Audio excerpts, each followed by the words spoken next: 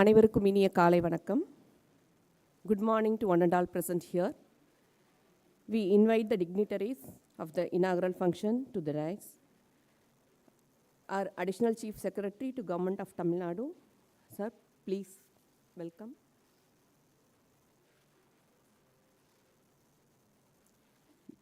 Dean, Alumni and Corporate Relations of IIT Madras. We welcome you, sir. Our Academic and Research Advisor, Professor K. Rajan. Welcome, sir.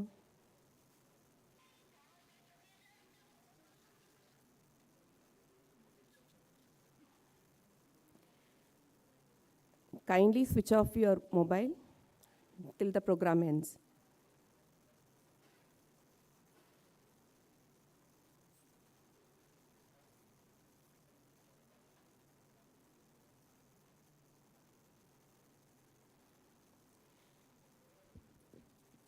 In commemoration of Padmashree Iravatham Mahadevan, Tamil Nadu State Department of Archaeology has been organizing international conference every year by inviting the scholars across the globe. At present, we are gathered here for the inaugural function of third international conference on the topic of history, science, and technology of South Asian ceramics. The conference will be held from 5th today to 9th January 2024. We extend our warm welcome to all the national and international scholars and other participants. Now, let us begin with Tamil Thai Vazhathu.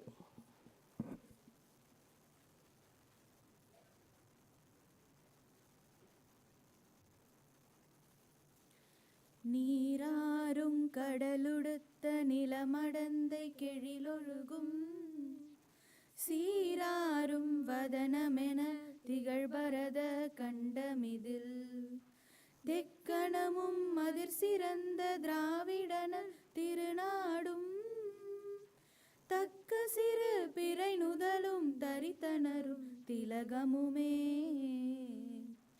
அத்திலக வாசனை போல் அனைத்துலகும் இன்பமுற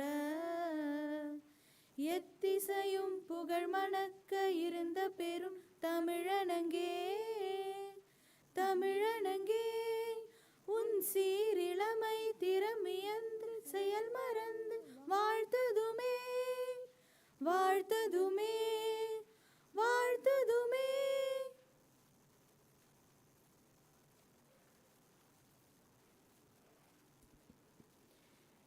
We invite our Academic and Research Advisor to deliver the welcome address.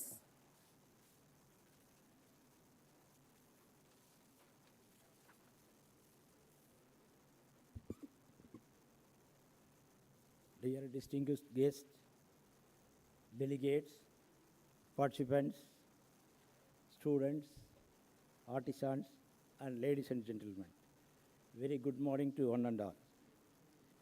I have been given the pleasant task of welcoming you all to this third international conference on history, science and technology of South Asian ceramics, organized in honor of Padmashree Awardee Iravatham Mahadevan. We deem it a great honor to welcome our Honorable Minister for Finance and Human Resource Management, Thiru Tennarasu, who kindly initially consented to deliver the special address, and also our Honorable Minister for Health and Family Welfare, Thiru Ma Subramaniam, who kindly agreed to give felicitation address. But however, due to natural calamity that happened in southern part of Tamil Nadu, they could not make it today. Physically, they make it to be here. This international conference would have not been materialized without the academic support of the ministers. The face of Tamil Nadu State Department of Archaeology has changed in many ways through their immense and immeasurable direction. Irrespective of their involvement, they could not make their physical presence here due to their free occupation in southern part of Tamil Nadu. We are fully aware that their heart and soul always remain with the conference. We are very proud to welcome them. This is one of the greatest moments for us to acknowledge the dedication, hard work of our multi-talented secretaries, Dr. T. Udaychandran and Dr. K. Manivasan. Without their enormous and energetic support, this event would not be possible. They are the best navigators ever the department experienced. Their experience and expectations motivated the younger generation of our department to work hard and produce the time-bound result. We are very proud to welcome the secretaries, both of them, of course. We have honored us by their august presence here. We also welcome Professor V. Kamakodi, Director, IIT Madras, and Professor Amitav Pandey, IGRMS, for sparing their valuable time in the midst of academic and administrative works to address the gathering tomorrow. Wholeheartedly, we welcome them. We welcome Professor Makesh Panchangula, Director's nominee of IIT Madras, for all the help rendered by providing the necessary infrastructure for the smooth conduct of this conference. The conference of this magnitude would have not achieved without the active cooperation of the delegates from different parts of the world and India, who all travel a long distance by engulfing the difficulties en route to make their presence and presentations in the conference as a memorable one. We welcome the delegates from Stanford University, University of Wisconsin, University of New Mexico, Carnegie Museum Glass and Field Museum, all from USA, University of Padova from Italy, McGill University, Canada, French National Center for Scientific Research, France, National Cheng Kung University, Taiwan, Sharjah State University, Russia, Harvard and Yenching Institute of Science Studies in India, and all these institutions making their event true international. On Indian side, we are having delegates from Archaeological Survey of India, MS University, Baroda, University of Allahabad, IIT Guwahati, Deccan College, Pune, Prime Minister Museum, Indira Gandhi Rashtriya Manav Sangrahalaya, Tamil University, IIT Gandhinagar, Ashoka University, Cotton University, Nagaland University, National Institute of Advanced Studies, Art Conservation Solution, Kerala University, National Monuments Authority, University of Calcutta, Christ University, Mahatma Jyotiba Phule Rohilkhand University, Baba Saheb Bhimrao Ambedkar University, Dhruv Global School, Ambedkar Matwada University, and Gujarat State Archaeology Department, and others from different parts of this country. We welcome you all from the bottom of our heart. All the delegates have taken time off from their valuable work and invested their wonderful time and energy to make this gathering a fruitful academic exercise. We are so grateful to them. We welcome all the delegates, participants, scholars, students, artisans with folded hands. Welcome you one and all. Thank you very much.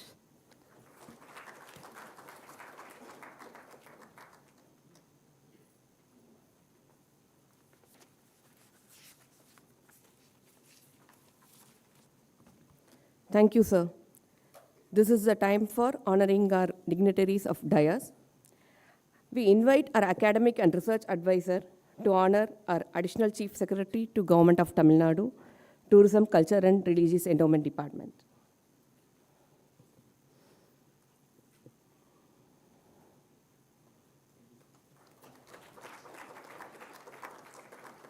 And also to the Dean, Alumni and Corporate Relations of IIT Madras.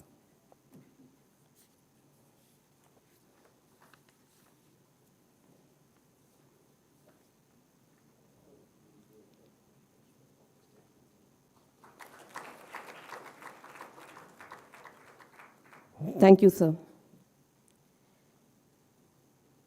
We invite the Assistant Research Professor, IIT Gandhinagar, to deliver the scope of conference.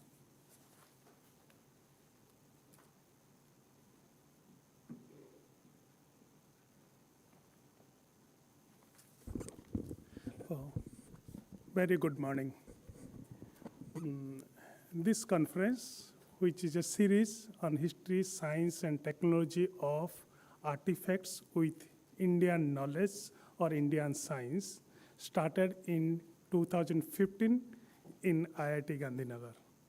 Then in 2019, we made another conference on glass, and the first one was the stone, and everything happened with the support of the scholars, irrespective of the color, creed, and citizen. I'm happy to see that many of those scholars who contributed in establishing this series, History and Science and Technology, have come repeatedly, and the leading among them is sitting with us, Professor Mark Kenoyer, Jonathan Mark Kenoyer, who has been excavating the famous site of Harappa for last 30 years. And he is with us. We should give a applause for him. And we have among, and besides Professor Mark Kenoyer, the people who have been coming for this entire series are Stephen Coop, Professor Bhan, Kuldeep Bhan, Lord Dusobios, and many others. And last year, when I came to a conference organized by Tamil Nadu State Archaeology, that was the second international conference to commemorate Padmashree Awardee Iravatham Mahadevan. Professor Rajan proposed that why don't we join together and do your third conference on ceramic, because he was looking for a specialized topic to do instead of generalized topic. Then Tamil Nadu State Archaeology and Tamil Nadu government has been gracious enough to host this conference, and with a collaboration, then we started approaching a few scholars and few organizations. Amongst them, Archaeology Survey of India and Indira Gandhi Manav Sangrahalaya came up, and we approached IIT Madras. We approached Professor Rajesh Nair that can it be in IIT Madras, looking at the magnitude, looking at the collaboration, looking at the objective what we have. The objective was very clear that there should be scientific based whatever I've been found in archaeology. There is no other here and there for this conference. This conference was meant only whatever we have, there should be scientific base, and all the scholars from around the world, whoever are the leading scholars on the topic should be invited, and they should authenticate the data, they should validate the data before we go for publication. And with this background, this conference has started, this series has started, and Professor Rajesh Nair had been very gracious enough, though he is not from archaeology field, he's from oceanic engineering, but he gave all the facilities, and we are able to do it without any intervention. And the aims of this conference are basically threefold. One is to discuss the most updated, up-to-date research on the ceramic of South Asia. Second, to inform and inspire a new generation of researchers from not only South Asia, but from around the world. And the most important is to publish a content volume, which we generally do on a title, called Ceramics, South Asia, Archaeology, Ethnography, and Global Connection. That has been the series. The first one came as a stone bead of South Asia, and second one came as a glass of South Asia, and this one is going to be ceramic of South Asia. And this is, every contributor have been informed that this series comes with invitation, comes with a mandatory request that your paper has to be peer-reviewed standard and has to be in impact factors standard. And in that process, we floated 2 Google forms. And there was nothing called an invitation to somebody, 2 Google forms to fill the form, saying what is your SOP, what is your CB, what is your interest. And before that, we of course designed a theme of the volume. And the basis of that theme, basis of content, we invited the scholars, and whoever applied, irrespective of any color, creed, and citizen, who fits the best to the content are invited to this conference. Again, another thing happened is about the delegates. People think that there are annual conferences. There have been a number of annual conferences. Tamil Nadu State Archaeology itself organizes 3 conferences every year. Those conferences are meant open for all the students, but these conferences, since one of the objective of this conference is to make the future manpower in a specific subject, in a subject for which we are doing. So we selected only 30 people from around the India and the South Asia, taking into consideration that 1 or 2, maximum 2 representatives from one institute. Even if there were 5 candidates from one university, we regret to say that we had to deny many of those applications. That was not because making a conference with 100 people and meeting together may not have yielded the result which we are looking for. That doesn't mean that others are not qualified enough. All of you are qualified enough. All the people who applied, they are qualified enough. I'm happy to say there were 300 applications for participating. There were 100 plus applications for making the as a resource person. And we could accommodate 42 resource person and of course only 30 participants from outside Tamil Nadu. In the Tamil Nadu state archaeology students, all the students and the employees and archaeological officers are of course part of this conference.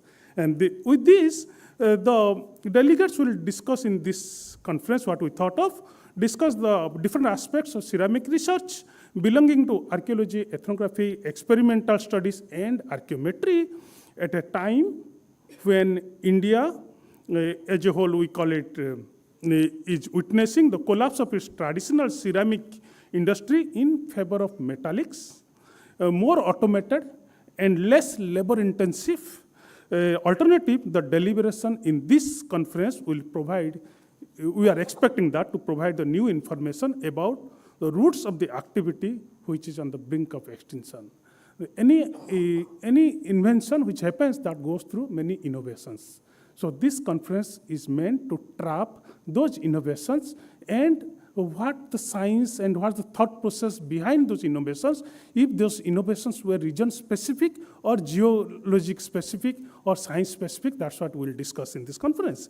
And the conference will also propose a concrete and hands-on experience of the partisans in the form of experimental production. We do have amongst us the knowledge keepers from Azamgarh, from Uttar Pradesh, who are famous for making black pottery. We do have the knowledge keepers, the people who have retained the knowledge on whom our subject is based. We do different theses, different publications, but the source remains the people who have retained the knowledge for thousands of years. Amongst us, we have the people from Nagaland, from the place, the northeast corner of India, the knowledge keepers with us, and they will display their knowledge to us, and that then of the various ceramic following the hypothesis proposed by academics, or we can say for archaeologists, we hypothesize many things. We do get the final end product, then we do hypothesis that might have been produced like that, that could have been produced like that. This is the science,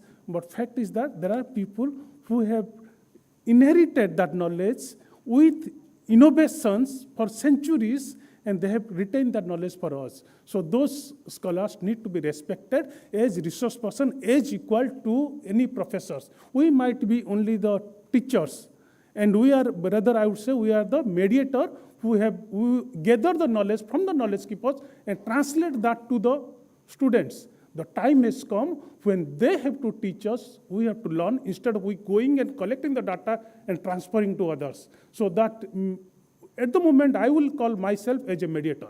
I wouldn't call myself as the teacher. The teacher are the knowledge keepers. The knowledge remains with them. So I'm happy that we have people from Azamgarh and we have people from Nagaland in this conference. And with hundreds of years of research on the ceramics, at this point of time, we have reached a tipping point in ceramic research in South Asia.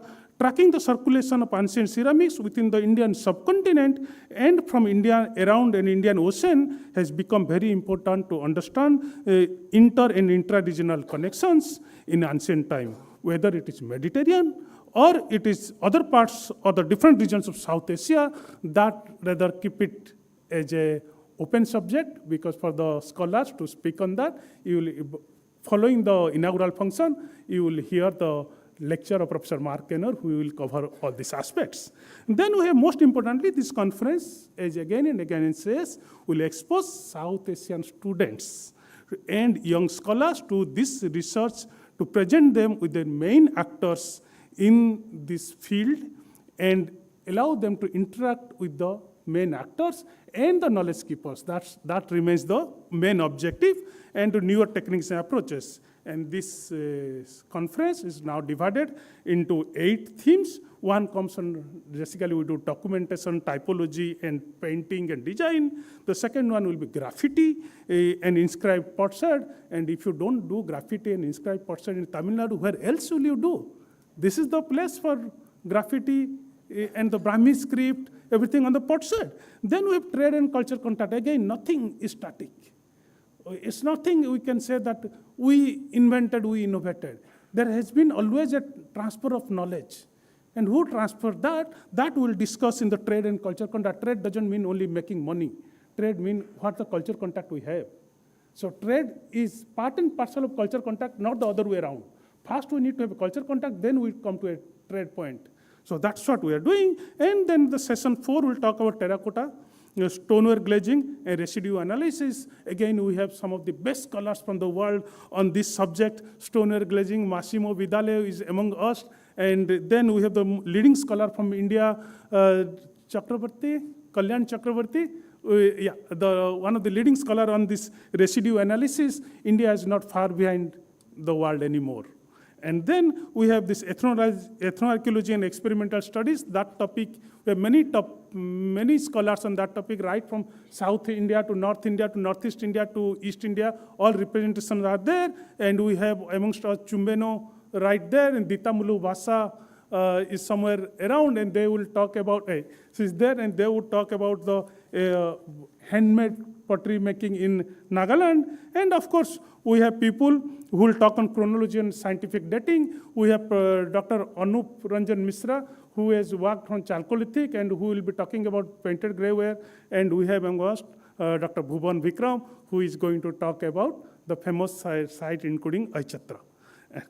Then we have the people coming from microscopy and compositional study. Yes, we should accept that for the microscopy and compositional study, we probably need further work in India.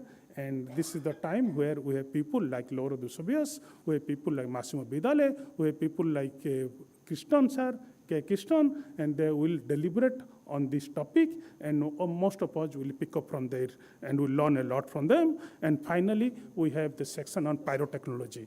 And with this, again, I bow myself in front of the knowledge keepers of Ajamgarh and Nagaland, and of course, in virtually of the entire South Asian countries. Thank you.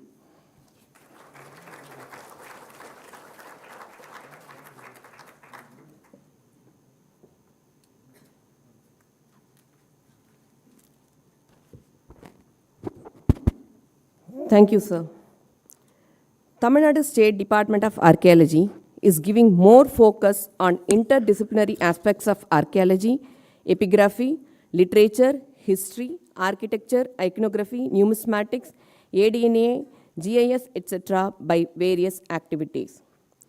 We request our Additional Chief Secretary of Government of Tamil Nadu to release the abstract of the 3rd International Conference on History, Science and Technology of South Asian Ceramics, and we request our academic advisor to receive the same.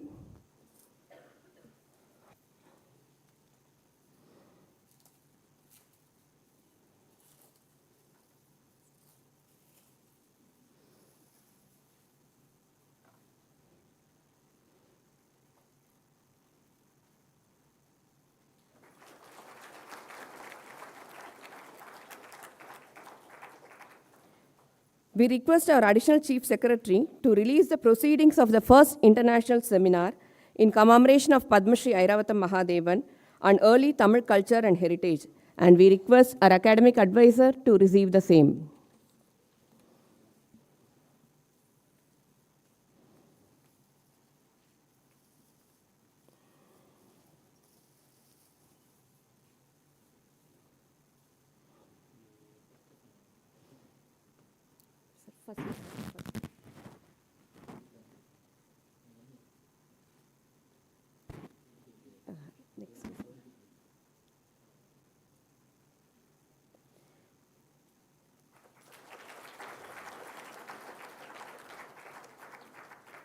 We request our Additional Chief Secretary to release the proceedings of the 2nd International Seminar in commemoration of Padmashree Iravatham Mahadevan on recent archaeological investigations in Tamil Nadu, and we request our academic advisor to receive the same.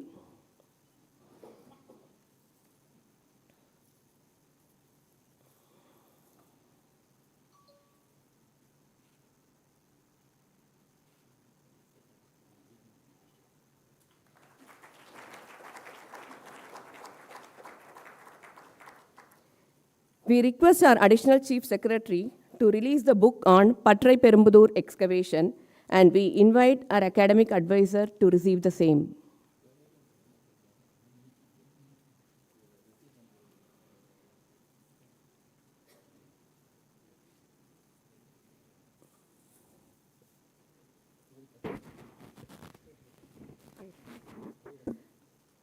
Okay, sir. We request Dr. J. Bhaskar to come to the dais.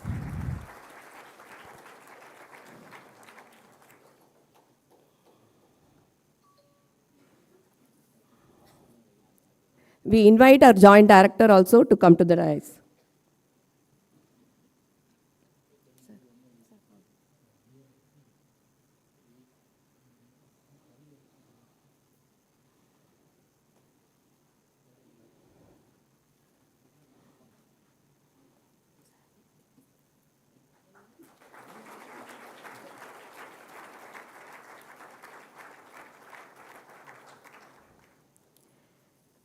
We request our Additional Chief Secretary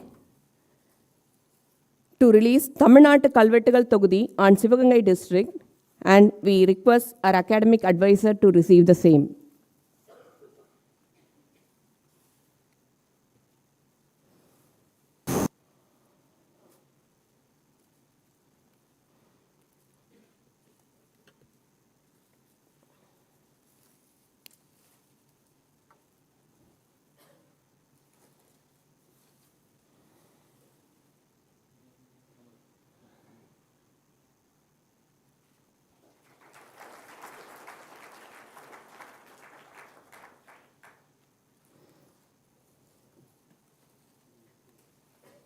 Thank you, sir.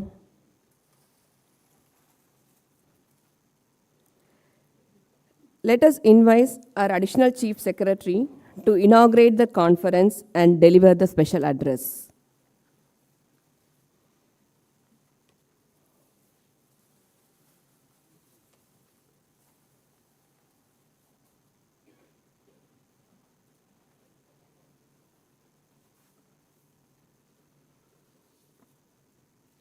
Let me welcome all the scholars, researchers, students, and various archaeology experts who would be presenting papers on ceramics on different topics.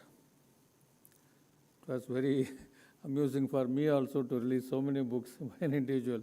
This was slated for different personalities, but unfortunately they could not come because of their engagements. I'm very happy that so many publications have been released on varied topics, right from Tamil inscriptions in Sivaganga district to Patrai Perumbudur excavation to many of the publications have been published today. One of my emphasis is for our department here in Tamil Nadu is that we do a lot of excavations. In fact, next year we are going to do at 8 places. Apart from the ongoing excavations at places like Keeladi and Kondagai in Sivaganga district, Vembakotai in Virudhunagar district, Keelnamandi in Thiruvannamalai, Porpanai in Pudukkottai, Tirumalapuram in Tenkasi. 3 new places will be excavated in the coming years. One is Chennanur in Krishnagiri, Kongal Nagaram in Tirupur, and Marangur in Kadalur. These 3 new places the department will do excavations. As far as I know, Tamil Nadu's archaeology department of late has been very dynamic in its various activities. Apart from excavation, we always tell our department to publish the reports It is not only enough to do a lot of excavations and do the publication. In that context, I'm very happy to release so many publications today. So publications is what we emphasize after doing excavations. And as far as this ceramic conference is concerned, it is a very technical subject. Of course, the Professor Kanungo introduced the scope of this conference. It's a very highly technical subject. I am not an expert in that field. I have absolutely no expert. I look after archaeology apart from 5 other departments like tourism, religious endowments, all the temples in the state, then museums and art and culture departments. I was basically trying to find what the ceramics means through yesterday. I was looking what other little bit time I could get. I was trying to look into what does it mean ceramics for the archaeology or the history of the culture. I was confused more because I was under the impression that the ceramic culture of India starts by and large with the Harappan civilization. That's a general understanding from a common man's perspective. But I was really fascinated to find the dates are really pushed into 6000, even 7000 BC, particularly from the Gangetic Plains and in western part of the country, in Gujarat, Rajasthan, and some of the sites in today what is in Pakistan. So I could not get a real picture about the Indian, South Asian ceramics, real antique. When did it start? I think I'm not a technical, I cannot spend time also here. But this conference, I'm sure will bring out such an interesting thing. I could see the topics. They are varied from many topics, from the coastal area ceramics to analysis of the various coatings to various type of designs to. In fact, Professor Rajan and our joint director themselves are presenting on the graffiti. In Tamil Nadu, we regularly find graffiti inscriptions, Tamil-Brahmi, wherever we dig. And I also remember to read long back Professor Karashima about his explorations of collecting various ceramics along the coastal areas of a state, mostly of medieval time and the Chinese ceramics.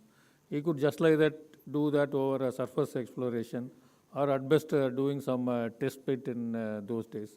So this ceramics has a lot of things to offer for deciphering our, providing many links and support for the historical and archaeological context of South Asia.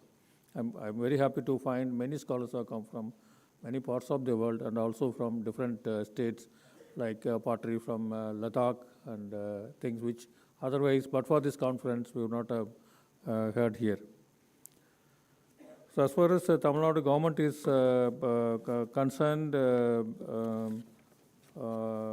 the display, I think one of the other things we will wish to have, because I expected our Principal Secretary, Finance Department, who is also holding additional charge of the Archaeology Department, to be present. He could not come here. Otherwise, I would have pitched him for a ceramic museum in Tamil Nadu for that. I find that there are a lot of ceramic museum abroad, for example, Southeast Asia Museum and museum at the global level. But in India also, we have ceramic collections as part of the general museums.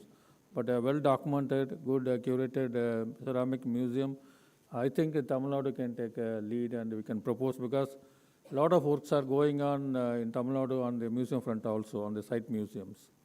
Now the Gangaikonda Cholapuram, the medieval excavation site, we already identified a site, and the plans are also, we are under preparing the estimates. Shortly we will commence the work. That is the stage for the Gangaikonda Cholapuram site museum. And already the Government of India has come up with the site museum at the Adichanallur excavation in Tamil Nadu. So on that front, I think ceramic museum is the need of the hour for Tamil Nadu. From the government side, I think we will push towards that.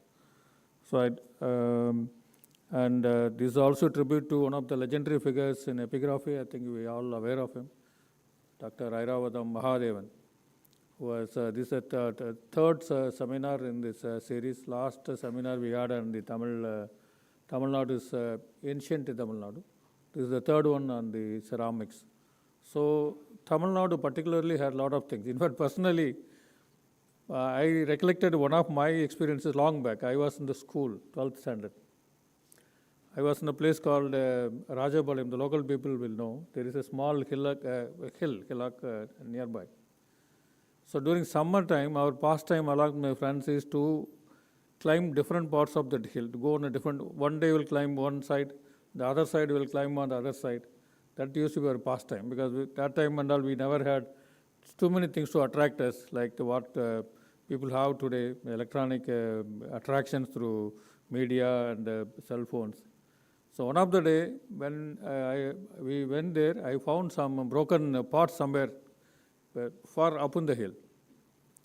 So it was, I was very curious to understand what it is there. So next day we came down. My friend was building a house near to that hill. So we took some rod from the construction site. Next day we climbed up. We painstakingly we dug up something from there. We found a jar. What we understand now, it's called an amphora jar. It was, for me, it was surprising also, because even at the school time I used to read about history. We know amphora jars normally associated with the Roman culture. And Tamil Nadu has a lot of links with the Roman trade culture. We all know about it. So it was unbroken. It was a full piece jar with amphora jar. So we were very happy. Brought it down to the construction site where the house was being built. But somehow my friend did not like it. Normally, you know, these pots and other things are associated with the grave goods. Even in the villages, wherever the burials are there, even today, people used to put some pots with other things, paddy and other things. It's a part of the ritual, even continues even today in Tamil Nadu. So somehow you felt it is something inauspicious, something. He told his watchman immediately. The watchman was looking at that, he would break it. He just put it and broke it in front of my eyes. It a full jar went into pieces. So when they invited me, this is what I remembered long back. I had some association with these ceramics, but it was not a pleasant one, of course. The ceramics, as far as Tamil Nadu or India, is a lot to offer in providing links to many of our histories. In fact, I can see a lot of ceramics from the medieval topics on the medieval side. Even we had a display here. I have seen many of grave ceramics in Tamil Nadu in various museums. Even megalithic sites. Megalithic sites are very common. For many, many years, I used to go for trekking in Tamil Nadu. Wherever I go in the hillock side, whenever I ask anybody is there, I will only describe them. Have you seen a circle like this? Have you seen a stone like this? Have you seen a structure like this? Means immediately they will relate, yes sir, we have seen somewhere. Even the deep jungle, we can see such things. Invariably, you found broken shards of these pottery and all those places. So as far as the megalithic pottery, Tamil Nadu in particular is very plenty. Medieval pottery from Southeast Asia, China is very common because of the extensive trade.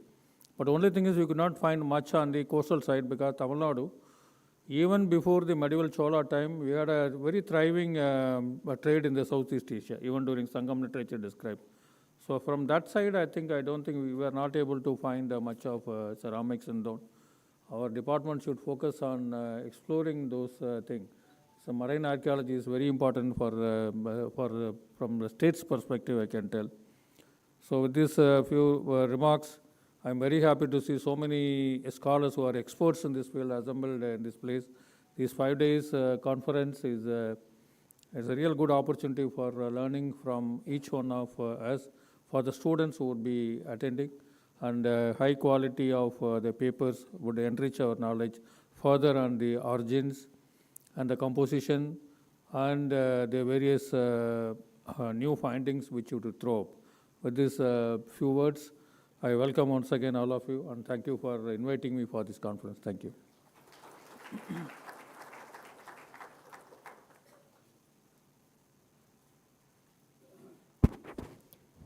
Thank you, sir. We request our Joint Director, Tamil Nadu State Department of Archaeology, to deliver the vote of thanks.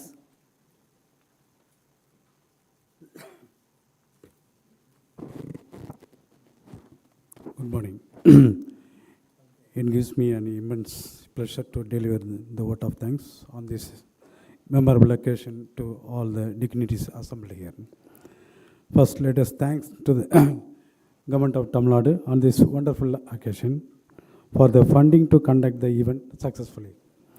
The Tamil Nadu State Department of Archaeology takes a pride in organizing the international conference in commemoration of Padmashree Iravatham Mahadevan contribution to Tamil language and Tamil society every year. It was conducted successfully for the last 2 years by inviting the national and international scholars. This year it has been planned to conduct on the topic History, Science and Technology of South Asian Ceramics by inviting the scholars from across the globe.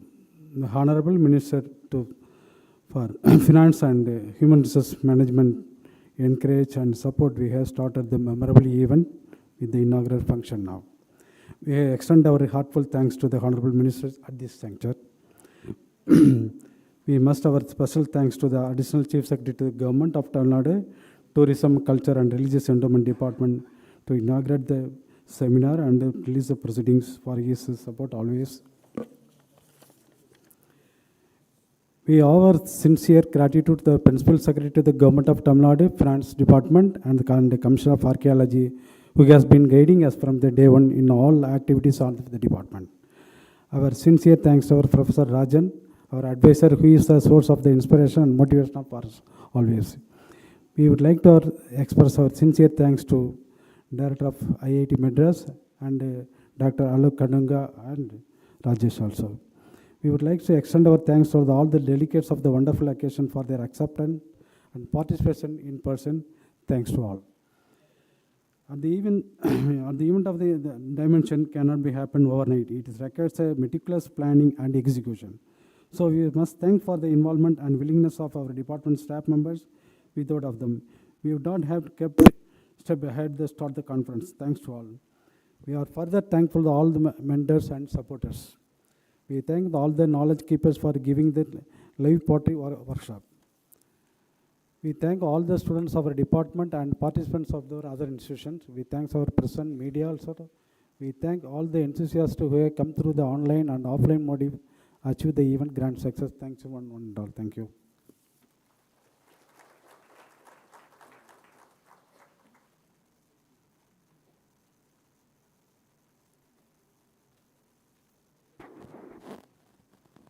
Thank you, sir.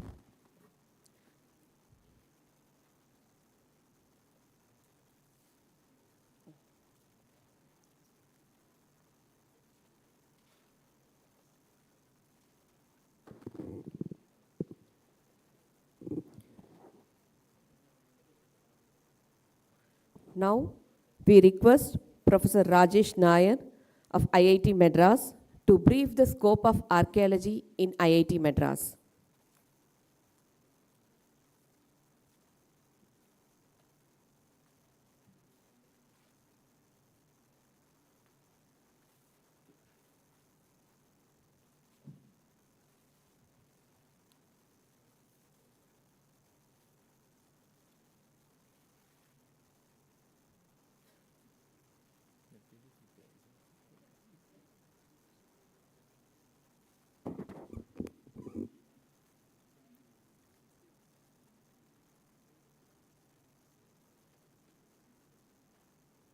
Very good morning to all of you.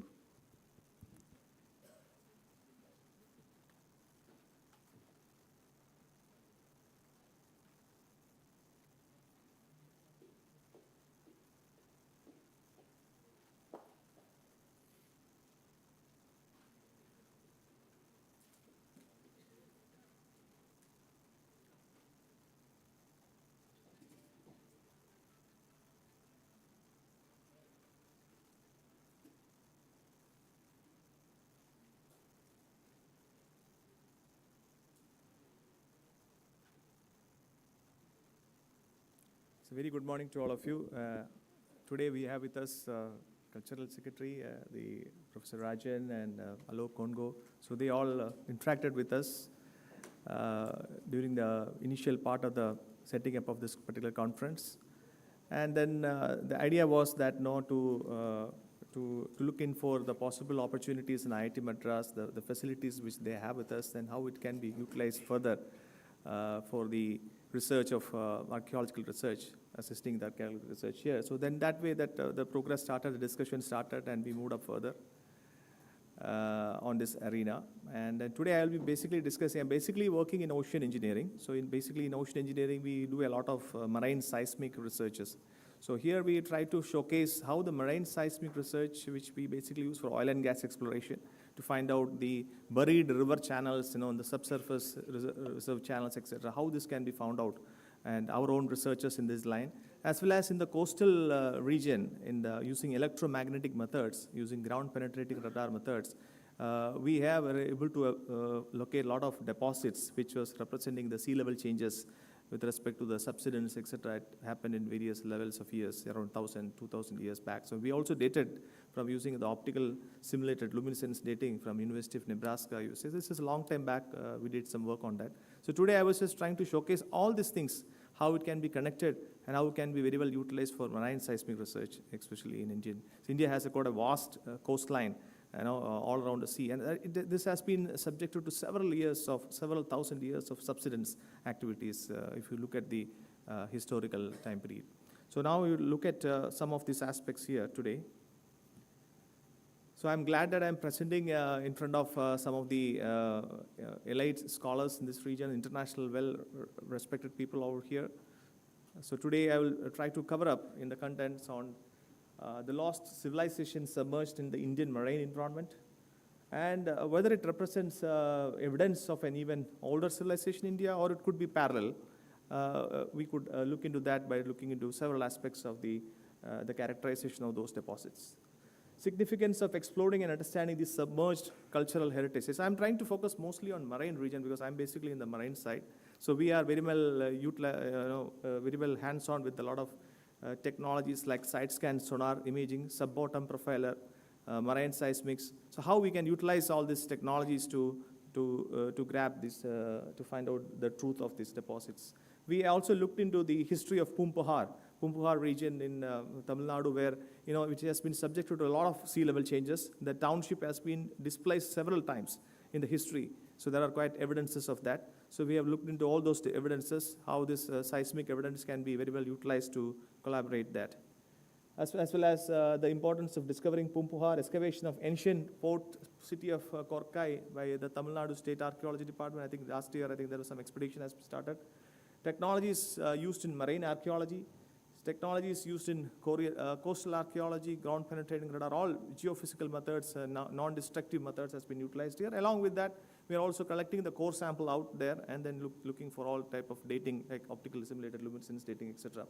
And what does marine archaeology have in common with oil and gas exploration? So oil and gas exploration, it is very high resolution seismic we uses to find out those deposits. Even we can find out buried river channels, the rivers which has been existing long years of time, its course, its durations, its meanders, all these things can be obtained from that. So how effectively these submerged deposits can be obtained? What is marine reservoir characterization or lithofacies, the different deposits inside the river, outside the host rock, adjacent rocks, how these can really characterize using the different physical parameters like Poisson's relations, Young's modulus, strength, etc. All this can be how porosity, permeability of these deposits can be utilized here. So these are the things which we'll cover up. I basically have a lot of experience in working with ONGC in Oil India Limited for all these kind of finding out the buried river channels, which are basically the oil and gas deposits, in fact. So this can be well utilized in offshore regions. So that is what we are trying to utilize. An introduction to IIT Madras. What are the facilities we have? We in IIT Madras, the microscopes, the different the X-ray diffractometers, all these things which is available, how it can be utilized. And also we have looked into that, the potential utilization of these data, for example, in case we are collecting the marine seismic records, it can be utilized for marine wind energy, which is upcoming industry, offshore wind energy. So basically, they would like to see that these archaeological sites are not attacked, because the basement issue is very large. So they wanted to avoid all this kind of thing. So this could be a kind of a very good database once we acquire some of the key region in marine archaeology region. So these are the things which I'll broadly touch upon based on our experiences. We might think that the presence of archaeology is limited to solid ground, but did you know that archaeological sites exist under the sea? Before an offshore cable route or even a wind farm can be put in place, our marine geophysicists must first check for signs of archaeological potential beneath the waves. Marine geophysics is a remote sensing technique that helps us find archaeology on and below the seabed. In marine geophysics, there are 4 main sensors we use. The first is a multibeam echo sounder. This emits an acoustic wave. From the time it takes for the sound to travel to the seabed and back, we can work out if there are any large objects standing tall from the seabed. The next is side-scan sonar. This also uses sound, but instead of listening to the time it takes for the sound to travel back, it listens to the strength of the return signal. We also use marine magnetometer. This detects changes in the Earth's magnetic field, so we can work out whether objects on the seabed are made of materials containing iron. And finally, we have sub-bottom profilers. These send out an acoustic wave that penetrates the seafloor. When that sound wave hits a horizon, which could be a change in sediment type or the edge of an old river channel, it reflects some of that sound back. From the return sound, we can begin to map out and build a picture of a drowned landscape that might have once been home to humans many thousands of years ago during periods of low sea level. Using all these tools, we can begin to work out the archaeological potential of features under the sea. It's important we find any archaeological features ahead of construction work, such as building offshore wind farms. Once we've found the potential archaeological sites, we can recommend ways to protect them, such as using exclusion zones to prevent them being damaged. Marine archaeology and oil, gas exploration share technology as a common thread. Both fields employ same techniques to map subsurface structures, archaeologists to uncover ancient civilizations, and oil-gas explorers to identify potential hydrocarbon reserves beneath the ocean floor, showcasing the interdisciplinary applications of this technology. We were asked to find out the possible discoveries, deposits of hydrocarbons in something like a meandering streams, in something like a snake pattern in the subsurface. This is very hard to find out in common conventional methodologies.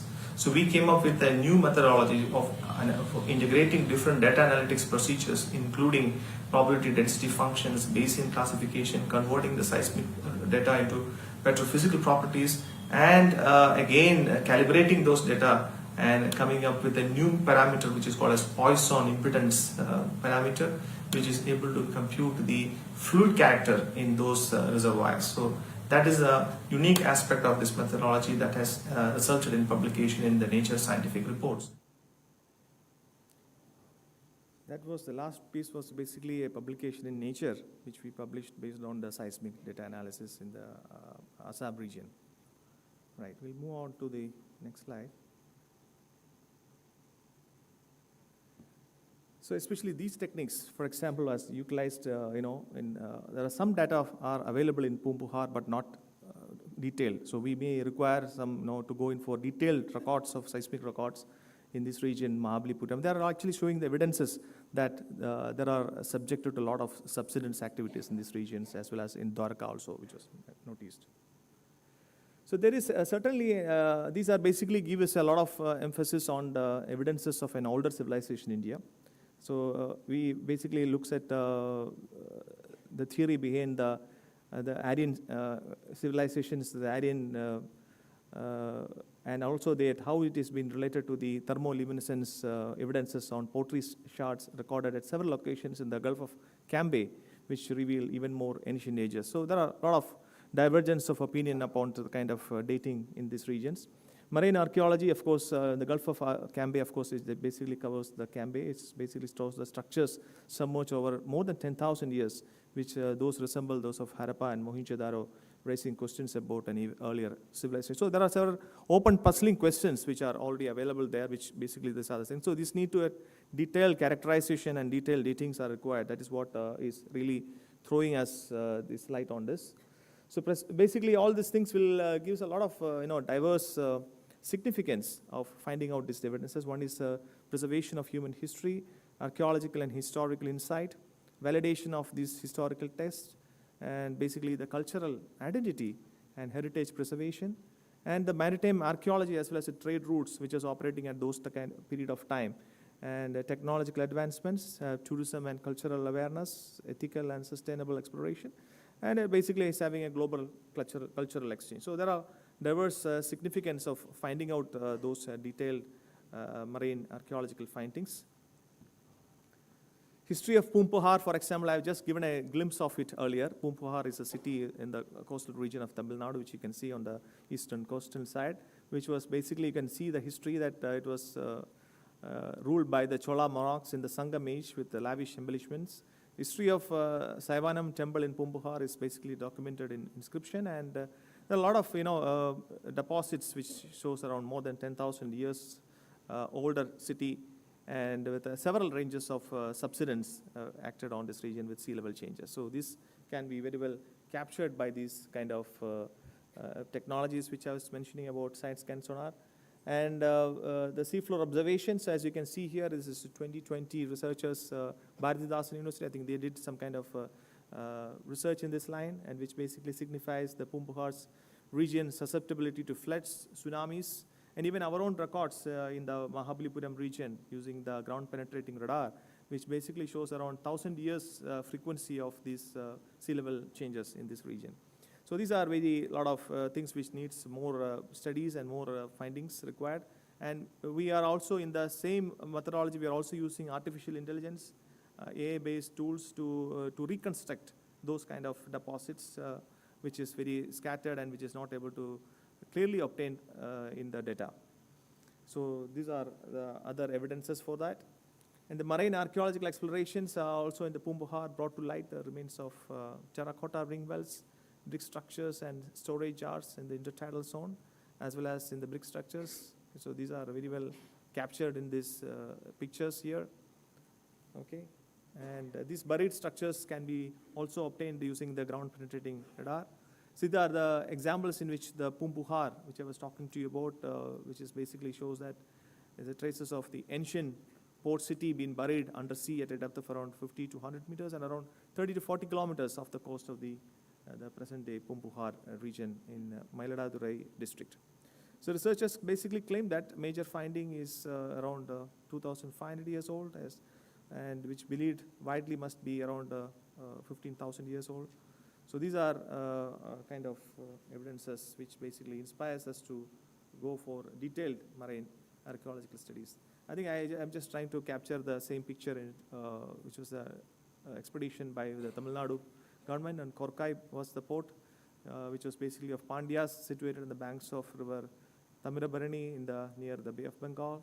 So these excavations has already started, but it was basically not too much on detailed aspects. It was only on some kind of core logging, core data, etc., which will give you some kind of multi-beam and echo bottom profiler to study those regions. So these are some kind of things, and you can see over here the one which basically shows the side scan sonar image talks about Dwarka of Gulf of Campe, which really shows that clear evidences of the older civilizations, which is basically we are using the backscatter of these radiations, acoustic pulses, to find out or characterize between the hard rock versus soft rock, and find out the imprints, and also from the reflective amplitude and the reflection strength, which will basically able to characterize these deposits in the subsea. So these kind of major kind of investigations need to be obtained in the off Tamil Nadu coast of the regions, which will give you more insights into these archaeological records. So basically, this is basically a sub-bottom profiler. The previous one, which I was showing, basically is a side scan sonar. This is sub-bottom profiler, wherein which even the signals can go beyond a certain depth, which will basically shows the river channels, etc. All this can be, the older river channels can be very well obtained from this kind of records. So these are techniques which are very well can be utilized. NIOT is having a ship where they can also utilize, or there are also private vessels are also there where in which these equipments can be hired on a nominal basis, and this can be also utilized for our purpose, and we are using it for several of our work. In ONGC also we have utilized in off Bombay, we have done several work to find out the subsidence in this region as well. So these are kind of techniques and technologies to find out those kind of subsurface structures. This is magnetic surveying. This basically magnetic surveying uses magnetometers, basically towed in the as a part of the ship, and they are basically able to characterize these buried deposits using the magnetic intensity and magnetic intensity parameters. So those parameters can also be very well utilized. So all these things, these equipments can be magnetometers, can be hired and connected to the ship. So I was basically working in the naval research earlier in my initial part of my career in DRDO. So we have done a lot of ship-based experiments in these regions, including the multi-beam bathymetry, echo sounder, and all these aspects. So this is one of the results which I basically worked in Mahabalipuram region, in the coastal region, in which uses ground penetrating radar, electromagnetic signals. The electromagnetic signals are sent into the subsurface, and then we basically look at a parameter, what is basically called as the dielectric constants. So basically on the dielectric constants, the different materials will reflect and refract. So based on that, we have obtained the deposits which was brought by the previous tsunamis, earlier tsunamis, paleo tsunamis, which was deposited, and then we dated those which basically gives it different ranges from around 1,000 years to 3,700 years, which basically gives around 1,000 years of frequency of sea level changes in that regions, which will also, we can see in the Pumpuhar region, wherein the cities started disappearing, getting relocated also, which is available, shows it is a correlatable evidences. This was published in a very good journal in EOS transaction in American Geophysical Union. And myself, along with researchers from US, Ronald Gobel from is an optical dating specialist, Ilya Bainovich, the Temple University in Philadelphia, all of us together did this work in Mahabalipuram region that has got a lot of impact in this region. So there is this, all these equipments are available with us in IIT Madras, ground penetrating radar. It is totally within my control. So we do a lot of work also for them. We also did a lot of work in Gujarat also to find out some old tunnels, old buried deposits. In Neyveli, we did some work for old excavations, old buried metallic objects. All these things are obtained using this ground penetrating radar, and we have made some software tools to find out those deposits as well. So what does marine archaeology have in common with oil and gas exploration? As we already told you that one is a low frequency signal, whereas if the signals are measured, the source signal is in hertz frequency range, whereas in archaeology, you basically require kilohertz range. So the only difference is that the high frequency signal versus the low frequency signal. But the data analysis and the data processing is more or less the same, but some noise removals, etc. will be different. So that is how it is mostly connected in that way. So this is the work which I did in using multi-point geostatistics, because it's a lot of uncertainties in oil and gas exploration. Similarly, in archaeology also, there are a lot of uncertainties. We are not able to obtain towards a real truth, where this particular belongs to this particular site, or whether it really represents that point, we do not know. So we are trying to use certain methodologies like probabilistic functions, probability density functions to connect between different layers of rocks, and then we made a multi-point geostatistics information. So this is basically a 3D cube of data. In the 3D cube of data, one slice is taken. It's basically lithology.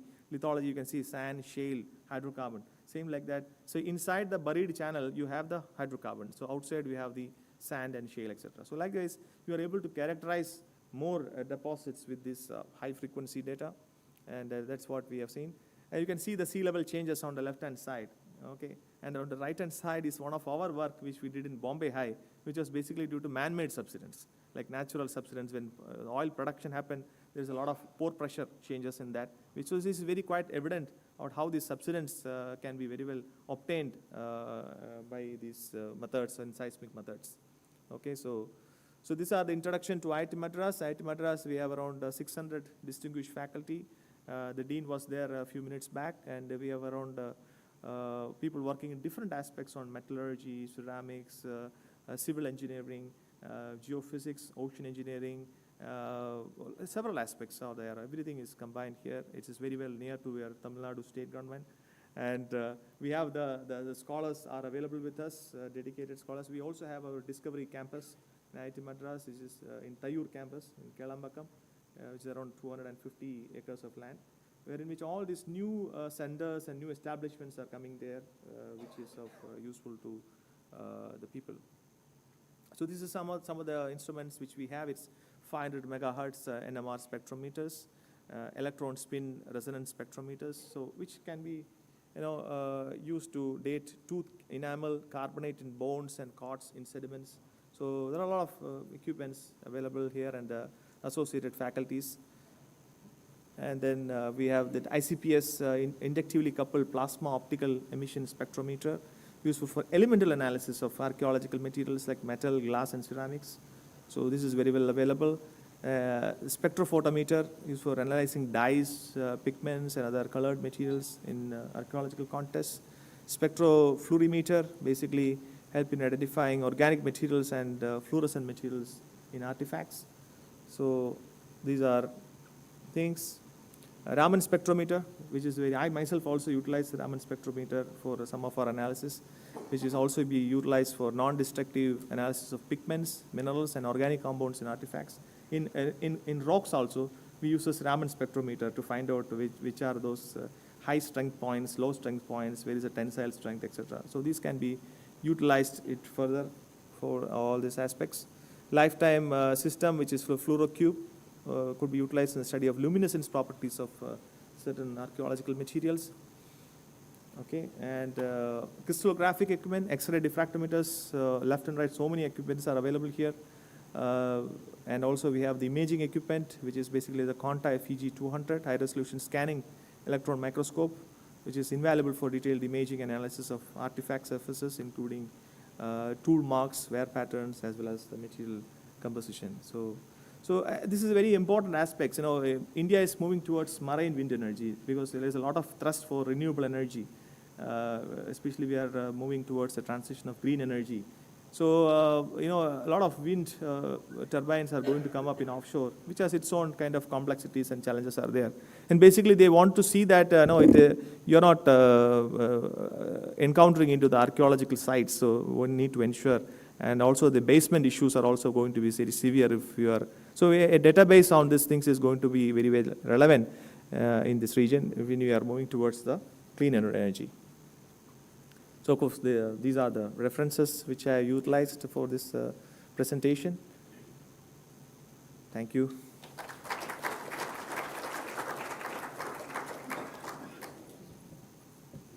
Do you have any questions on this short topic? Yeah, please. You were speaking about the date of that structure. Yeah. 15,000 years before. Uh-huh. But we know how did you date that? Could you justify that? Okay, it is not my work, in fact. I was just trying to connect a few pieces of work from here and there. Our main work is basically on marine seismics. Our other work in the Mahabalipuram region, so that basically we have used optical simulated luminescence dating, in which basically it says how much, once this, during tsunamis, the sand particles will travel. So how much light it has seen, and they are able to. OSL dating, exactly. So that was on the OSL dating, the thermoluminescence dating. But this was basically, I took the data from whatever in the published literature. I was trying to correlate. What I was trying to put up in all different pieces of information is that there is a big opportunity for or requirement for a detailed research in marine seismic, including drilling, etc., to find out more evidences of these records in the oceanic region. That was basically, I was trying to pick up all this from different. People have done researches at various levels. Yeah. Yes, it's pretty much, yeah, yes. It is very, very, very high, in fact.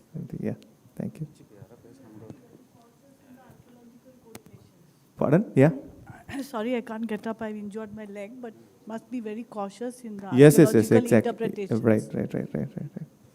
No, I just picked up a few bit of evidences from people who have done some work, and they're trying to put up, and then they say there's a big gap, literature gap and bit learning gap we need to in these regions. Yeah. all these places, I personally dived. So I have not published anything because of this dating. See, as he rightly pointed out by Professor Krishnan, when you are telling about 15,000 or 5,000, you should have the contemporary evidence on the ground. Right. So it will not, none of the fort will survive without the support of the economic resource. Right. So we have to take into the land archaeology and it have to collaborate with the marine archaeology. Exactly. Even Pumbugar we have dived and we have dated to the 4th, 5th Right, century BC. right. But recent current science, you might be have seen that. So that photograph which we have shown, that one, it is not the real photograph which we have been found. Because all are sedimentation because we tried our last best. So when we are taking this type of data, we have to validate that data. Sure. Scientific approach. Thank you. As I already told you, I'm basically on the marine seismic part. I'm into the data analysis of marine seismic. So we were doing an analysis basically for oil and gas exploration mainly, but we also did some work for the coastal sea level changes in this region, right? True, yeah. Thank you, yeah.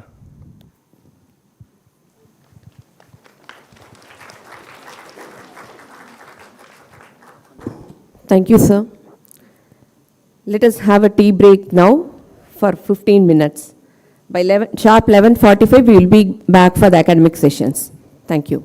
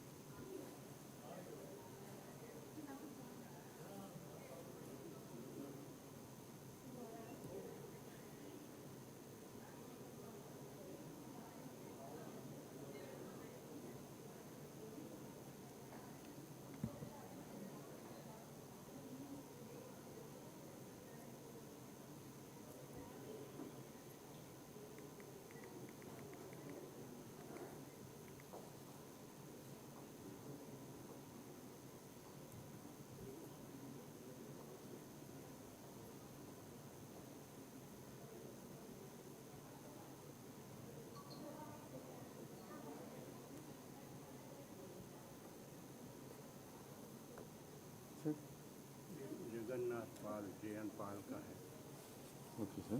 Today's session, sir.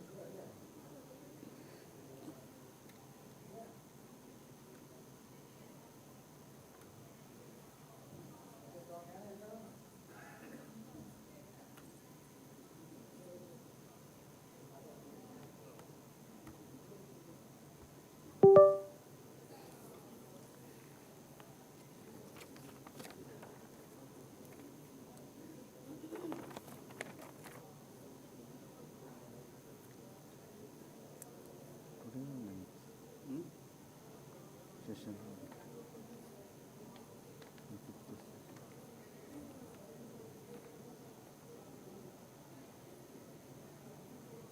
Day fifth.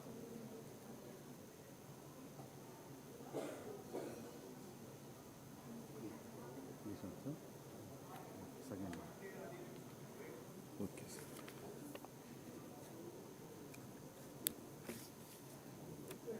Which one, sir? This one. Yeah.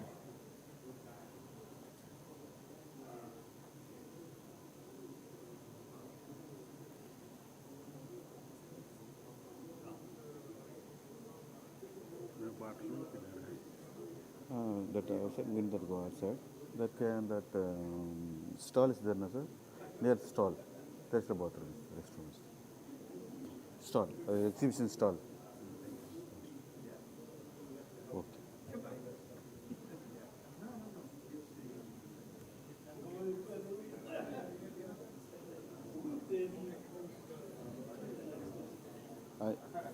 I put it in Iravatham Mahadevan folder, Iravatham Mahadevan.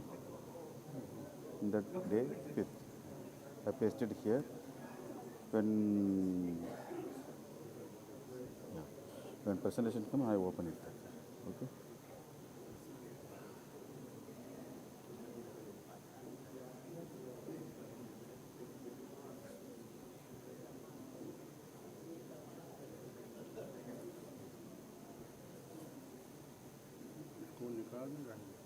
No, no, no.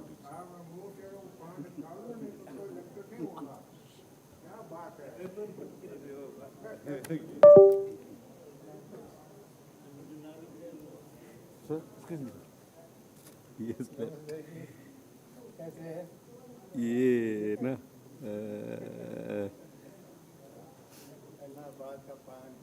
Yes. It's the same, we have it all the time. Yeah, mine is presentation. Ajit Prasad. Ye bala. This one. Yes. Okay.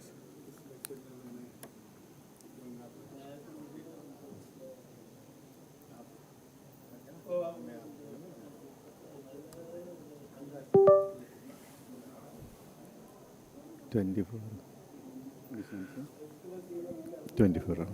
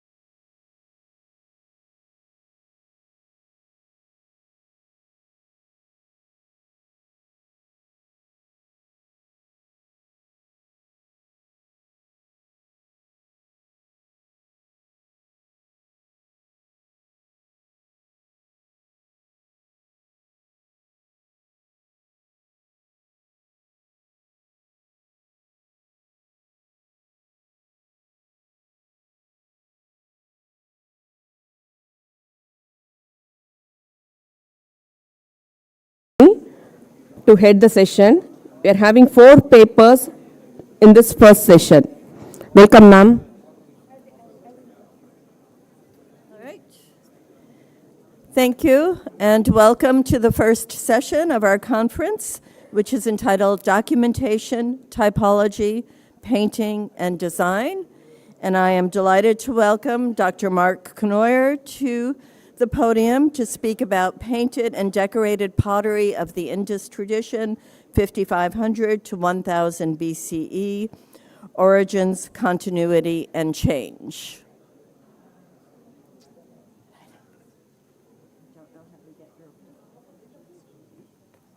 Can we turn, how do we get this off?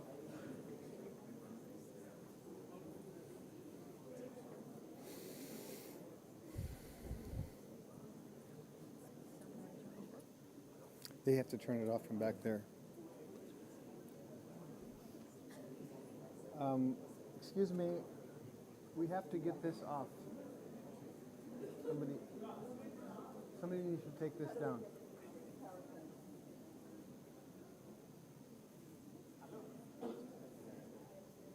This needs to come off. Okay, now we have it. Okay, greetings everyone, and I hope that everyone had a nice tea. And we are ready now to begin the academic sessions, which will be covering many different topics. I have the honor of being invited to give this first presentation, Painted and Decorated Pottery of the Indus Tradition, 5500 to 1000 BC, Origins, Continuity, and Change. I really especially want to thank Dr. Alok Kanungo and Dr. Rajan and all of the other people who helped organize this conference, as well as all the funding agencies, and especially IIT Madras for hosting the conference, and also my college, my university, for providing some funding for travel here. Before beginning, I also want to thank the Department of Archaeology and Museums, Government of Pakistan, and the Archaeological Survey of India, who I've worked with for many. I do not want a light here. Please turn it off. Please turn this light off. For their support for archaeology and the study of materials relating to the Indus civilization or Indus tradition and all of the other cultures that are associated with it. I also want to thank many colleagues who have helped me during my work at Harappa. We have a Harappa team that excavated there for many years. We also have many colleagues, many who are here in the audience today and many who are not here. And I won't go through them by name, but what I'm presenting today is not something that just I have been working on, but many people have been working on. And I was asked to present on this topic, so I had to pull things together very quickly, so I'm hoping that it will make some sense. But it allowed me to look at something that I think is very important, which is the idea of decorating pottery. And why do you decorate pottery? Before even beginning, it's important to understand that the regions that we're covering extend from Baluchistan and Iran through the Indus region into the Ganga plain and into central India. Not so far south as Chennai, unfortunately, as far as I can tell, but Chennai, probably people in this region were also linked to central India, Karnataka and Maharashtra, that links to the Indus. We also know from work by Sophie Méry and many scholars who are working in Oman and Baluchistan that there is links between Baluchistan and Oman of pottery technology and knowledge going back and forth. So we have to understand that even across the sea, people were interacting, developing styles and technologies that have an impact on the Indus region. And I won't be able to talk about everything, so what I'm just going to be focusing on are a few points to help raise the awareness of how complicated this discussion is. The chronology that I will use, I've published many times. We have a period which we call the early food-producing era, which is generally considered to be the aceramic Neolithic in South Asia. We see this at Mehergarh in period 1A. And I understand that the dating for this time period may change, so it may not be quite as old as it is now, but we still have a period of time when we have aceramic traditions. And then I will go through the other periods all the way to the late Harappan. Mehergarh, whether it's 7,000 or whether it's 5,600, we don't know, 6,000, we don't know, but there was no pottery being made at this time. Yet, the people of Mehergarh were making baskets, and baskets have designs. Baskets have different colors of grasses. Dr. Vidale and one of his colleagues wrote a very wonderful article on basketry and pottery design in Shahri Sokta and Balochistan. And I won't talk about it today. I may present a bit about it tomorrow. We also have evidence for textiles from Mehergarh. Textiles that are very fragmentary but show the colors black and red and possibly other colors that may have been woven together to create patterns. So early communities were making ornaments, they were making vessels, they used ornaments of different colors, they had textiles, and they had baskets of different colors that they were using already. And then gradually they began to make pottery. The earliest pottery is only usually found in small fragments because the pottery was so fragile that you can't find a whole pot. Professor Fairservice in his surveys of Balochistan found many sherds with basket impressions. And one style, which he called Burj basket marked, he argues was made by taking baskets and then pressing clay inside and then eventually firing it. And that may have been one of the first techniques for making early large vessels. We don't know if these baskets were decorated with different colors, but they may have had different patterns that were woven into the basket itself. We see this basket impressed pottery from the earliest period, but and this begins the foundation of pottery traditions in Balochistan. But we also have pottery on the other side, in Lahura Deva, in the Ganga. We have pottery in Koldiwa, which dates to a very early period as well. This is cord-marked pottery, which also would have had designs. And this design is a form of creating something on the surface that is more beautiful, but also functional, because you can apply clay to it, it will stick. It makes the pottery useful for firing and cooking. So cord-marked pottery is one style of design found on one side, and we have basket-marked pottery on the other side, but on both sides of the Indus region we have these early styles. And there may have been pigments on these vessels, but we don't have any trace of them, so we should look for them. By 1B in Mehergarh, we start getting more refined forms of ceramics, and eventually we start getting ceramics with red slip. And red slip is made with ochre, and when you put red on something, red was used to probably tan leather, it was probably used to put on your skin to keep insects from biting you, it was probably put in your hair. Red is a very protective color, so the iron oxide is something that bacteria cannot live on, and people probably put it on pottery because they also probably put it on baskets. And then it's very obvious there's a link between basketry now and pottery colors. Eventually, they developed the techniques for firing this and making it stick to the clay. And they also began using hematite, ground up very fine, to create black designs. So you have black on red as a motif that begins very early on in Mehergarh. We see this in Kiligul Muhammad, we see it in Mehergarh, and we see it starting throughout Balochistan. But I think baskets were something that was so important that they wanted to make pottery that looks like baskets. And we have what is called quetta wetware.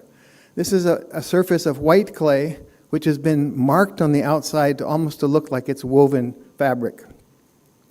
And in the past, people would think of this ware, but I don't think anybody has ever connected it to baskets.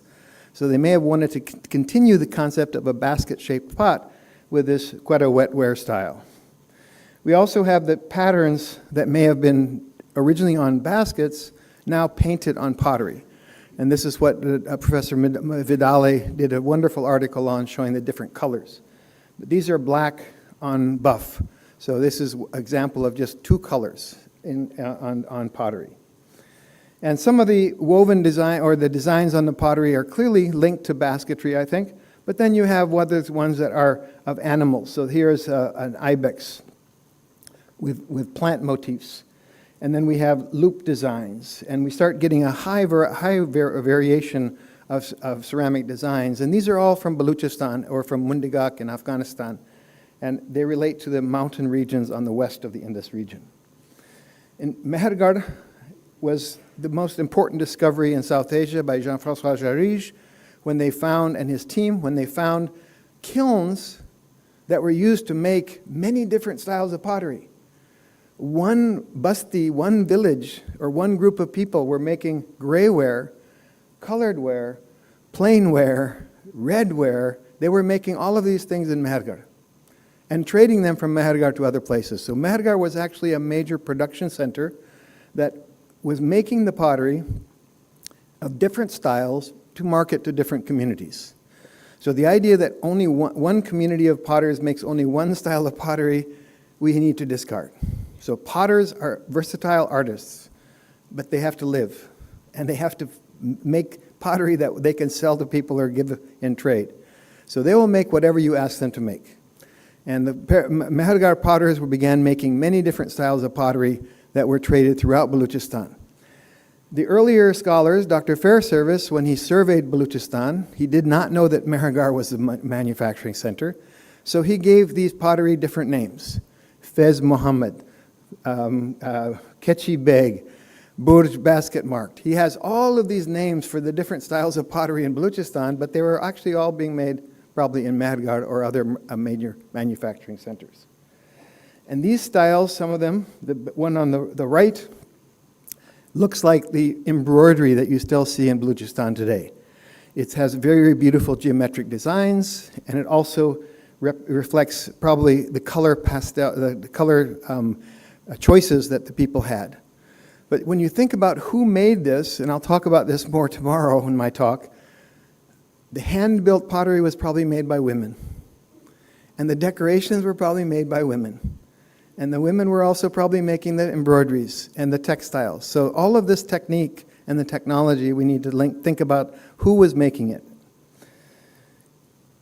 Another important site that was excavated by Uta Franca and her team provides a really good chronology of the pottery that Fairservice found on the surface, but now she has in good stratified units.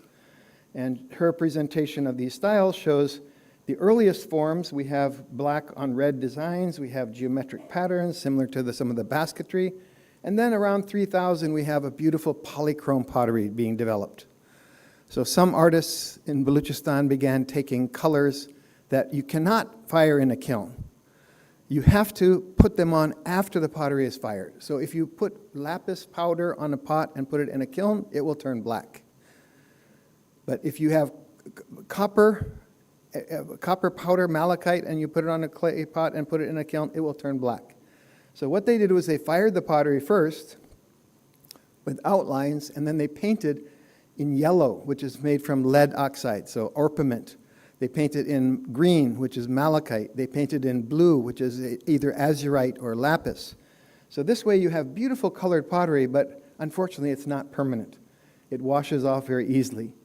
So many archaeologists did not find this colored pottery. Dr. Dales excavated at Mohenjo-Daro. He found a few pieces of this kind of polychrome pottery, even in the Harappan period, but it begins around 3000 to about 2800. Could please turn off all your phones? It really is annoying. Then we start seeing a style of no more polychrome, back to the black on red. And this is Kulli pottery from Baluchistan. And some of the designs are quite elegant, very, very complex. And then we start seeing some more simple designs in the later period, but this provides you a history of the different styles of painted pottery in Baluchistan. Nindawari is another example of a very important site with beautiful bull motifs and ibex motifs and caprid motifs, which show the elaborate decorations that were being put on pottery that were probably also being put on textiles and clothing and maybe painted on people's houses. One motif that always appears is the peepal leaf. Now, peepal tree does not grow in Baluchistan very easily, okay? It mainly grows in the valleys where there's lots of water. So the peepal design found in Baluchistan could be a different tree, not the peepal tree, because there are other trees, aspen and other types of trees that grow there. So every time we see this shape, we don't need to assume that it's a peepal tree. Okay, we have to be careful about that. This may be grain, which is on the side, so that we start linking designs to important subsistence items, which are also probably linked to ritual. And these cattle are tied to a post. So are they sacrificial cattle? What are they doing tied to the post? What are the importance of this? And why are these vessels being made? We can't answer that yet because we don't have good residue studies of the vessels. And this is something that Kalyan Chakrabarti will be talking about maybe, as he's been doing some research on. So someday we need to analyze what was put in these vessels. And these were put often in graves. Here's an example more of the polychrome. And unfortunately, these are looted. These are materials that are dug from graves by looters who are looting all of the sites in Balochistan and selling it on the black market. So we don't know what site these come from. And then the other important site is Naushara, which is located near Mehergarh. And Mehergarh became abandoned and people moved slightly further away, 6 kilometers, and they established a new settlement. And eventually in this settlement, we start seeing multiple pottery styles emerging or being used, including buffware designs, which we often associate with the site of Amri, and then fish scale motifs, which we see in black on red on large vessels that we associate with the Côte d'Ivoire period. And then we have intersecting circle designs found on vessels. These are all wheel-made vessels. Now we're into a period of time when we have wheel-made pottery. So we've transitioned from hand-built pottery to wheel-made pottery during the Côte d'Ivoire phase. In Lower Sindh, in Amri, we have continued many geometric designs found on pottery linked to southern Balochistan, including many animal motifs, which are found in caprids, etc. But again, at Amri, during the later phase, we start seeing this black on red design coming in, which has intersecting circle motifs and shapes that are their wheel-made pottery that is linked to a slightly different tradition. At Balakot, where I was able to excavate in my first excavation with Dr. Dales, in the lowest levels, we have what we call Balakotian pottery, and this pottery links to Balochistan, mainly with the caprid designs, what they call Nal, Togao Si, etc. But we also have incised vessels. So now this is a vessel that is incised on the inside, and normally we have decoration on the outside of vessels. The incising on the inside is used for husking grain by hand. So if you have oats or barley, you can put the barley in there and you husk it, and this helps to husk the grain very easily. So these are technological developments that are linked to decoration. The other thing about Balakot is that we start seeing designs that associate with writing. And I'm going to come back to this again later, but writing on pottery, some of it hand-built pottery, if the pottery is being made by hand and then you're painting it, and who's painting it, maybe the women, we start getting painted designs with motifs. This again links to gender of the production, which I'll discuss in more detail. Some of the designs in script on here is a sign that appears in the later Indus script. So this is one of the earliest evidence for this sign associated with the beginning of Indus writing. We also have signs that Dr. Dales argued associated with the so-called seated yogic figure, made in a plant motif, but then painted on pottery. Some vessels have serpents actually molded onto the surface. So if you want to store your grain in a pot, the easiest way to keep the mice from coming in your pot is make a big snake around it, so the mice will see the snake and not come in your pot. And then eventually the snake becomes a painted design that becomes quite abstract in the later phase. So those are all Balochistan. So we're talking about the western area to the west of the Indus. Now we're going to come in the middle of the Indus Valley to Harappa. And in Harappa, we have vessels hand-built with motifs such as a saras crane and nets in polychrome. These are, we can see how they're made with the technique of the molding, or the coils and slab construction. They even made storage pits in the same shape, and they coated the inside of the storage pit with red ochre to keep insects from coming into the storage pit. If you look at all the pottery from one excavation unit, you can see how many of the vessels are painted.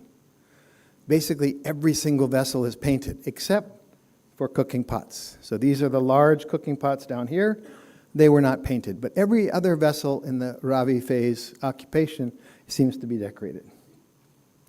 Here is a drawing of them in black and white, and you can see cooking pots, basically undecorated, except they have a slight decoration on the rim, sometimes with pinching, and sometimes with a black band. So just to give you an idea, so this would be 99% of the pottery is decorated, except for one small percent, which is undecorated. These are examples of the vessels with intersecting circle motif, with fish scale motif, and with nets and sawdust cranes. These would be designs made probably by the women who are making the pottery in the home. We also have dish on stands. We also see some patterns that might relate to basketry, but we do not have a great deal of the types of designs, geometric designs that we see in Baluchistan. So the Ravi pottery is very different from what we saw developing in Baluchistan. This is the cooking pots. And then just to explain a bit more about the early phase of pottery, the pottery at Harappa I call Ravi phase. This is part of the larger Hakra. And Hakra is a form of pottery that was being developed throughout the greater Indus Valley. There's a northern Hakra, middle Hakra, southern Hakra, and then this is something that Dr. Mughal argued was developing in the area of Cholistan. But this relates mainly to the surface technique of coating the cooking pots with a coarse surface. We also have Kotdijian vessels, which begin the wheel-made pottery, and Kotdiji is in the southern Indus Valley. But if you start mapping the sites with Kotdijian, they go all the way up to Bannu and Brahmanderi in the north. We have them in Baluchistan. We have a few examples of Kotdijian style pottery in Gujarat, but the main center of Kotdijian pottery is in the central Punjab. So Harappa would be actually in the core area of this tradition. We also have examples of Kotdijian vessels that have elaborate decorations, but predominantly they are bichrome, a black or brown design with red surface and sometimes grooving. These are from Moti Pipli in Gujarat. These are from Remanderi. They have almost identical designs. So the question is, did people from from the Punjab area come down to Gujarat, or from Sindh to Gujarat, or did people from Gujarat come to the north and interact in this way? We don't really know exactly where this style develops. And recent discoveries by Rajesh and his team in Junakatia suggest that the people of Gujarat played a very important role in the design techniques and the ornament styles that were found in later Indus sites. The horned water buffalo motif found in Kotdiji, found in Remanderi. We even have it at Harappa. And these are some more detailed images of the pottery from Remanderi with polychrome and geometric designs, somewhat similar to Baluchistan, but again, slightly different from what you see in Nal and Quetta area. These are examples of some of the Kotdijian pottery from Harappa, which would be in the center. So we have the grooving on the outside of vessels was a technique for creating a very distinctive surface, but sometimes they coated it with red slip, sometime with a red-brown slip, sometime with a black slip, or red slip with black band. So many different types of decoration of that grooved surface. We also have sandy surfaces and yellow surfaces with wavy designs. It's not the same as the reserve slipware of Gujarat, but this is a technique that was developing in the area of the Kotdijian pottery. Depending on the clay you have, your pottery fires a different color. So this is a sherd of pottery that I found at Harappa, and immediately when I saw it, I said, this is not from the Punjab, because this kind of clay is not found in the Punjab. Fortunately, I had been to Mehergarh. I had seen the pottery from Mehergarh in their reserve collection. This pottery came from Lal Shah, which was an excavation by the French team, and they have the actual workshop where these things were being made. Harappan style would be this. So these are drawings of the vessels from Lal Shah, which have exactly the same shape, same diameter, same color, and they also have molds, which were used for the bases of large vessels. And those molds were also incised with inscriptions or with graffiti to identify who the owner was. The so-called people leaf design becomes something that is a hallmark of Harappan design later on. The question is, are these people leaves in Balochistan, or is it another kind of leaf? We do know that people tree grows in Harappa, because this is an impression of a people leaf that I found in a drain in the middle of Harappa. So in the middle of Harappa city, ancient city, there were people leaf trees. And this, we know that they're there. We don't know if people trees were growing in Balochistan. So this is something that we need to investigate. The horned motif that we see on Kotdijian pottery was also sent in vessels all the way into Kashmir. So the site of Burzahom, which has undecorated pottery basically, it's burnished ware, hand-built, they also have a vessel of this type. So it was brought into this area from an outside region. And then we can see the continuity between the Kotdijian painting and the Harappa phase painting. Kotdijian painters use very thin brushes and very delicate designs. In the Harappa phase, they use big, thick brushes. What kind of brush can you make that's thin, and what kind do you make with this thick? These are things which we need to do experiments on to understand. One other feature of Kotdijian pottery is the inscriptions. So I mentioned it before a couple places. At Harappa, we have good evidence that people began inscribing pottery. And this shows a link between the writing system and the people who were making, as well as decorating pottery and using it. This is inscription on a mold, like I just showed from Lal Shah. At Harappa, we have full inscriptions on early Kotdijian phase molds. And then we have writing on large vessels that are also painted at a later stage. Now, do you want to call writing decoration? But it is something that links to the meaning of that pot and what it is being used for at a later time. The same pattern can be seen at Kalibangan. So you have early incised vessels, like I showed from Balakot. We have the early painted vessels, like some linked to Amri, some linked to Soti ware, and then you have inscribed pottery from Kalibangan in the early levels as well. So on all parts of the Indus Valley, we have similar patterns emerging. In Kunal, we have a beautiful painted vessels, which are grooved like Kotdijian, but now we're adding polychrome design on top of that. And this is very unique, so it's something that I've never seen in any other site. So did this design, was this design inspired from local ideas, because it's a peacock and a people leaf, or is it something that is linked to some other region, possibly Balochistan? I think it's probably local, in my opinion. And if you go further, you start seeing polychrome designs on rounded base vessels. Rounded base vessels is a style that is not made in the core regions of the Indus. We see it in the Ganga, we see it in the Deccan. So rounded base technology is a totally different style, but these are painted with polychrome design, and now we have the water buffalo head motif, but in raised relief on a pot. So each region is starting to develop different ways of presenting ideologies and ideas on the pottery.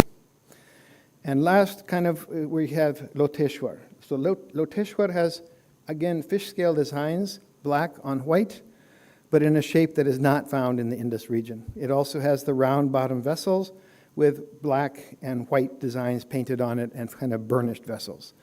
What part of this Anartha pottery is linked to later Indus design or not? I think Dr. Ban will be talking, or somebody will be talking about Krishnan, or no, Ajit Prasad will be talking about Anartha. Maybe, no? Okay.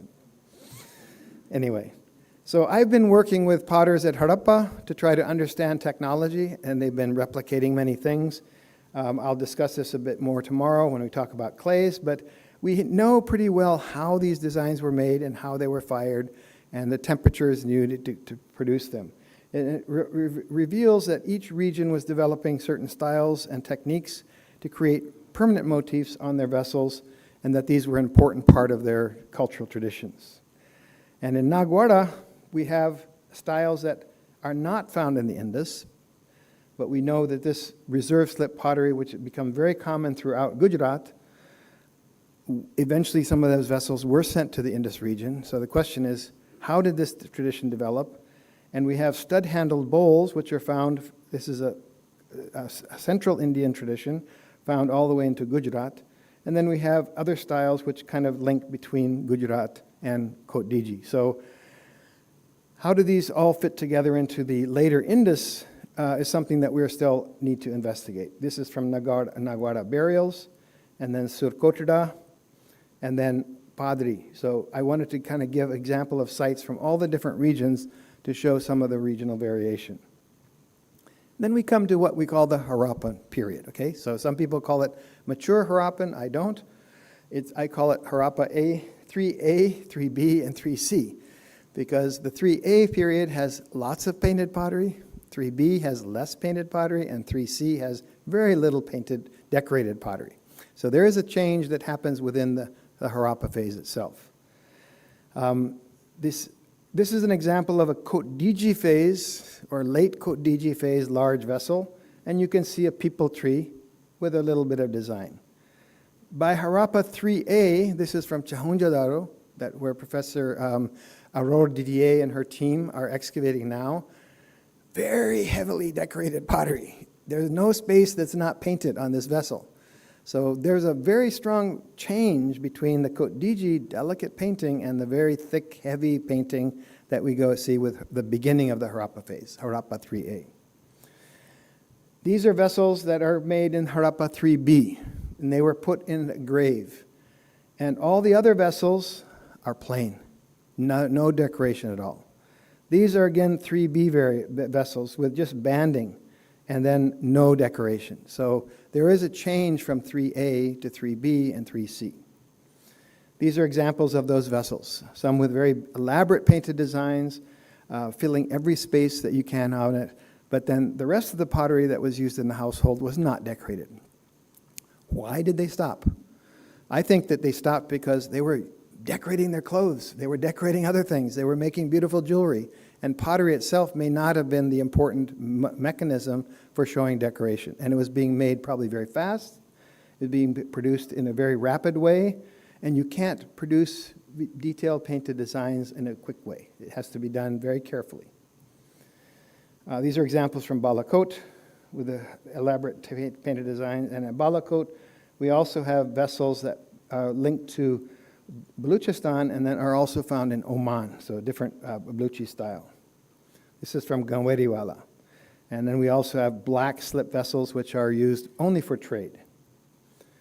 And these are vessels from the latest phase at Harappa, from the burials. No decoration at all, sometimes just a little bit of red slip.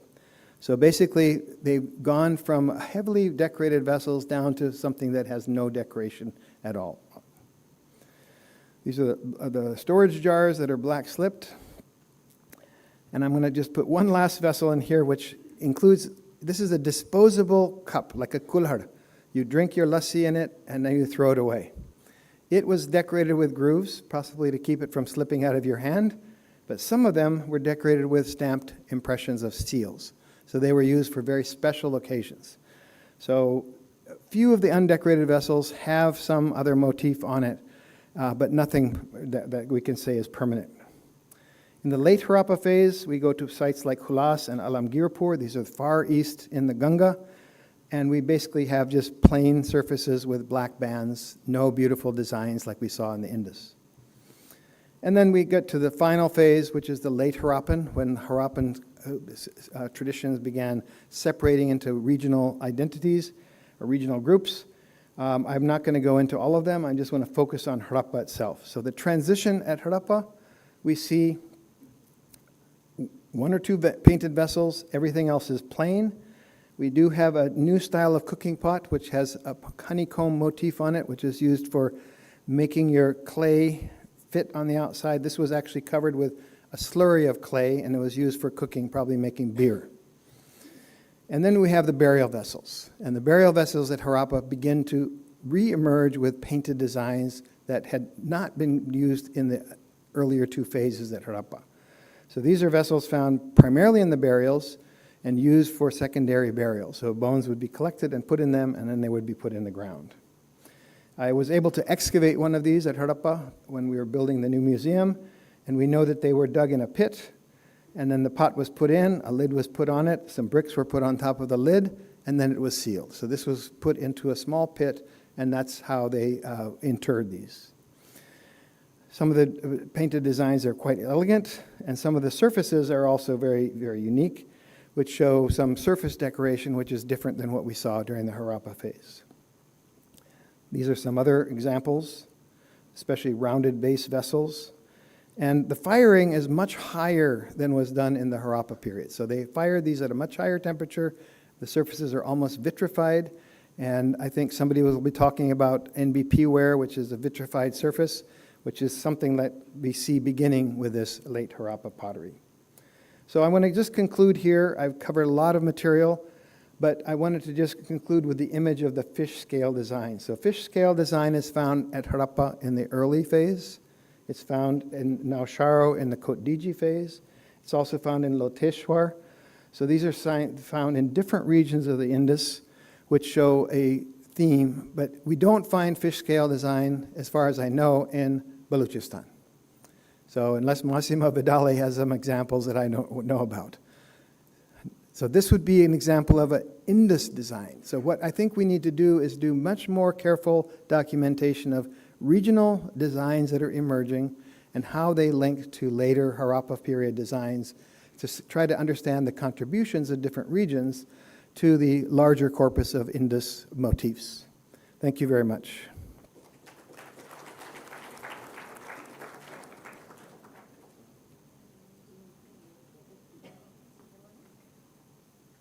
Thank you. We will have some time for discussion at the end of this session.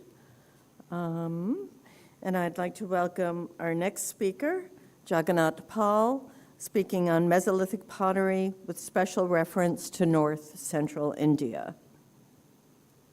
I'm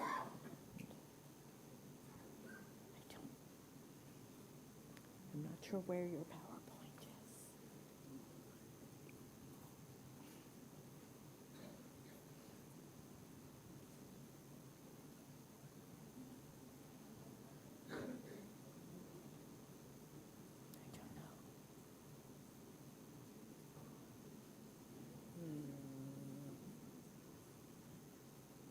If someone helped load this computer, we could use some help here.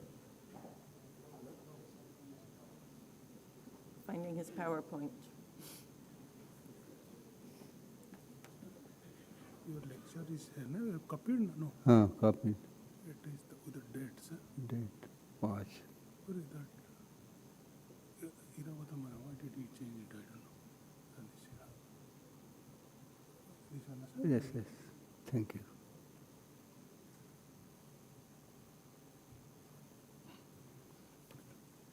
Thank you, Madam and Dr. Kanungo, for helping. Senior archaeologist of India and abroad, young archaeologists and friends. This is a paper showing that the Mesolithic was a stage of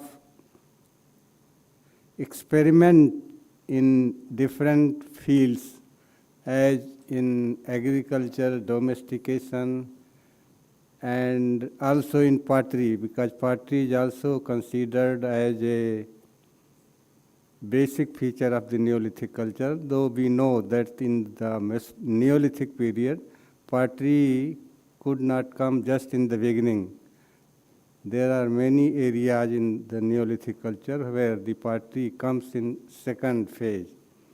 But pottery, as we see in central India, in the northern Vindhyas, and in also other Mesolithic sites, there is reporting of pottery in Mesolithic context, and there is a question whether it is a production of the Mesolithic people or it was known due to cultural contact of the contemporary later cultural period. So I will not take much time in discussing this. I wanted to, the people who have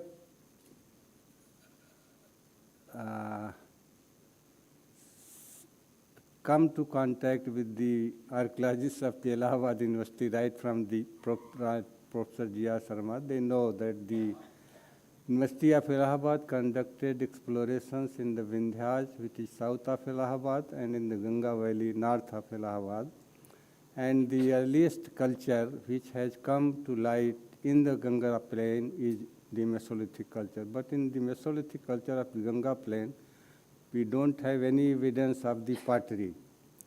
So on this basis, the Gangetic Mesolithic is considered earlier to the Mesolithic, which is associated with the pottery in the Vindhyas. So we have now, till now we have about 500 sites, 300 in the Vindhyas and 200 in the Ganga Valley. And the sites indicate a wide operational area of the Mesolithic hunter-gatherers. So substantial amount of population is indicated on the basis of these sites. The sites are extended in the districts of Allahabad, Mirzapur, Sonbhat, Chandauli in UP, Rewa, Satna and Sindhi in Madhya Pradesh, and in the Ganga Valley, Varanasi, Sant Kabir Nagar, Jaunpur, Sultanpur, Pratapgarh, Allahabad, Kaushambi, Kanpur, Dehat. These are the districts where Mesolithic sites have been reported. And the excavated Mesolithic sites are of two types. One are the rock shelters and others are the open air settlements. Since in the Ganga Valley there are no rocks, only open air settlements have been found. So excavation has been conducted at several sites. It is shown in this slide. This is a general view of excavation of Chapuni Mando, where we have got the pottery in the late phase of the Mesolithic period. And such big flat rocks which are with marks were used for several purposes, for manufacturing the microlithic and other stone objects, and possibly they may also have been used as a base for processing the food. So this multidisciplinary approach has been adopted to reconstruct the Mesolithic culture. We all know all these things. So the geology, paleobotany, geoarchaeology, ethnoarchaeology, these are disciplines have helped in reconstructing the Mesolithic culture of the area. So the rock shelters and open air settlements, on the basis of these excavations, several phases of the Mesolithic culture has been described, from early Mesolithic to late Mesolithic, and in between the Mesolithic with geometric designs, and the excavations have revealed that in the geometric designs, the triangle came in the first and then the trapeze, and the pottery is associated with trapeze phase of the Mesolithic culture. So this hunting-gathering economy, where it is believed that the pottery does not have any role in their economy. The pottery generally is associated with the food-producing economy of the Neolithic culture. However, it has been found at many sites of the Mesolithic culture in India and abroad. The question is whether it is indigenous to the Mesolithic or is the result of cultural contact with neighboring sites of advanced culture, that is Neolithic or Chalcolithic. At many sites, apparently it is the result of cultural contact with the advanced cultures of the neighboring areas. Pottery has been reported in India in Mesolithic context at many sites, right from the Langhnaz in Gujarat And there are several sites which have been mentioned in this site, including Bargaon, Sajroli, Akteswar, Gardeshwar in Rajpipta on the right bank of the Dhamni river in the confluence with Narmada. Potsherds are found at Langhnaj with Mesolithic microlith industry, but in lower levels they are smaller in size and less in quantity. It has been concluded that ceramic industry of Mesolithic Langhnaj along with geometric microliths represent a primitive technological stage in pottery making. Bagor, a Mesolithic site in Rajasthan, has also yielded potsherds along with microliths in phase 2. A new evidence, the site yielded evidence of a relative sedentary lifestyle with an intensive collection based on economy that independently developed the ceramic industry at an early date of 4500 BC. Some of the Indian Mesolithic sites yielding developed pottery in the last phase may be attributed to culture contact with more advanced communities in the neighboring areas, but the sites associated with very primitive crude pottery are definitely the first attempt of Mesolithic people to introduce the pottery. The excavations conducted in the rock shelters and open-air settlements of Mesolithic people of the northern Vindhyas have furnished the evidence of ceramics which are indigenous in origin and show the very primitive nature of pottery. Among the sites yielding pottery, mention may be made of Morahna Pahar, Baghai Khor, Lekhahiya, Chupni Mando, Gagharia Rock Shelter, and Baghor too. The excavations of the above-mentioned sites have demonstrated that the ceramic industry was introduced in the late Mesolithic period, along with geometric microliths, though the triangle was introduced earlier than the ceramics.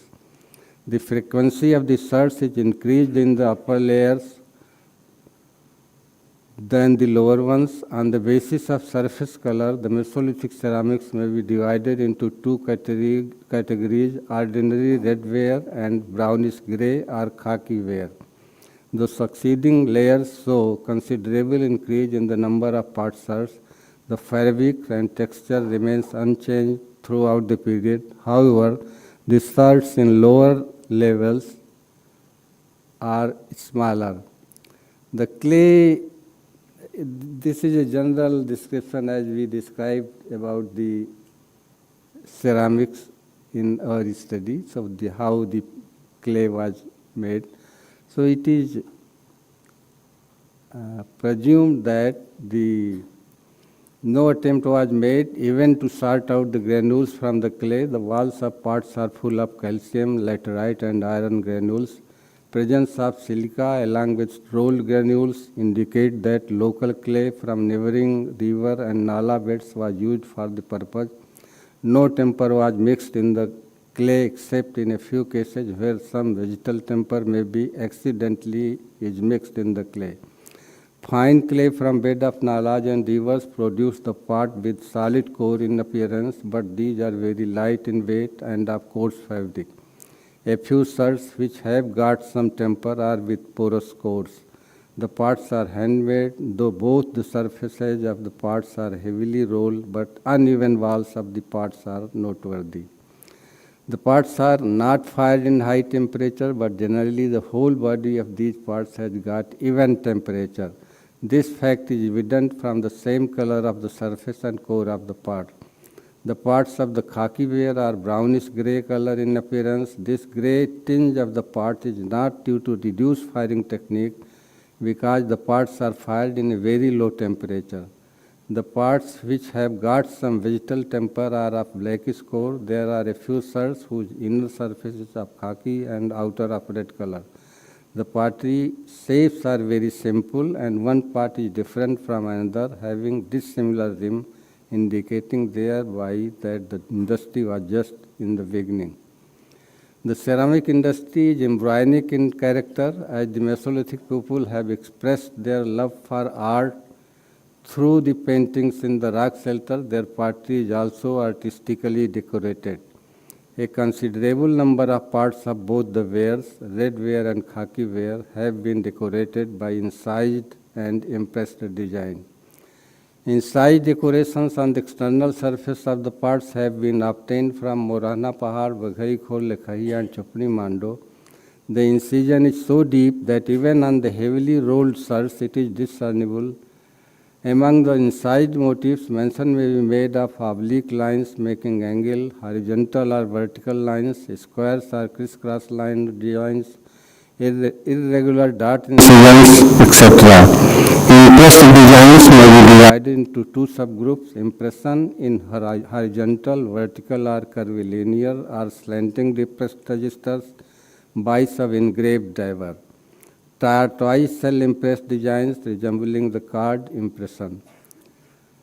Impressed pottery of group A is confined only to Chapni. Few cells have also been obtained from Lekharia. These designs are unique and not yet known to Indian archaeology. The inner side of the shirts has clear evidence of impression as it is raised. According to Professor G.R. Sharma and V.V. Mishra, the impressed designs are manifestation through the medium of clay of a remarkable art tradition which finds expression through color and line drawings in the masterpieces painted on the rock capes abounding in this area. It is evident that each piece is an individual creation of artists and displays a continuation through the medium of clay of a long tradition going back to Upper Paleolithic period.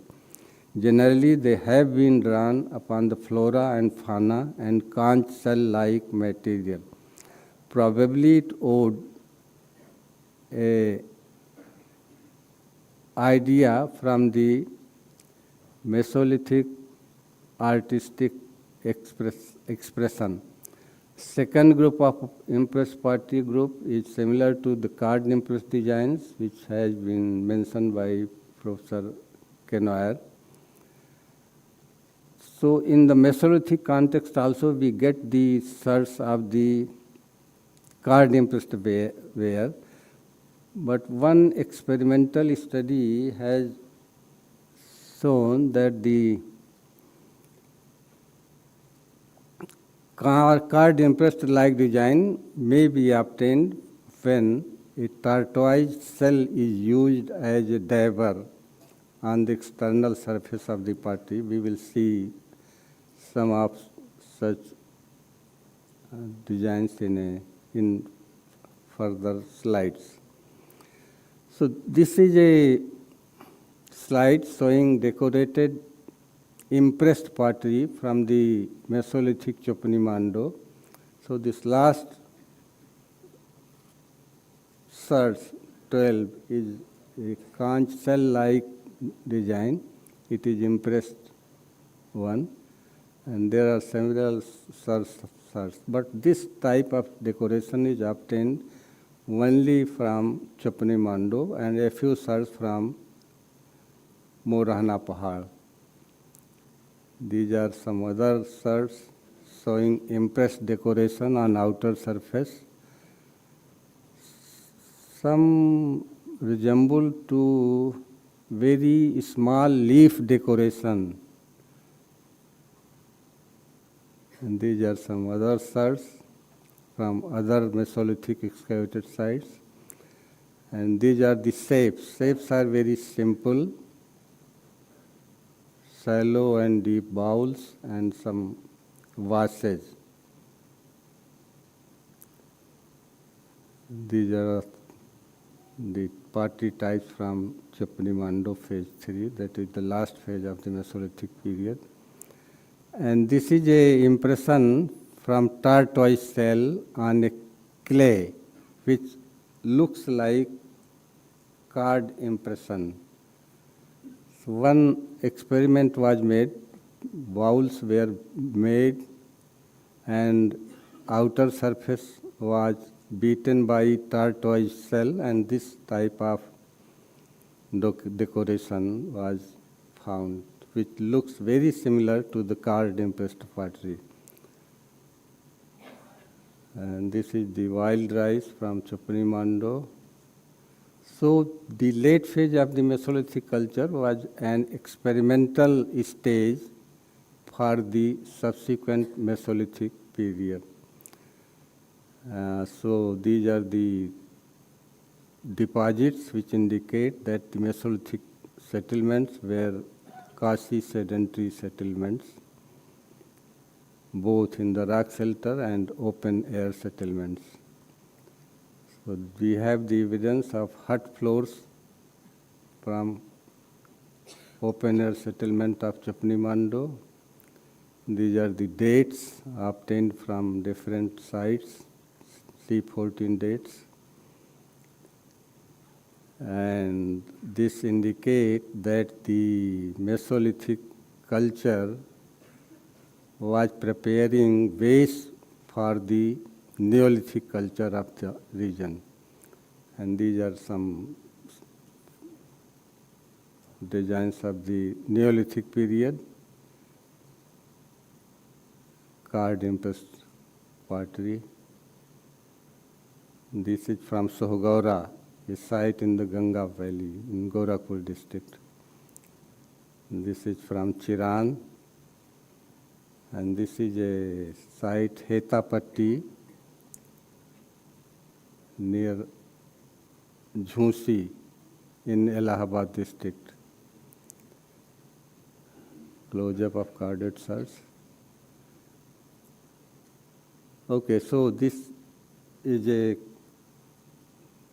presentation about the early pottery of the North Central India, which is the northern Vindhyan region of Central India. Thank you very much.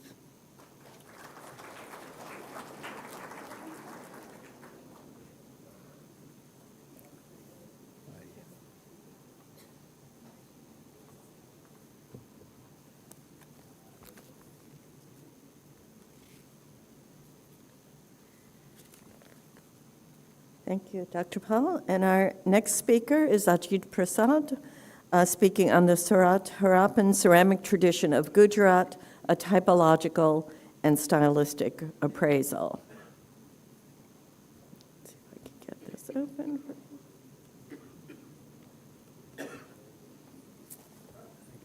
Okay.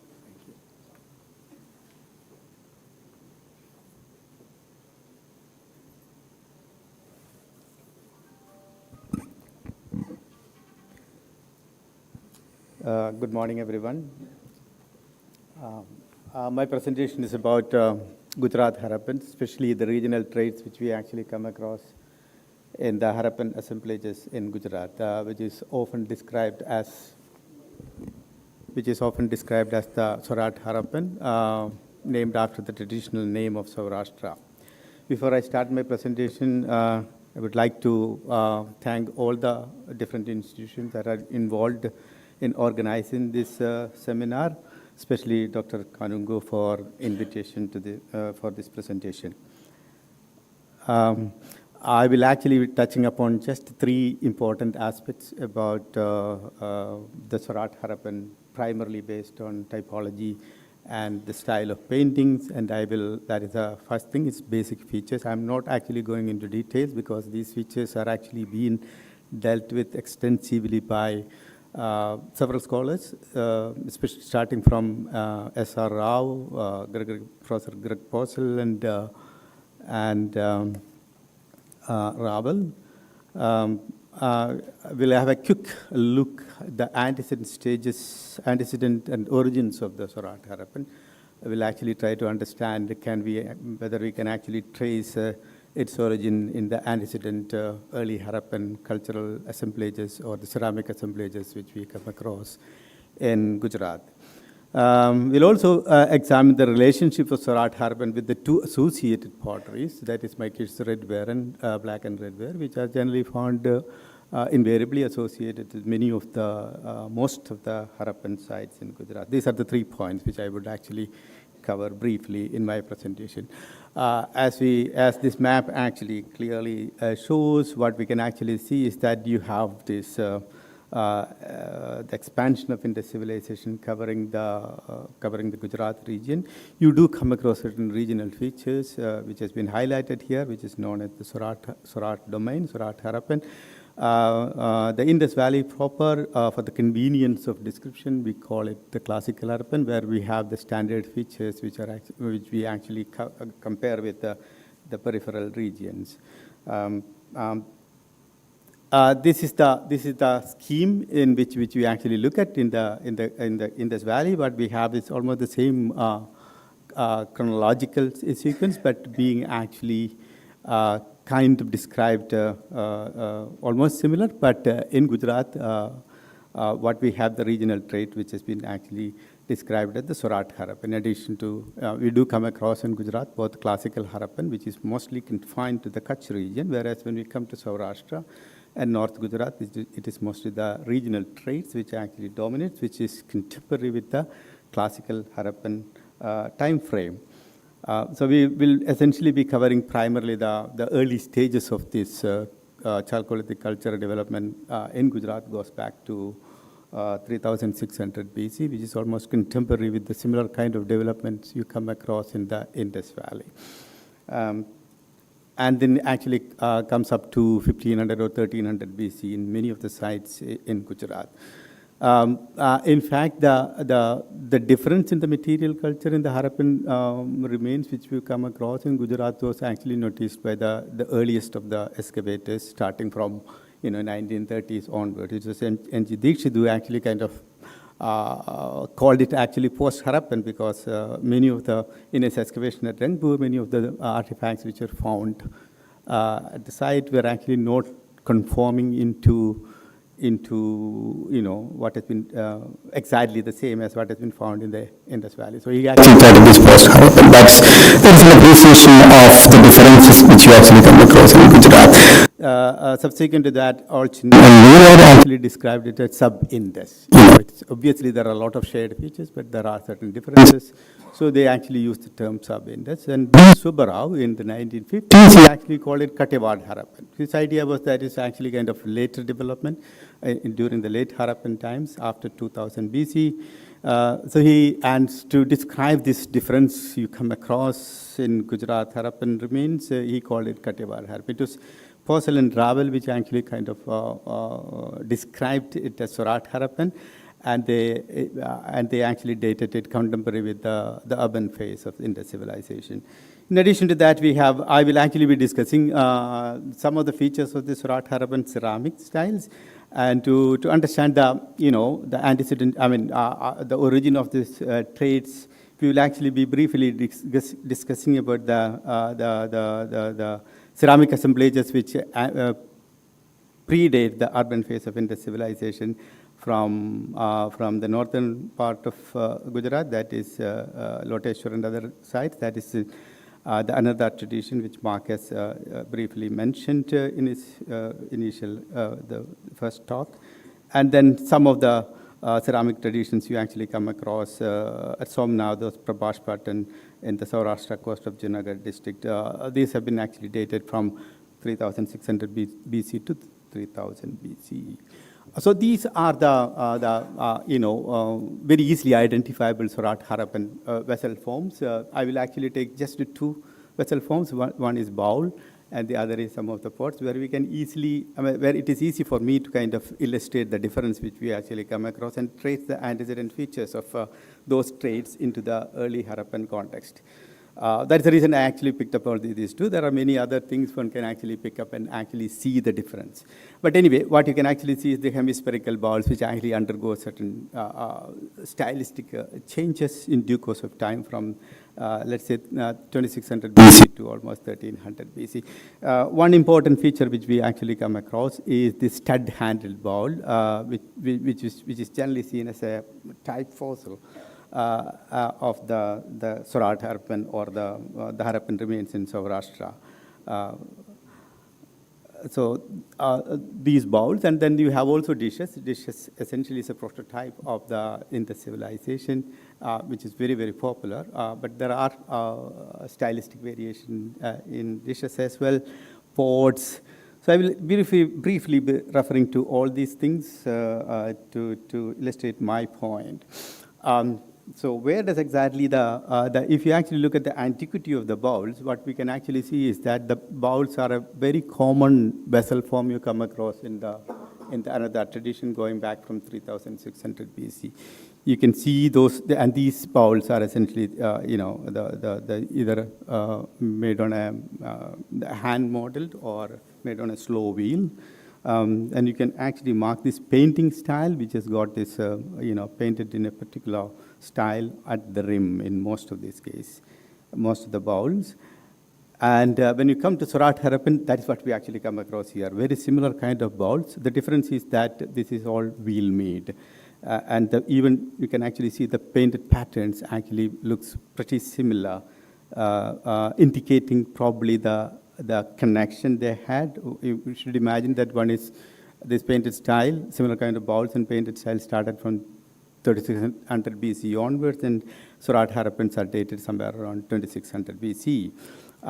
So you can see this features similarity of these forms as well as the painting style between the Anartha bowls as well as the Surat Harappan bowls, probably indicating a continuation of the tradition and adaptation to new technology. When I say the new technology, what I'm referring to is the new technology of clay refinement, better clay refining technology, as well as the introduction of the wheel.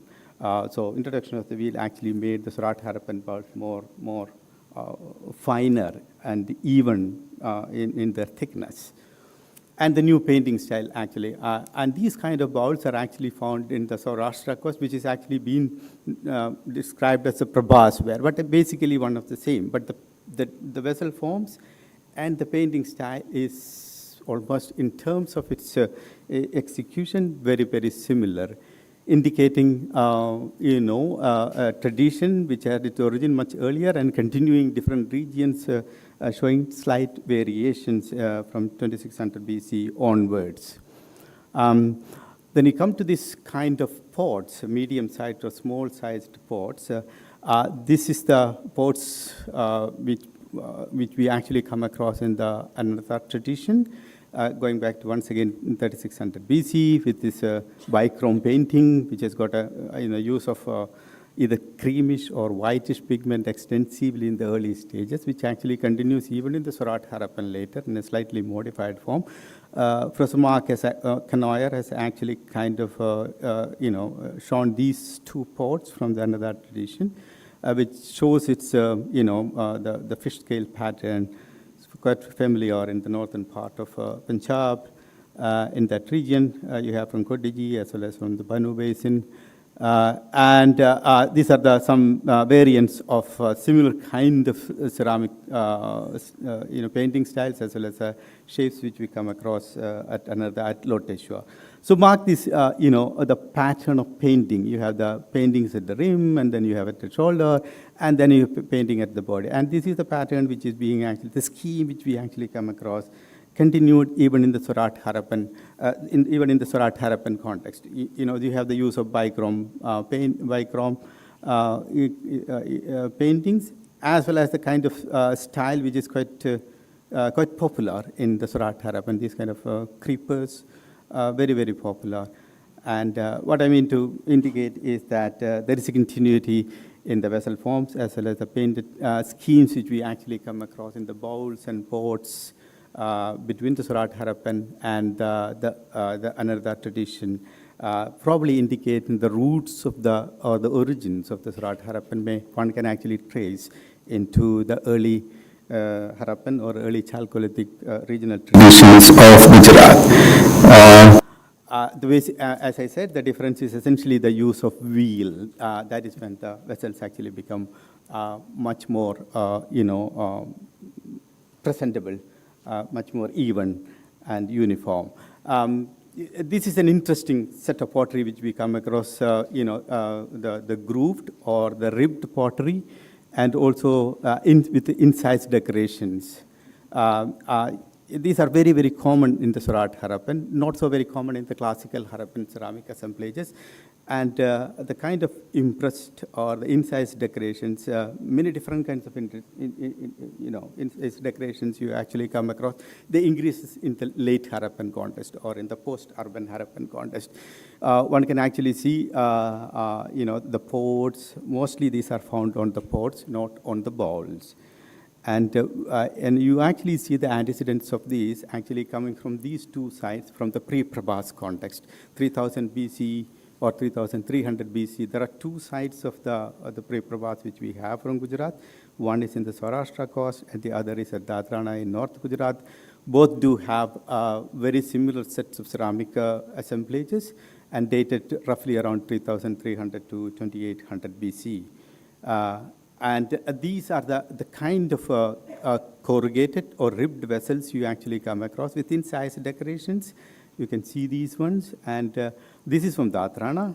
And you can see all these incised decorations here. And this is from Prabhaspatan or Somnath. Now, these are the vessel forms.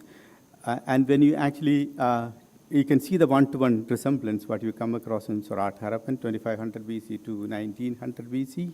A very similar kind of decorations, a continuity of the similar kind of decoration in the Surat Harappan, probably indicating the origin of these kind of decorations could actually go back to, it can actually go back to the early Harappan ceramic assemblages which you come across in Gujarat.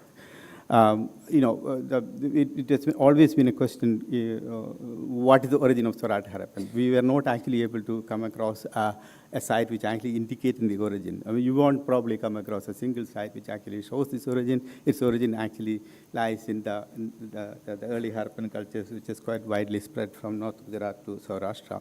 Now, coming to the painting style, there are very interesting painted decorative styles which you actually come across in the Surat Harappan context, which is different from the contemporary classical Harappan painting. Professor Mark has actually kind of illustrated very nicely about the type of painted decorations which you come across in the Harappa phase or in the classical Harappan context.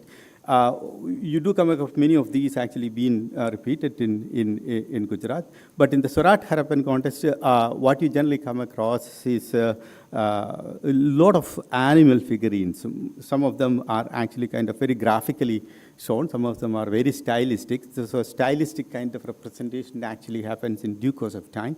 In the early phases, what you generally come across is very realistic or a kind of decorations which are actually found from many sides. This is from Rangpur, then you have them from Kuntasi. These are probably the peacock designs. Peacock, bulls, and antelopes. These are the birds and animals which are actually kind of represented commonly in the Surat Harappan vessels. These are the bull figurines. I suppose the bull figurines are also very popular, apart from peacock. They are the probably most popular animal being depicted on Surat Harappan vessels. You can see them from the early stages of tragedy, and then you actually see in the late Harappan context, where you have this, very special kind of, curved kind of horns being depicted in the late Harappan context. And they become really popular in the later context, that is the late Surat Harappan context, where you can see the antelopes. This is from Rangpur, Oryo, Timpo in Saurashtra, where they actually become more stylistic in due course of time. These kind of stylistic variation you do actually come across in the early Harappan sites in the Middle Indus and Balochistan region. You have seen the Kuli assemblages, which Professor Mark has actually shown, where you actually see the Kuli bulls being painted sometimes realistically, sometimes very stylistic representation. You also do come across cabarets being painted in Togao ware, etc. So you do come across similar kind of evolution of this style in the Surat Harappan, right, from the early stages of Surat Harappan to the late Surat Harappan. That is about the different kinds of regional styles you come across and the painted styles you come across Surat Harappan. Coming to these two interesting ceramic assemblages, the Mikesh red ware and black and red ware. These were actually reported by Rao, who actually excavated Rangpur, the first site to be excavated, of the Harappan site to be excavated in Gujarat. He was the one who actually kind of named this as the Maiket's redware and black and redware. These two ceramic types, actually, these two, they stand out compared to the kind of ceramics you come across in the Indus Valley proper or in the classical Harappan context. Rao actually argued that the Maiket's redware and the black and redware actually represented an early Harappan context or the indigenous pottery produced by people, those who lived in Gujarat prior to the incoming of the Harappans. Let's see what do they actually represent. So Maiket's redware has never been, in none of the excavations we did actually come across a separate, substratum exclusively of the Maiket's redware and black and redware. They were actually found to be always together with the Harappans. We have been excavating several sites in the last 50, 60 years, and no sites exclusively of the Maiket's redware or black and redware have been actually found so far, indicating that there did not exist as a separate substratum of the Maiket's redware and black and redware. They were actually found mostly in association with the right from the very beginning of the Harappa culture in Surat Harappan context. So these are generally represented by very few shapes, like the bowls, dead-handled bowls, and also sometimes you can actually see that we made a very fine clay, and it has got a painting style which is very, very, very fine, very thin brush was actually used most of the times. And very rarely you also do come across, these kind of pots and jars and bowls with different form.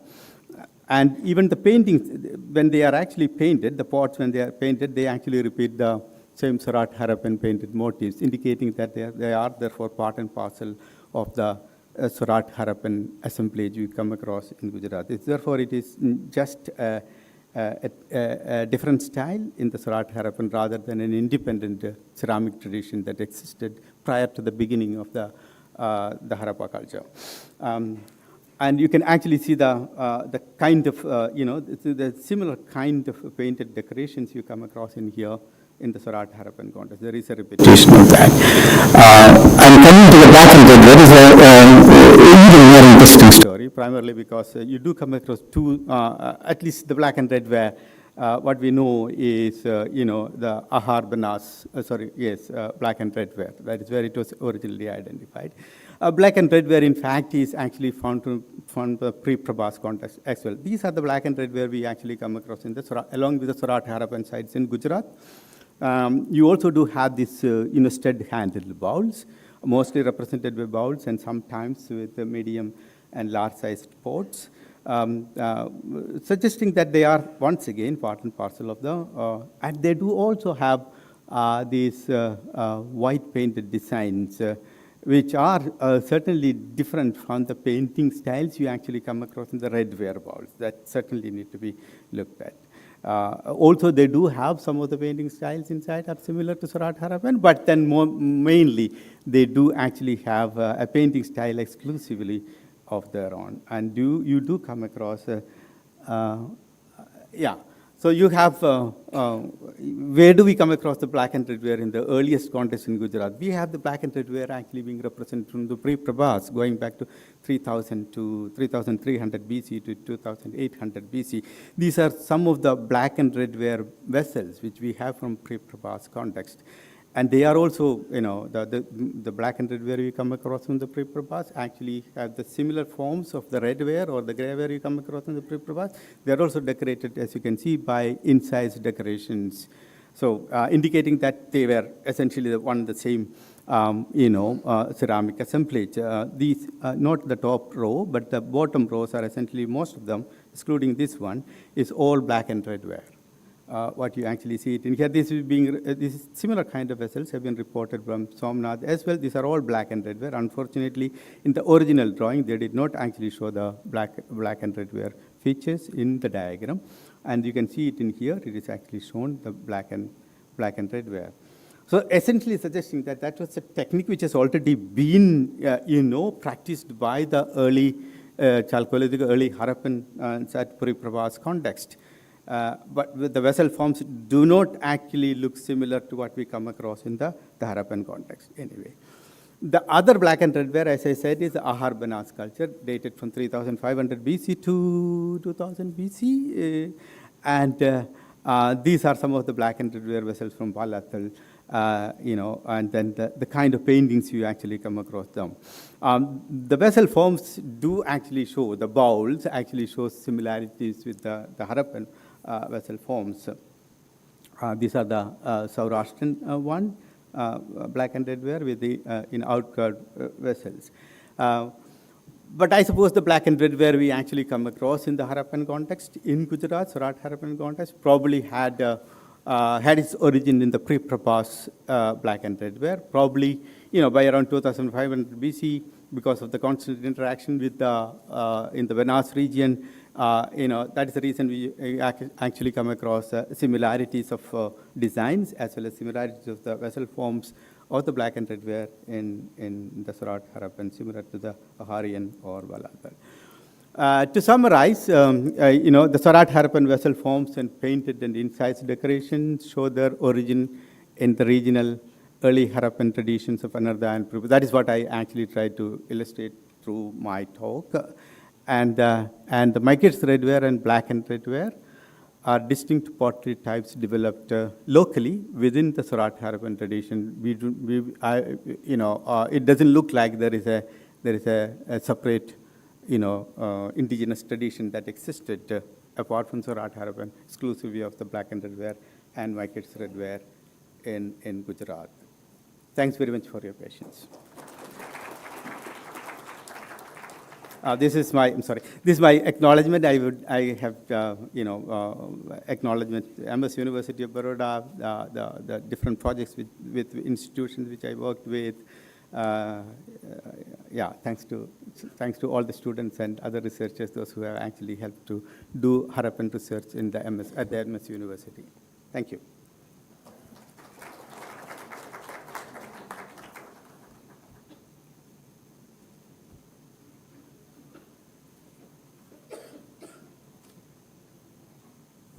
Thank you. And our final paper in this first session is OCP and PGW, Continuity and Change from Harappan, presented by Bhuvan Vikrama.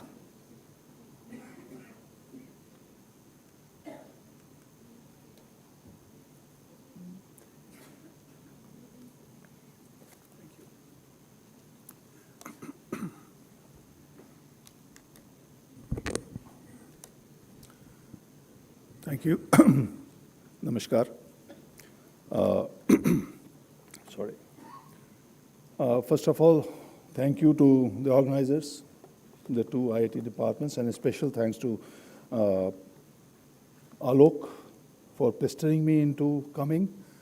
And I had to make it hurriedly, the presentation, so kindly bear with me. Painted grey ware is one of the most distinctive ceramic industry that has ignited considerable debate in the study of Indian archaeology. Ever since its discovery in 1940-44 at Aishatra, where it was found but not given any stratigraphic position, as it was, at that point of time, it was unknown from any other site, so it was not given any chrono-cultural place. But in 1952, when Hastinapur was excavated, it was given a proper stratigraphic position, preceding NBPW and following OCP. That OCP was also termed at Hastinapur site after that excavation, and the pre-PGW site, earliest pottery was termed, given a very descriptive term, which now has been changed over to various other terms, because several other sites have produced different kind of similar, different forms of the same kind of pottery. But here first, about the PGW, which is a very fine-grained pottery with uniformly thin walls and gray core. It has a very smooth finish and ash gray to dark gray in color. On touch, it is very smooth. It almost gives a soapy feel, but without any slip over it. So this is all about how it is made. The pots are made of a well-levigated fine clay. It is about that what the KTM Hegde had analyzed it, with very insignificant quantities of heavier particles of feldspar, quartz, etc. Potted on a very fast moving wheel. Often the pots are decorated with meager motifs painted in black pigment, that is before firing. So it is very distinctive, very talked about pottery in this Ganga plain, Punjab, Haryana, and upper part of the Ganga Doab, because it has been found in various contexts. At certain sites, it is found in the late, preceded by late Harappan culture, but with a gap in between, like at Ropar, Sangol, Daulatpur, Alamgirpur, Hulas. Alamgirpur, in the first excavation, it was found with a gap. There was a hiatus between the Harappan, late Harappan and PGW, but later on, it was also found with overlap. So there is another situation where the PGW pottery is found is an overlap condition with in late Harappan, like Daderi, Katpalon, Nagar, Bhagwanpura, Manda, and again Alamgirpur. And at certain sites, it has been found preceded by OCP, like at Hastinapur, where it was named, and Ahichhatra. And at certain sites, it is preceded by black and red ware, like at Atranji Kheda, No, Jodhpura. And there are plenty of sites where it is found on the virgin soil without any preceding or succeeding cultures. So it becomes very specific pottery, how it suddenly appears. So the suddenness in its appearance is actually has aroused a lot of interest in this pottery, because it appears without any precedent or antecedent. Because in that early phase, when Lal found it and named it, he found it on several sites which were connected to the Mahabharata story, the epic Mahabharata story. He termed it as a Mahabharata period pottery. And but later on, but its origin, it is very difficult to say how it evolved and from who were the authors of this pottery. It is quite debatable. Some scholars like Lal have definitely claimed that it had come from Iran or Balochistan area, with having some affinities with Faiz Muhammad Grey and that kind of pottery. Some scholars also believe that it developed out of black and red ware, because similar kind of shapes and the execution of drawing motives is quite similar with the BRW pottery. So there is that theory also, that it has some relation with the BRW in its origin.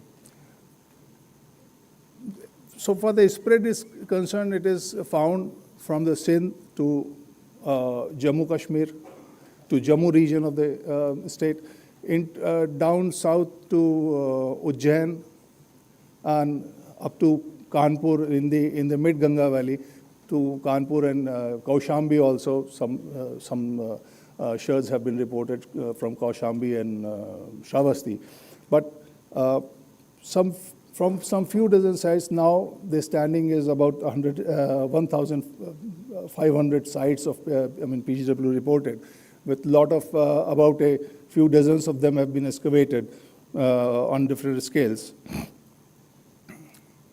So this is somewhat the the concentration of the sites is in the Punjab, Indian Punjab, Haryana, and upper Ganga Doab. That is the site, that is the area where the concentration of, most of the sites is found.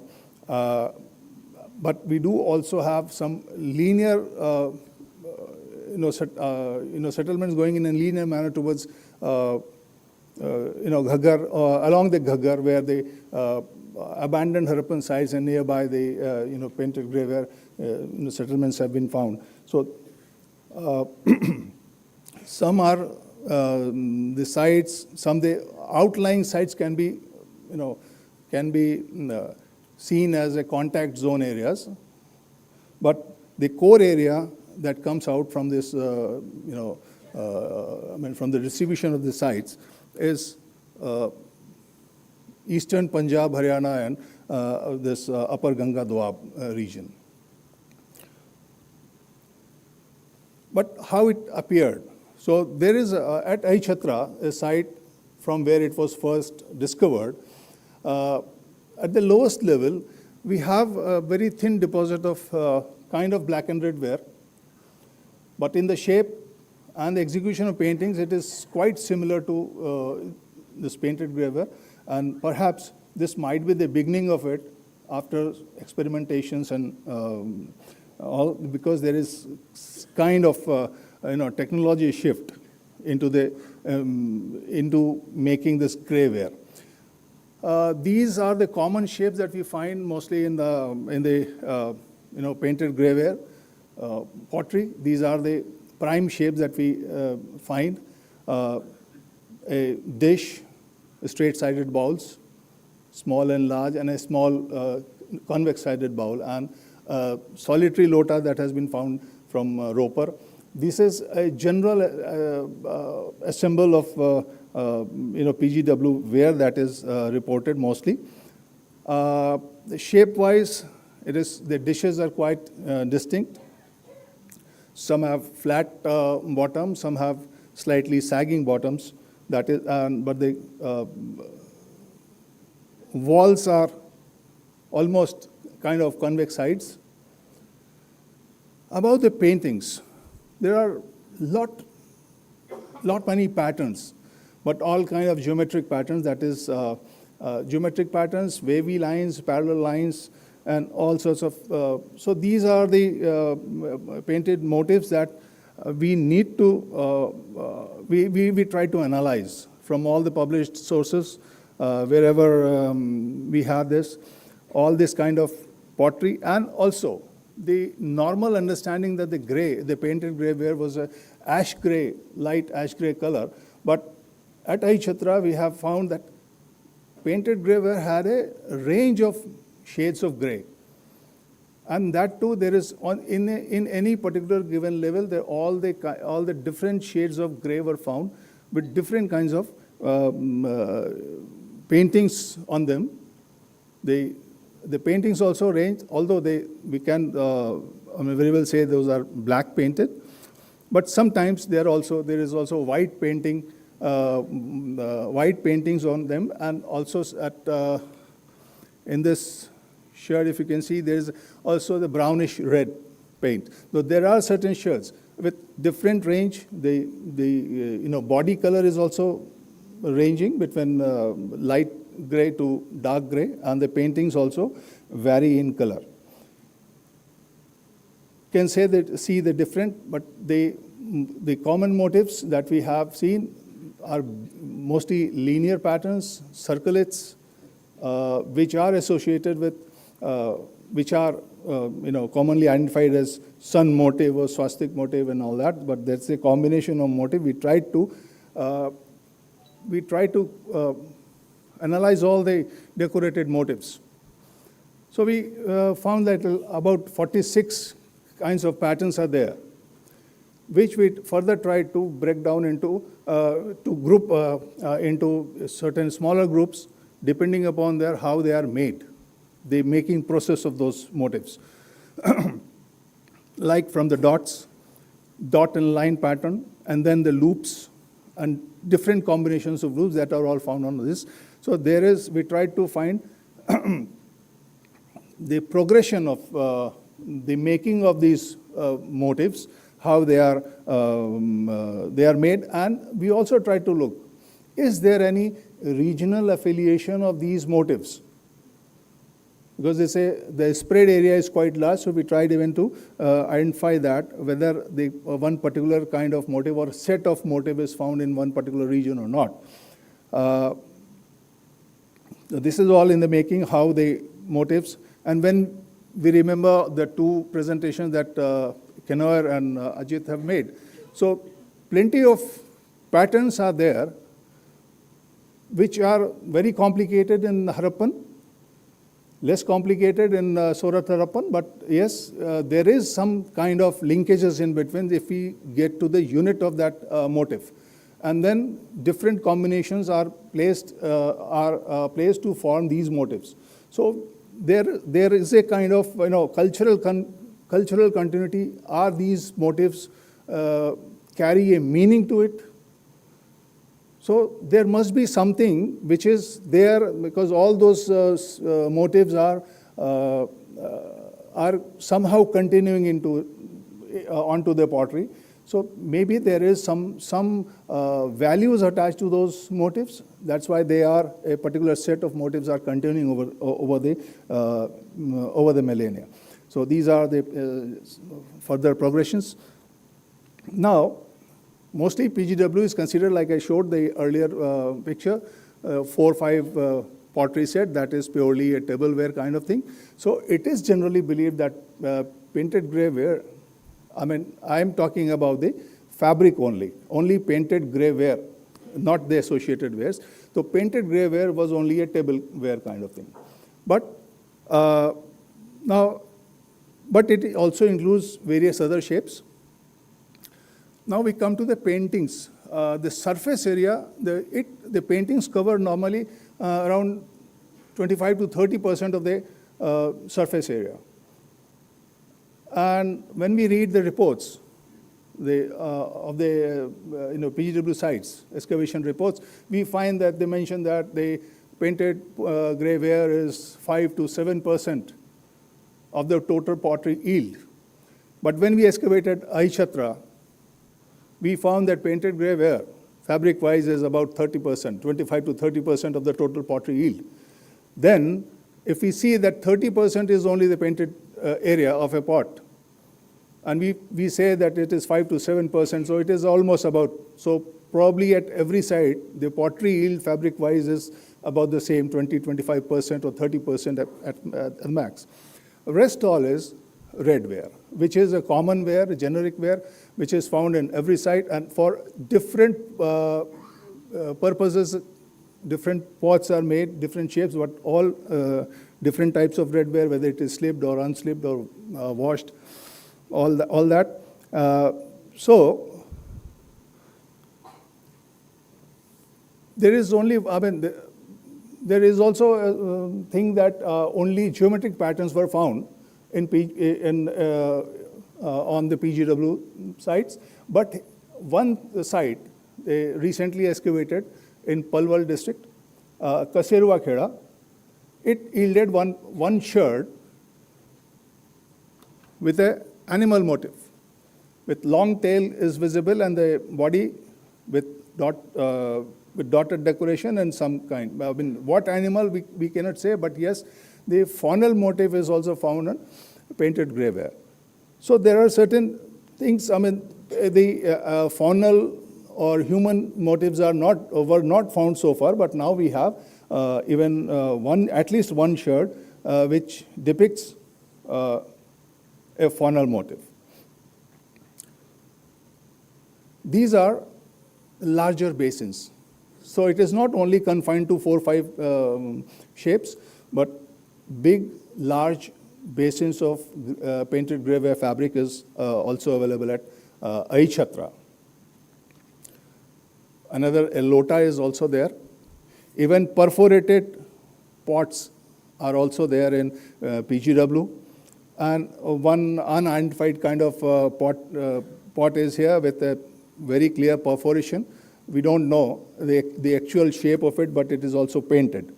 So there are many types of pottery and shapes that are found at Aichatra. So how do we seek continuity? Because fabric-wise, there is no continuity. We cannot place it in relation to any other pottery known in the earlier context or the later context. So the concepts from the pottery motifs, the continuity in the pottery motifs can be seen as a continuity from the earlier culture.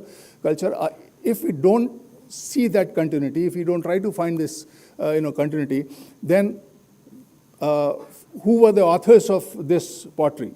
There may be a technological shift. Yes, the technology can be. So whether that technology was borrowed or it came from outside, or the indigenous people developed that, the pottery making technique, but since they were of the, people of this land, they continued with their tradition of making certain patterns and motifs from our earlier culture into their own things.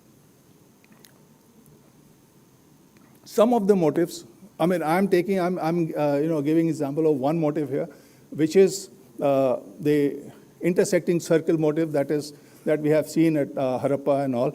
Here on the 2-3 shards have been found. One on a dish from Kasera Kheda. The other one is from Bhagwanpura, and the tile patterns, just for example, from Kalibanga. But this intersecting circle is not confined to, that motif is not only confined to the pottery. On other objects also the same pattern appears. On the bone disc here, the similar pattern, and on a tortoise shell, which is a different object, of course, with lateral holes and one vertical hole drill, that kind of some other object, but also on this, you can see the same concentric circle pattern. And here we can also see how it was made. Wherever they have put the point of the rounder, there is a depression here. In all the points, the junction point, there is a depression of where the point of the rounder was placed. So these are some one of the motifs that we see is continuing. This kind of continuity definitely tells the values attached with those motifs. Otherwise, if it is only about the creativity of a person, then those motifs can change. But the continuity of motif certainly speaks about the values added to it, that is kind of meanings which they were knowing and they were following the same. Now, when we see the other things, because this is about the pottery, but when we see the other part of the PGW as a culture, so the red wares, and when we see the preceding culture, immediately preceding culture, OCP, or the late Harappan, whatever we call that, in the red ware family, in the red ware repertoire of the PGW, the similar shapes do continue. The vases, even dish on a stand continues in painted grey ware, both in red and grey fabric. And rest of the shapes, the storage jars and cooking vessels and all these things, they continue. On the OCP painted motifs, some of them still continue. This pottery is from Sakatpur, the recent site, OCP site that was excavated by the author. The similar paintings are quite similar. Shapes are there in the red ware. Some of the motifs, how the motifs have the small sherd with a fish scale, a school of fish. How it would have, this is recreation of that motifs. Here these are slightly, if we slightly stylize it, they become the motifs of the painted grey ware. Then this OCP pottery from Aichatra and Harappan we have seen. So even in Harappan pottery, when we see the total gamut of pottery, there are certain things which linger on as as a lineage. And then certain things are forwarded to the next cultural level. Similarly, this continuity is there. We need to find those continuity.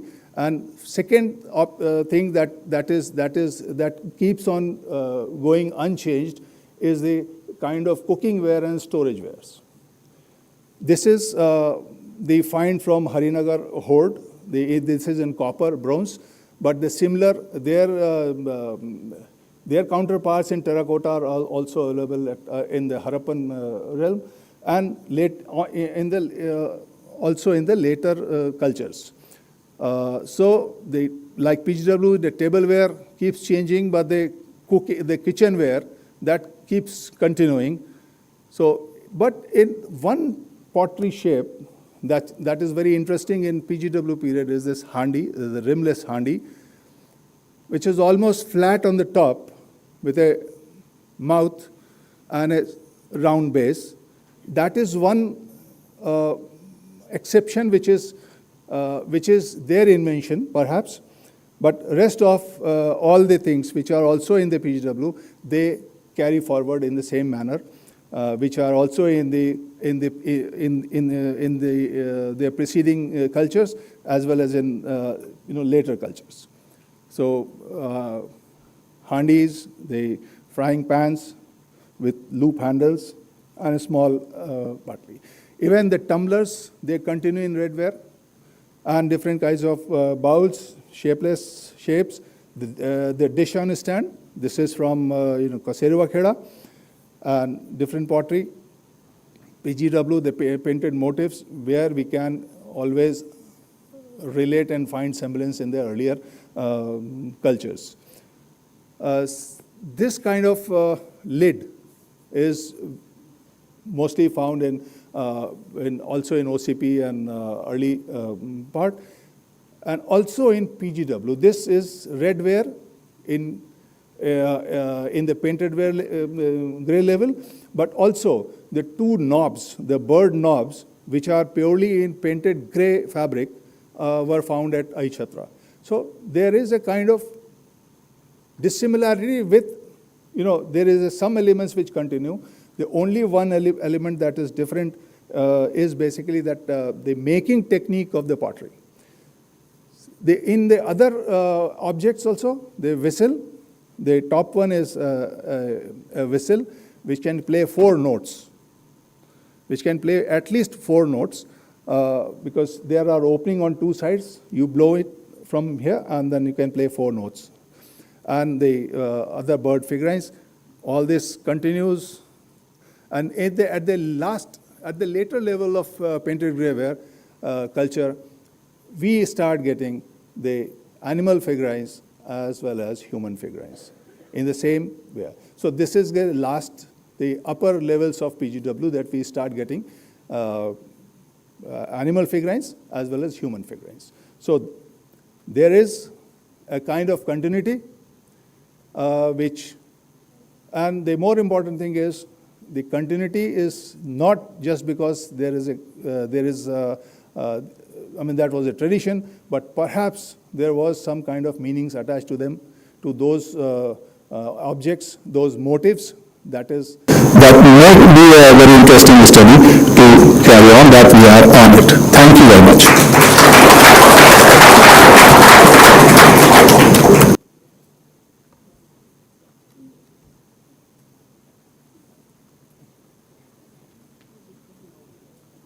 Thank you. Well, we have a few minutes for discussion if anyone has questions for any of our speakers.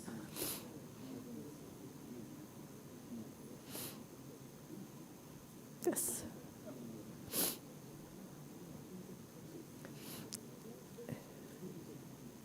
Yes, please.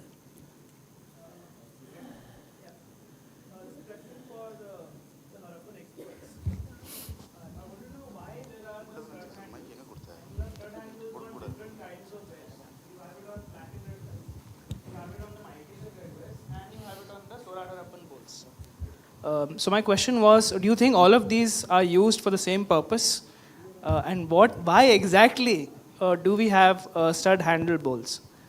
So that's my question. Anyone want to take on the handle question?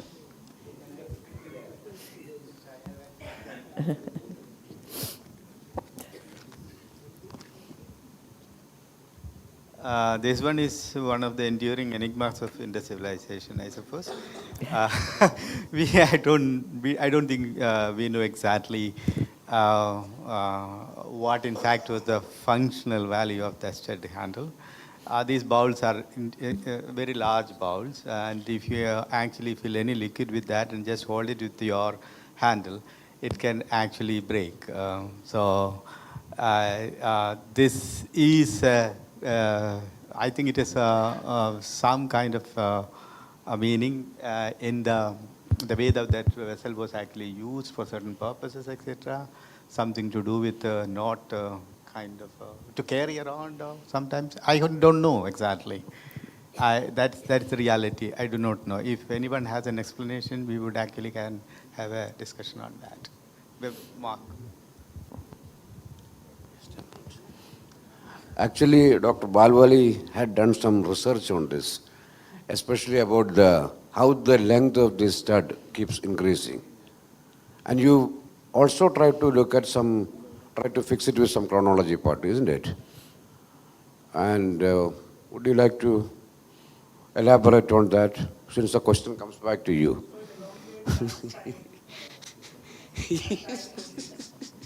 Yes, please. Yeah. So another point that I wanted to make was you have decorations inside all of these. So you have those diamonds which are there for the micaceous red wares. Similarly, you have painted decorations within the black and red wares. And except, I suppose, I don't remember for Sorat Harappan, do you have decorations inside for the Sorat Harappan? Yes. You have those lines, I suppose. Yeah. So do you think it's something... multiple lines make decorations. Actually, see, what do you call as decoration? Line, dot, or anything of that sort. That is a decoration. Correct. So you have it inside as well as outside. Yeah, it's just a question that, were you putting something warm inside? Would that disturb the paint, or was it something cold? That is a very wild kind of... Yeah. I can't answer that, actually. What was it? Yes, Kalyan. Do you want to say something? I don't know. Kalyan said. Add anything. I suppose it is basically a decorative feature you actually come across by putting any hot liquid in that. I don't think the lines would actually disturb. You do actually come across, paintings inside, especially in the case of bowls in Sorat Harappan. Not as much as you come across outside, but you have a considerable number of bowls having paintings, especially lines, vertical, horizontal, concentric. Sometimes like plants branching off, kind of, yeah. So it's common. Only in the case of micaceous red where you actually come across the diamonds and then small decorations, and obviously in the case of black and red where it has got a different kind of painting style, yeah, which is not actually been repeated quite extensively on the Sorat Harappan or even in the case of micaceous red ware. I have a question to Dr. Bhuvan Vikram. You were speaking about painted grey ware, and especially during this particular painted grey ware, the definition, I'm a bit confused about that terminology itself, because if you remove that P and if you put it as GW, and you find the same kind of material, actually, especially when you are looking at the painted grey ware ceramics. Associated with that, you have grey wares, very fine grey wares, same kind of thing. Same shape, but no paintings. So would you still like to call it as PGW, or would you like to call it as GW with some of them having paintings? That is my question. This is something like that's why I said stress upon the fabric based. Because we have been, PGW is a very descriptive kind of term. So when we say PGW, now it has like 70, 80 years old name. So we know it is PGW, but when we compare it, the fabric when we see, when we touch it, that fabric, if it is the same, we need to call it painted graveware only. Because 70% of the even PGW pot is plain. So broken pot, you cannot identify whether this is unpainted from the unpainted pot or painted pot. So when we see the pottery, the complete pots, only maximum 30% of the surface is painted. So 70% pottery if I get, so I'm not going to call it graveware. Yeah. Thank you. Now, there is actually the Terai region. I happen to see some of the ceramics from that particular region. I've been working on that. I came across two types of gravewares there. One, the same kind of thing that you are describing about the PGW, all the features with the softer ones and all those things. But those softer ones not necessarily having decorations always. It doesn't have. And I have got full vessel without any painting on it. But I call it as PGW. And because there should be a distinctive, it doesn't have a P there, but it is the same family. Yeah, the fabric-wise, it has to be, fabric has to be the key for calling it painted graveware, because now changing the name from painted graveware to graveware with black painting is different. But you also mentioned that painted graveware culture, do you want to assign or make a culture out of ceramics, just pottery? Do you want to make culture just out of pottery? You said painted graveware culture. Yes, I am not here. I don't buy it, but because the trend of naming a culture on the basis of pottery is a wrong way of identifying a culture. But OCP, PGW, and NBP, three different things have been identified as three different cultures. So the associated material found with it, along with it. That's why I showed some of the slides, although I did not talk about that. But when we see painted graveware, we see certain other elements also to call it a culture. So like the beads, those are identifying signature beads of the painted graveware, bipyramidal, truncated bipyramids. Those are, if we find that, because carnelian is available, but not all carnelian shapes are PGW shapes.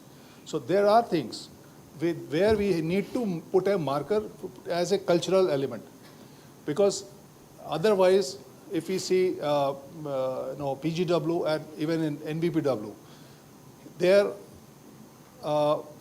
the other cultural paraphernalia is different in certain things, not all things. All right. Oops, sorry. Thank you. Thank you very much.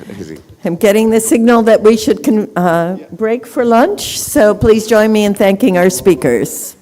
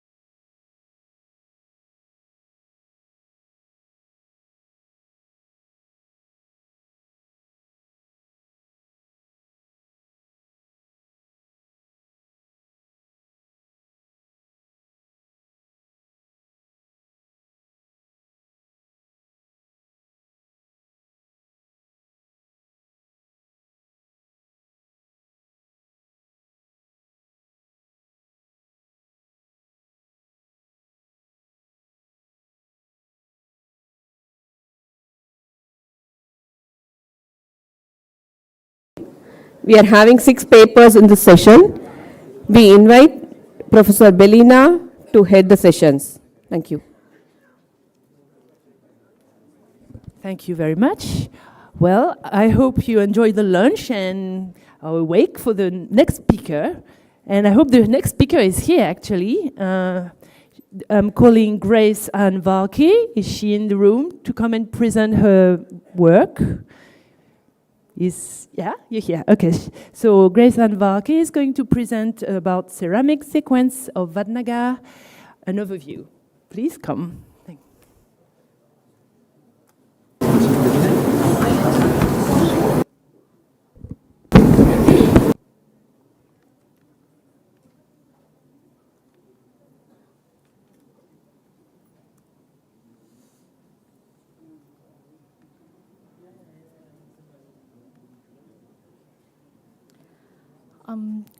Respected dignitaries, eminent professors, dear colleagues and my friends, I take this opportunity to thank State Archaeology Department and also Alok sir for giving this opportunity.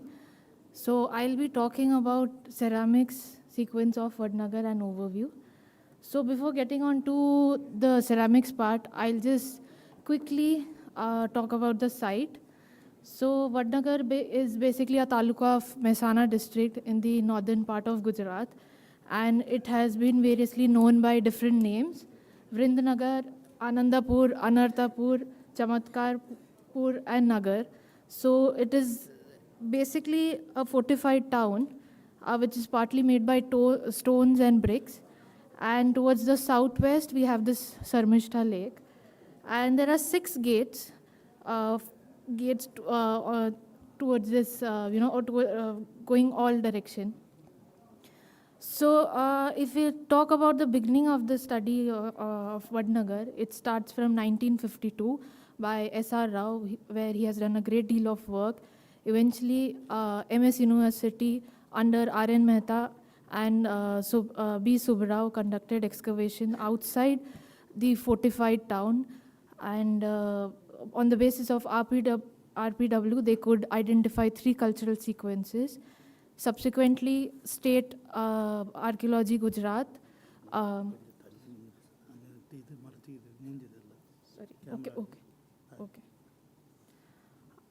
So under Y.S. Rawat, he from 2006 to 12, he conducted excavations in order to understand the historicity of the town and also the town planning and also the Buddhist remains, and also to put Vadnagar on the ancient trade map of Gujarat and western region.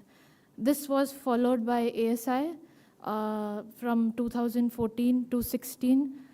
Dr. Madhulika Samant also conducted excavations outside the fortified town.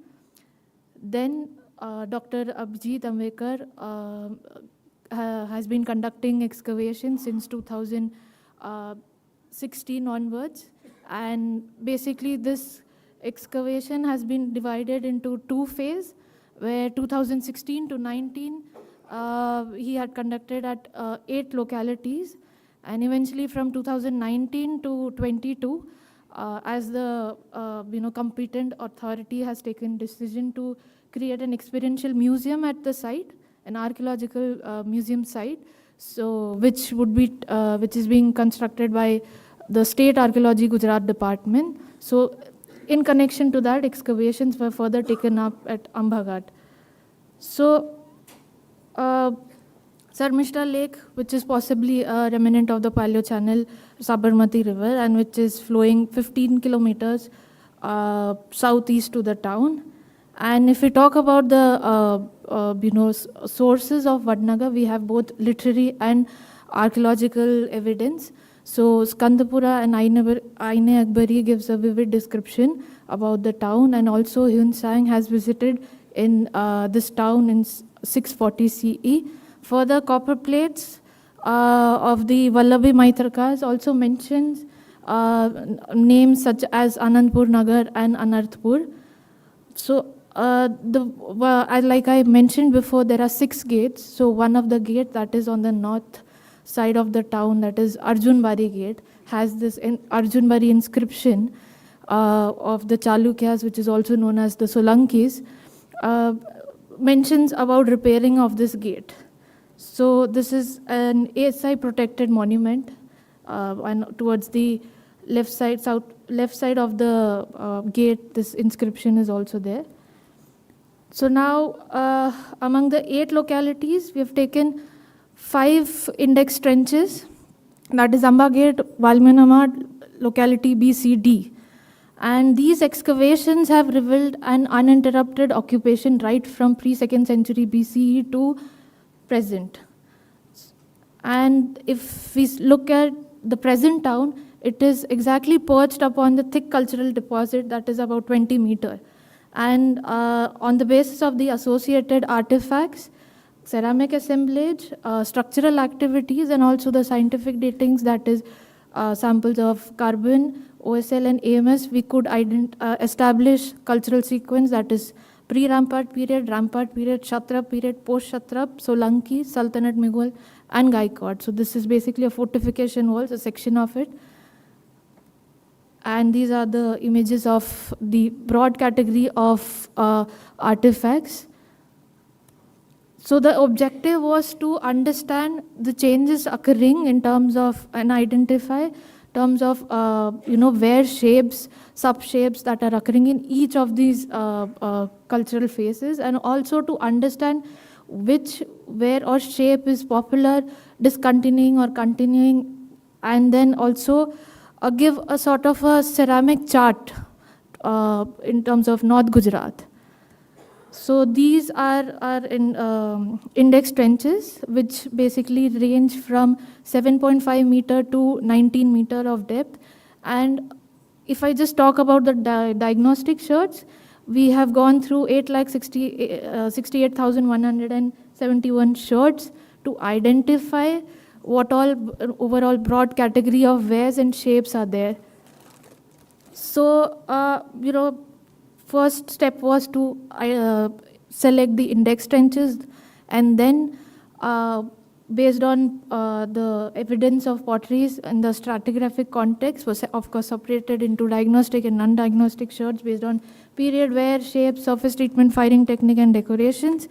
And then once this typological study was undertaken, quantification method were also adopted in the form of seriation method and also quantification of wear to give a justification as to whatever changes that an observation we could identify through typological study. This sort of gave an authenticity to it, and eventually we could create a ceramic chronology chart. However, there is limitation to this site. We are dealing in lakhs because it's a huge deposit site, so there's always a room for human error in terms of sampling collection right from the site to pottery yard, and also while conducting analysis. And also I could observe that towards the lower period, the area of the size decreased due to structural activities or human activities, and also there's an issue of water logging. So we could not find much of sherds in the lower levels. However, we have reported and identified an overall broad categories of sherds and wares. So on the account of quality of clay, shapes, subshapes, surface treatment, manufacturing technique, firing technique, we could classify into 17 types of wares. That is red ware, red slip ware, grey ware, black burnish ware, black and red ware, fine red slip ware, rang mahal type, mica wash red ware, RPW. Again, the classical one is what we only a single specimen is what we could achieve in the Kshatrap period. However, we do find imitations of it. And then NBPW, again the degenerated ones, not the classical one. Black slipware, chocolate slipware, kaolin ware, celadon ware, torpedo jars, turquoise blue glazeware, and glazeware, and where monochromes and polychromes we can identify. In terms of decorations, There are stamped, incised, applique, on which stamped and impressed are there, graffiti, cutware, painted, monochrome, polychrome, bichrome, and then bi-medium. So now if I go period-wise, from the lower level if I start, so we have, like I previously mentioned, these deep cuttings are confined to limited area and the practical problems such as waterlogging. So that really resulted in uncovering inadequate shirts. However, we could find red slipware and black and red wares. And then in terms of shape, we have globular pots, bowl, storage jars, and lid. And when we talk about black and red ware, they are very powdery and coarse in quality. They're not of very fine quality. But if we talk about their shapes, they continue in they also continue in the succeeding periods. Overall, if we observe, we have simple outgoing and outturned rounded rims. So these are some the characteristic features of this period, where particularly this bowl having flaring sides with a vertical or rounded or tapering rim is one of the characteristic features. And these black and red wares, which are very coarse and gritty in nature, are also the characteristic feature, which also continues in rampart period. Again, if we see, most of the things are continuing, but we see in terms of decoration, you see ridges and incised decorations coming up. And comparatively, black and red ware, the quantity increases. Again, these are the characteristic features and shapes of this period.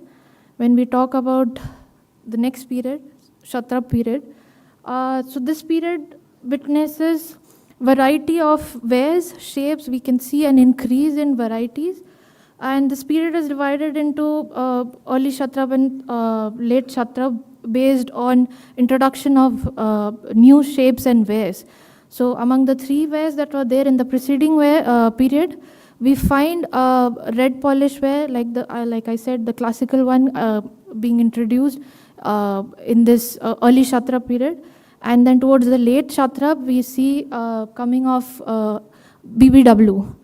And new shapes also come into picture, with dish lid with a knob, spouted vessels, and this ink pot sort of lid or knob lid, they start becoming prominent. And then in the previous periods, only in terms of surface treatment, slip were more sort of in fashion, but then out here, burnishing and polish are being introduced.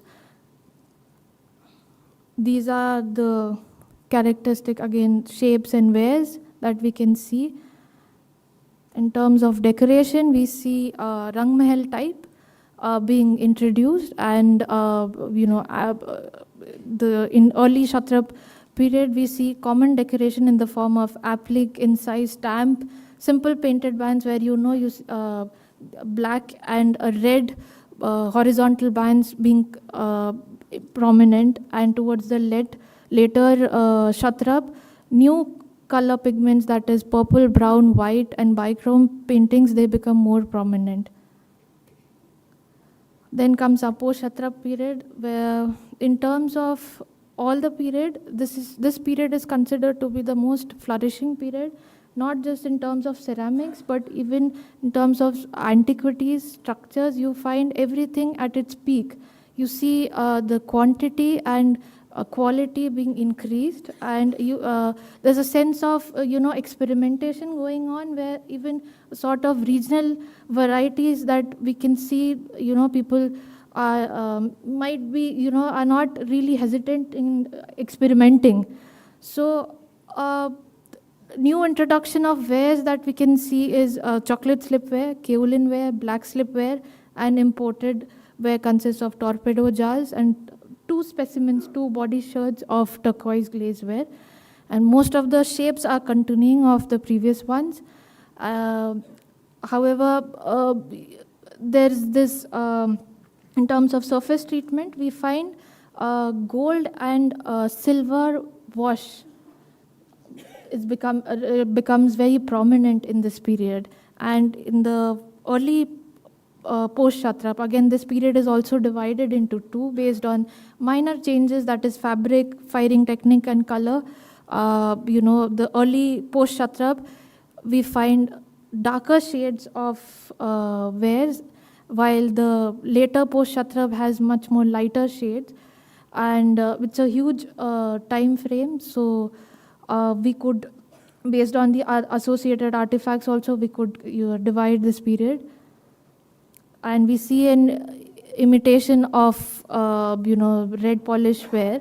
Basically, this is a red slipware sprinkler, which is prominent. And also, we find sprinklers being introduced in kaolin ware and other than the red polish ware. These are again the shirts and wares that are prominent. The characteristic features again, like I mentioned, are the gold and silver, mica wash that is there, and also this V-shaped bowls. They start increasing, and eventually in the succeeding period they become very prominent. And the spouts also, the length. There are decorations and stamps, paintings on the spouts that one can really see. And then in terms of decoration, there is towards the early post-Kshatrap, there is the Rang Mahal type continues to be dominant. However, color scheme in terms of brown painting on white background and on buff background, they also continue. And incised, applique, and stamp, they also are in equal quantity as of the painting varieties. And towards the late post-Kshatrap, we see a decrease in Rang Mahal type. There's a gradual decrease, and then however, bichrome takes over, and then continuation of incised and stamp is still available. Now comes the Solanki period. So in this period, there's introduction of grey ware, fine slipware. When I say fine slipware, if one actually looks at it at first glance, one can actually mistake it with RPW, but just by looking at the surface treatment, it has been polished by burnishing techniques, and you can actually see burnishing marks on the surface. However, it is very fine levigated clay which has been used, and we also find chocolate slipware in thin section and mica wash redware.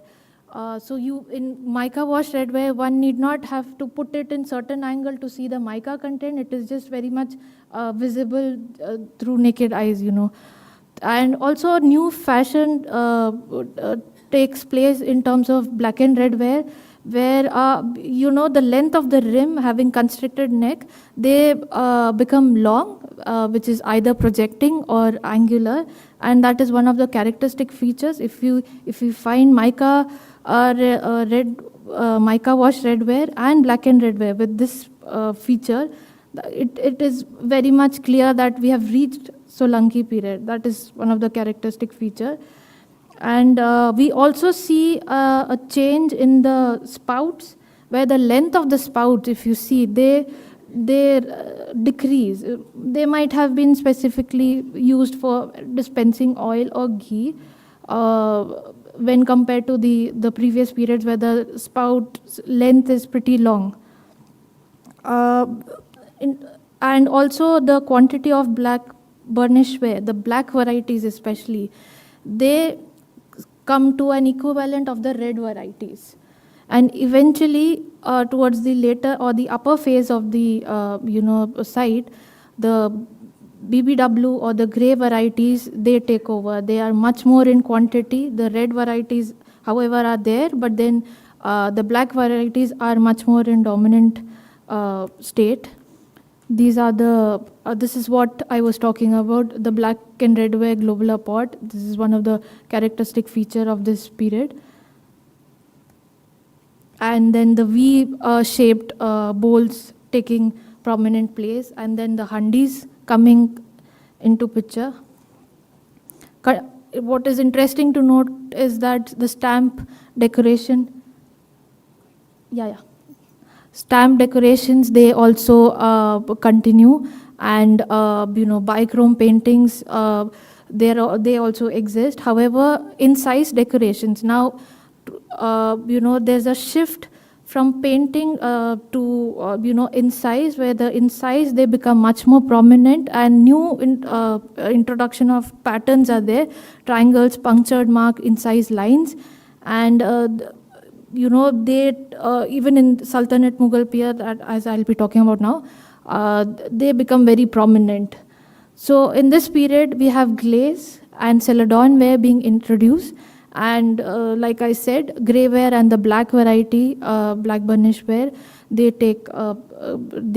oversee pass the red varieties, and also the lota shape and handi shape, they become very popular and prominent in this picture. And carenation also becomes one of the characteristic feature of this period. The patterns are rather limited, and we can see a sense of casual approach coming up, because having incise decoration is much more easier over painting. So these are the and like I said, I've already mentioned, because adopting this incise decoration is much more affordable, simpler, and resource efficient, so which requires more of a less energy and manpower. So these are our monochrome and polychrome glaze wares. And then our final last period, that is Gaikwad period, again we see a decrease in the quality and quantity. Not much varieties are there. However, the lota and handi shapes, they take prominent place in this period. And these are some of the characteristic shapes and wares of this period. Now in terms of quantification, seriation method was applied. Seriation is nothing but where the established types and subtypes were measured as per their presence and absence in each layers. So what you see are, towards the left column are our periods, and 1.1 to 1.32 are our subtypes, and you see the quantity variation that you can see, which has been explained, which type or wares and shapes are prominent, limited to that period, or most commonly used. So overall, we could establish around 1800 types. So I am not going into detail about it because this session will not be enough. But and then I'll just be quickly talking about the quantity analysis of the wares, through which we could identify what sort of wares were popular in each period and what are increasing. As we can see, in the initial periods, there were just 3 periods. Black and red were taking an increase. And then towards the late Shaptrap, there's introduction to black burnish ware. And then the where types of wares are increasing, eventually again decreasing. So overall, morphologically, to understand the changes or the data at a glance, an attempt has been made to organize and summarize in a pictorial tabular form, where if this table is an example of globular red ware globular pot, what you see on the left column side are our periods, and the globular pot has been further divided up as per the size of the neck: small, medium, long, medium, small, and constricted. So we can actually at a glance can see what and all type of wares shapes are occurring in all these 7 periods. Similarly, for all the wares and shapes have been made, and if you can see, black burnish ware occurring from late Kshatrap, and then the incise pattern which I mentioned, taking place in the lower level, there's dominance of that. And in black and red were continuing from pre-Rampart and ending in Solanki. Grey ware globular pot, just 1 minute. These are our bowls, lids, and types of lids, basins, and as you can see, the types and variations in spouts. As I mentioned that, the length of the spouts also are also changing. We can see in this base, storage jars, and the other sprinklers and, torpedo jars. And overall, if we see, this is just a summary, put it in the tabular form is what I have explained. Thank you very much.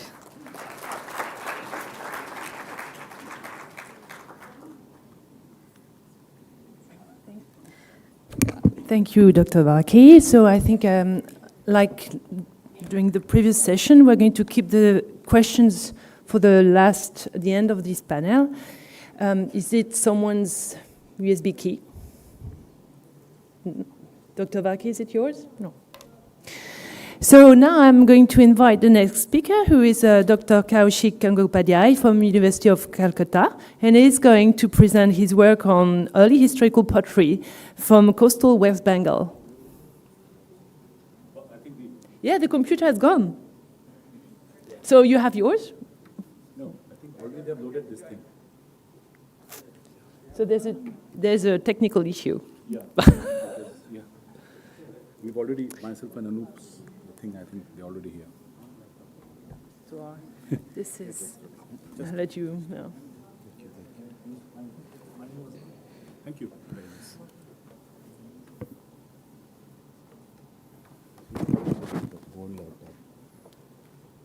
Sorry for the delay. I'll be starting after this technical thing is taken care of. Thank you, Berenice, for introducing. Yes.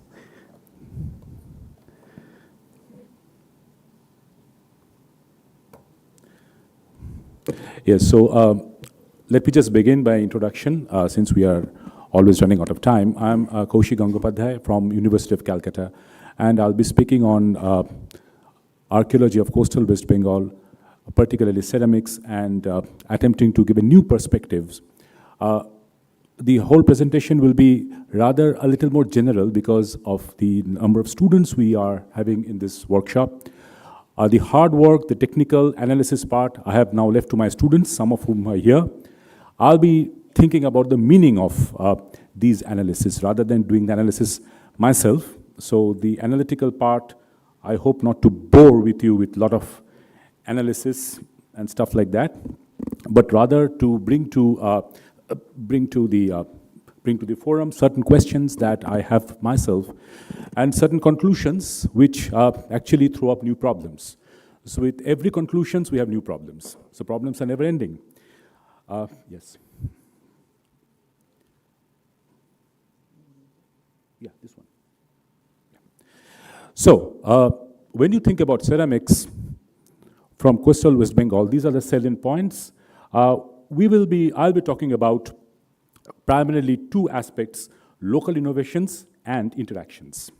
The chronology of the ceramics, which I'll be talking about, are largely restricted to what we call the early historic period. That's between 3rd century BC and 3rd century CE. But I will also try to look at the changes that has taken place from the proto-historic period onwards. And the geographical scope is limited within coastal West Bengal, but to contextualize this area, I will also be addressing the larger Indian Ocean region. Well, just to introduce you to the state of West Bengal, and you can see on the left-hand side, there is this physiography. And by looking at it, you can see that much of what is now West Bengal is part of a large delta, the delta of the Ganges. And on the right-hand side, you see the drainage system. So we have the rivers coming from the upland region and draining into the Bay of Bengal. So much of the land that we look at in West Bengal and also Bangladesh is basically made up of clay, alluvium. So we are talking about pottery. So I would like to think about clay as an agency in itself. What do you do to the clay? Does the clay talk back to you? How does a potter think about a clay? Does he think about it like an archaeologist, or does the potter think about a clay in a different way? Can we discover the potter behind the pottery which was made? So, Dr. Alok Kanungo told us about the knowledge givers. So I think from that perspective, it's important not only to think only from the archaeologist's point of view, but also from the point of view of clay as an agent in itself and how the potter has interacted with the clay. Now, I have chosen 3 sites. One is known as Tamluk, better known as Tamralipti. It has been mentioned as an important port in many ancient Indian as well as foreign literature. From this site, I have studied pottery, not excavated by me, but the pottery which was excavated by the Archaeological Survey of India and which I managed to get hold of and study. The second site is being excavated by me. It's again Bahiri. It's again an early historic site. The third one is called Erenda. It's the first protohistoric site. I am not using the word Chalcolithic or Ferro-Chalcolithic. I'm just calling it protohistoric. And it's the first protohistoric sites, dated protohistoric sites from coastal West Bengal, because as we will see, so this is the map of the region where I'm working, and you can see that my sites are located on the estuaries here, where we have a lot of clay, yes, but as you move more towards the coast, you find more and more sand. So so intuitively, you expect to get this aspect reflecting on the pottery, clay versus sand. And coming to Bengal, coastal Bengal, you do not have coarser material. So if you do find coarser material in major parts of this area, it would suggest that they have been brought from somewhere else, because it's just the clay that you're talking about. You don't have the coarser sand in these estuaries. But yes, as you go more towards the coast, you do find dunes from where the potter could have collected sand. So these are some of the dates. It has been published in radiocarbon of the protohistoric site which I excavated. We have accepted the date that goes to about 1000 BC. We do have earlier dates, but I'm being very conservative about the dating. But given the stratigraphy and the pottery chronology, I would rather accept a younger date rather than an older one, which we have received. Now, that's the problem, which I'm not going to discuss here in this workshop now. Now, it is from this phase that we start getting pottery, and this is what has been defined as black and red ware, and in different cultural contexts, in different chronological contexts. Now, here I would like you to remember that I'm using the black and red ware specifically for the pottery which is excavated from the protohistoric context, and largely those were made by using the inverted firing technique, as opposed to, and I borrow the term from Colin Lefranc, the bicolor pottery of the early historic period. And much of the pottery that we see even from protohistoric period in Bengal were not made by the inverted firing technique. So in Tamluk, if you look at the chronology, it's basically the IER, which says it's like period 1, 2, 3, and 4, based on certain appellations, dynastic as well as historical appellations. And I was able to analyze the already excavated pottery from this site, and these are the data that I received from the ASI. So they had kept the pottery according to the depth. So we have from 360 to 160 centimeter is the early historic. I'm not going to talk about the earlier levels. Actually, it goes down to 540, where they are calling it a Chalcolithic phase, or you can say it's a black and red ware pottery where it dominates about 80%. So I'm not going to talk about that phase because I now think it's earlier than early historic. But then coming to the second side, Bahiri, as I told you, that it's situated in the sand dune context. And it was, this is the site area. It's like about a square kilometer in area. And it was explored by us back in 2008. 2013, I started excavating it for the first time. There was a gap of about a couple of years, and then in 2020, from 2020, just before the COVID hit us, I was able to go back again. And after a gap of a year, I've been continuing the excavations. And here, what we have followed is this. We have followed the Harris matrix system because of the disturbed nature of the site. So I think the matrix system works well because here you can actually look at the different contexts and decide about the contexts and analyze the materials, particularly ceramics, from the different contexts, rather than thinking about a layer which obviously has been disturbed, right? We assume that layers have not been disturbed, but the layers have been disturbed, and I think it works well for shallow sites like this with about 2 meters of habitation deposit. The top level of it has been already removed because of agricultural activities. So assuming that the layers are undisturbed is a fallacy. So I think in Indian context, at least in Bengal, I think matrix system works very well. And we are able to get, I haven't published this data, but we are able to get date from the IUSC in Delhi. So it's about 2 to 2154 BP. And these are the contexts from where we have got some secure dates. So we can analyze and put this absolute dating to, apply this absolute dating to our ceramic repertoire. So what are we looking for?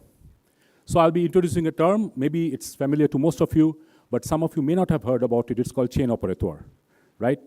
It's a chain of operations. You begin from thinking about the clay, as I said. where do the potter gets the clay from?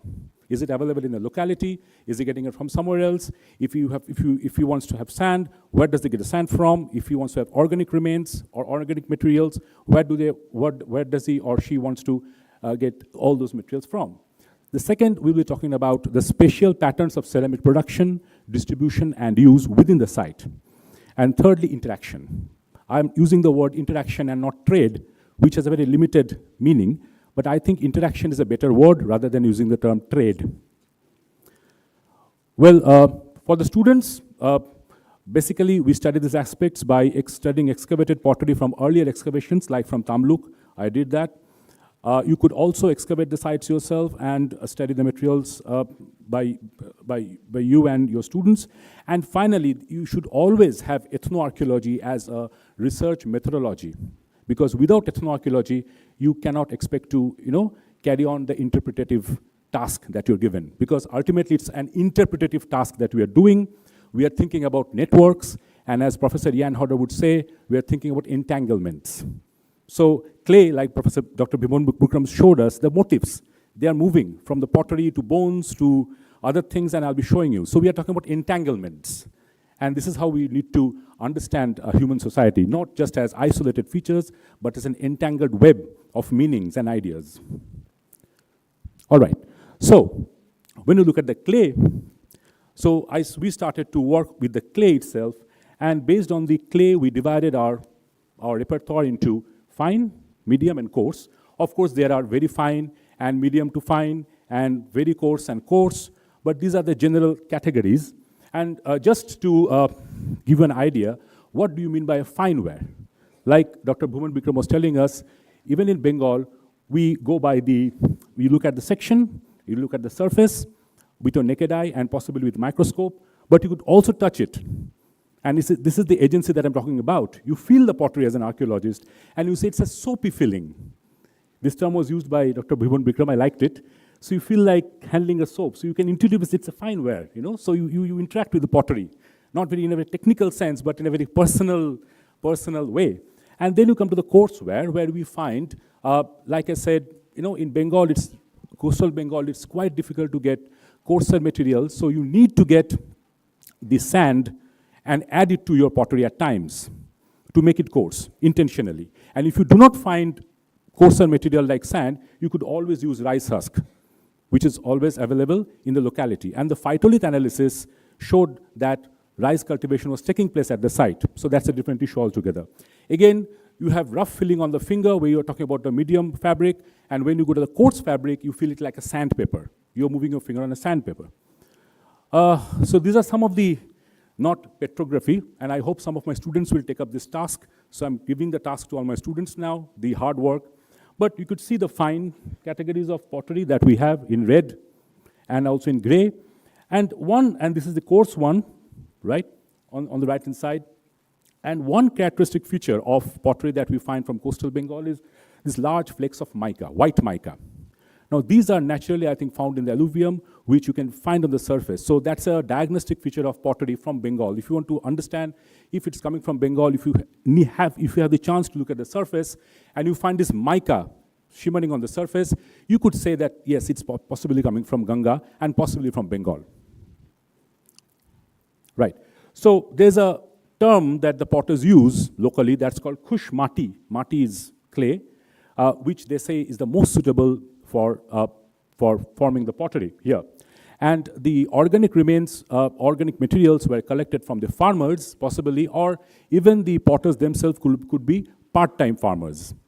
So Carol Kramer has talked about the seasonality of collection of clay, and we also need to think about when do you collect the clay, because after collecting the clay, you need to leave it, you need to get the water off the clay, you need to knead it, you need to process it before you start doing it. So when does it do it? Before monsoon, during monsoon? Remember, we live with flood. In Bengal, we live with flood. So you need to factor those aspects when you think about making pottery. So that's a very important part of chain operateur. For that, you would be needing some workshops. You would be needing some houses. You would be needing some settlements where you could actually keep the clay and waiting for it to really shape up before you start forming it. All right, shaping into forms. So there are the open forms and closed forms. So the open forms are basically dishes, bowls, and basins, right?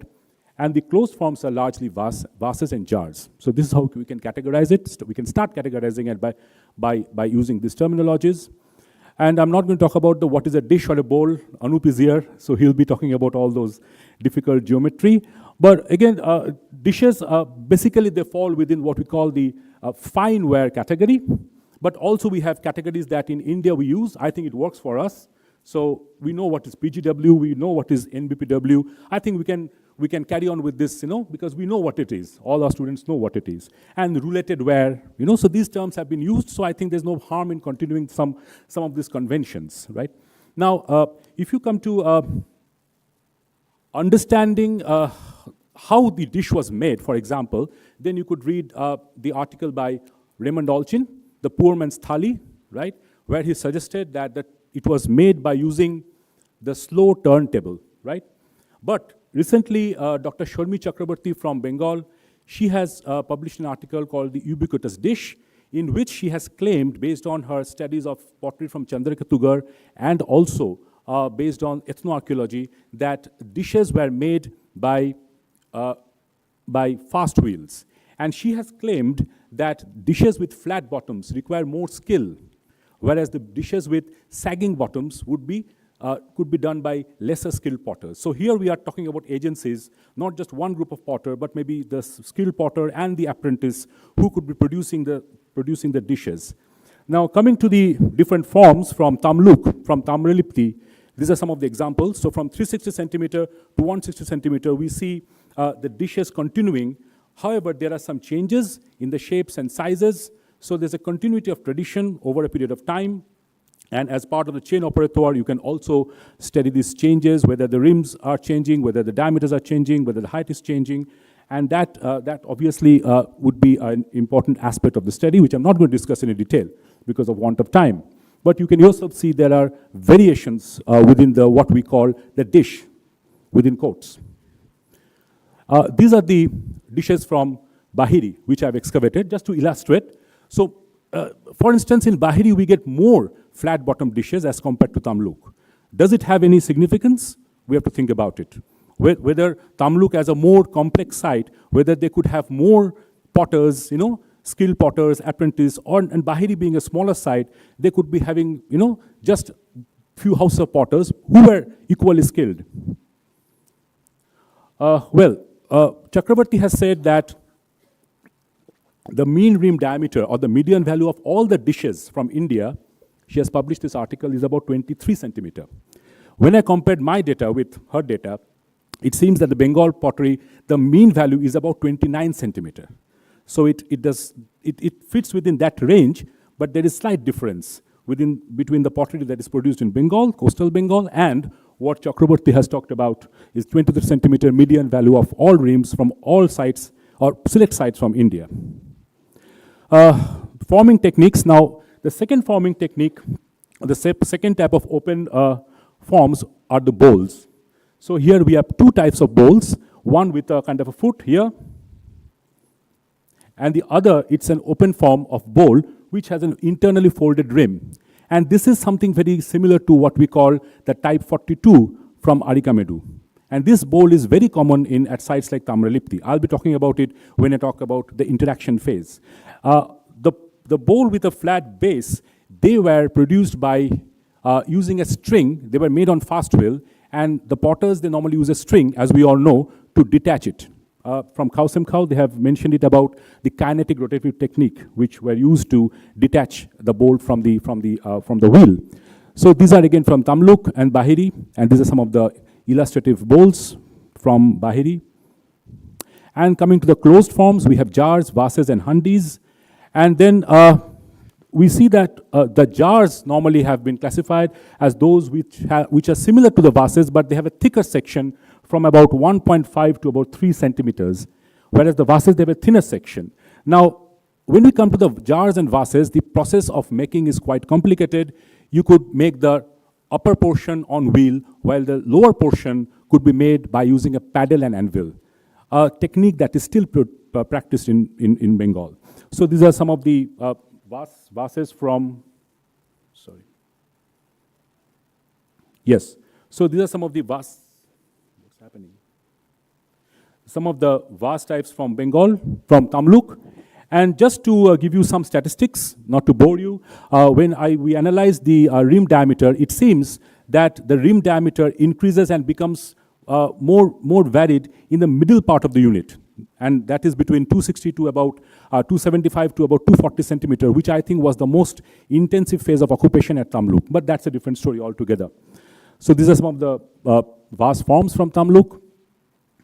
And if you look at the bottom, you get the body shards with this kind of paddle marks. And this technique is even today followed in Bengal as a technique, this paddle and anvil. So the upper part is formed on wheel here. And the lower portion, it is made by using a paddle and anvil. So the upper part is made by the young man, the young potter, and his father. He would sit on the plinth of the hut and would form the base of the pottery. So we are talking about not only gender, but also age. That at what age the potter could do certain things, and at what age he or she wouldn't be able to do that. Surface decorations. So we have pre-firing, we have polish, slip, wash. Then we have stamped, roulette, and decorations with other devices. And as I said, paddle and basket mark designs. Now, when you come to coastal Bengal, we find, unlike many other sites in northern India, that pots like dishes were not actually slipped. We have very little number of shards with slips or polish. The reason being, first, one, the slip could have been destroyed due to the environmental condition. Second, if it's a very dense clay, because you're talking about clay, you actually do not need a slip. So the grayware that we get is something like the painted grayware without a slip. But some of them were given a wash. So we have black wash on gray dishes. So these are some of the rare types from Tamluk, and I think these were all imported from Middle Ganga Valley. They have this typical polish surface. But this is the microscopic view of redware, coarse redware. You can clearly see this is the body, and this is the thick slip which has been applied onto it. Baking the pot. So we talk about the oxidized and the reduced, but our ethnoarchaeological research shows that processes are at times more complex, in the sense that the redware, where all the greywares were initially baked or fired as redware.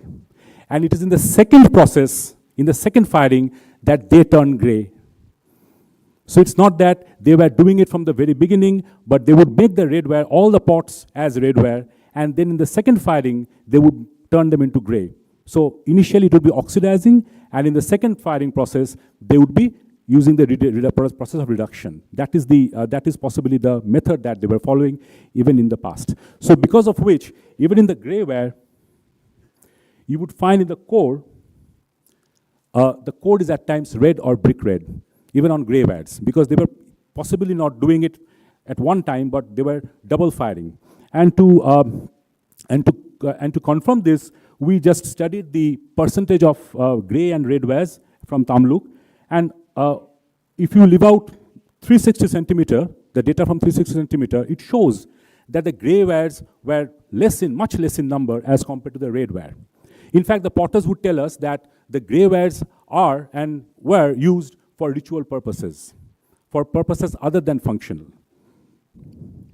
So these are some of the modern day firing processes in the villages. And to reduce the pot, you would just need to block up this perforation, right? That's all you have to do, right? Block up the perforation, the red wares will turn into gray or black. Yeah, and they use normally a specialized kilns, stuff that we have not really found in archaeological excavations because they may have been destroyed. But here also a lot of reuse of pottery can be seen. So much of the pottery that you see may not be. When you categorize pottery into ware, you also need to think about whether they have been reused or whether they have been discarded just after their first time uses, okay? So this is the dish, the complete dish from Tamluk, which is basically very similar to what you find in Arikamedu type 2, right? So there's very close similarity between what we find in Tamil Nadu, particularly at Arikamedu and Alagankulam, and with sites in Bengal. Largely, we have these decorations, we have stamped, and other forms of decorations which should have taken a lot of skills from the potters, right? So it would not be possible for somebody doing it casually, but really thinking about these decorations and then applying it onto the pottery before they were being fired. So these are all pre-firing decorations. Incised, we don't have paintings. Either they are left plain or they're incised and decorated. All right, so from Bahiri, as I said, that the dates that we got of 2nd century BC, they have given us a good data to analyze and study.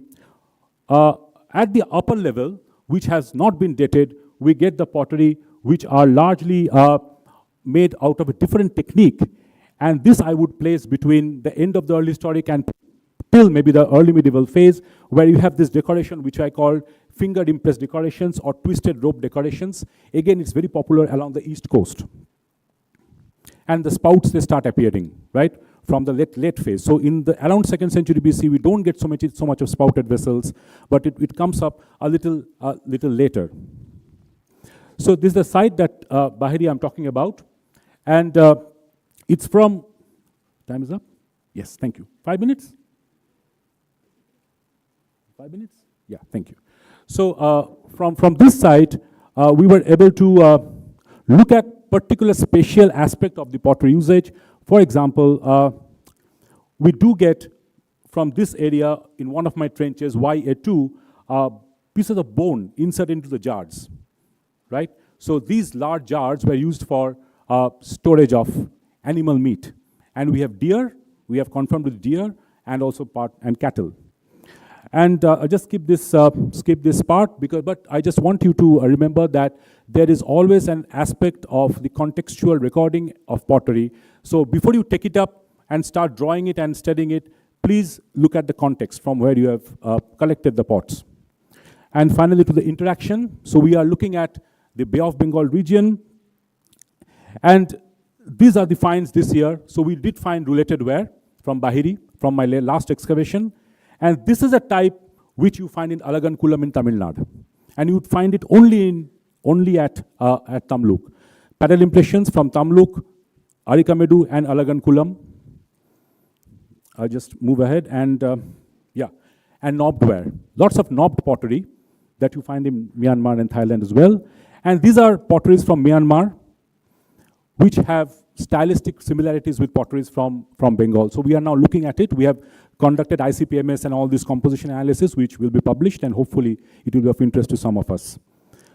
Yes, I'll just skip all this part. Decorations, comparison of decorations from Myanmar and Bengal.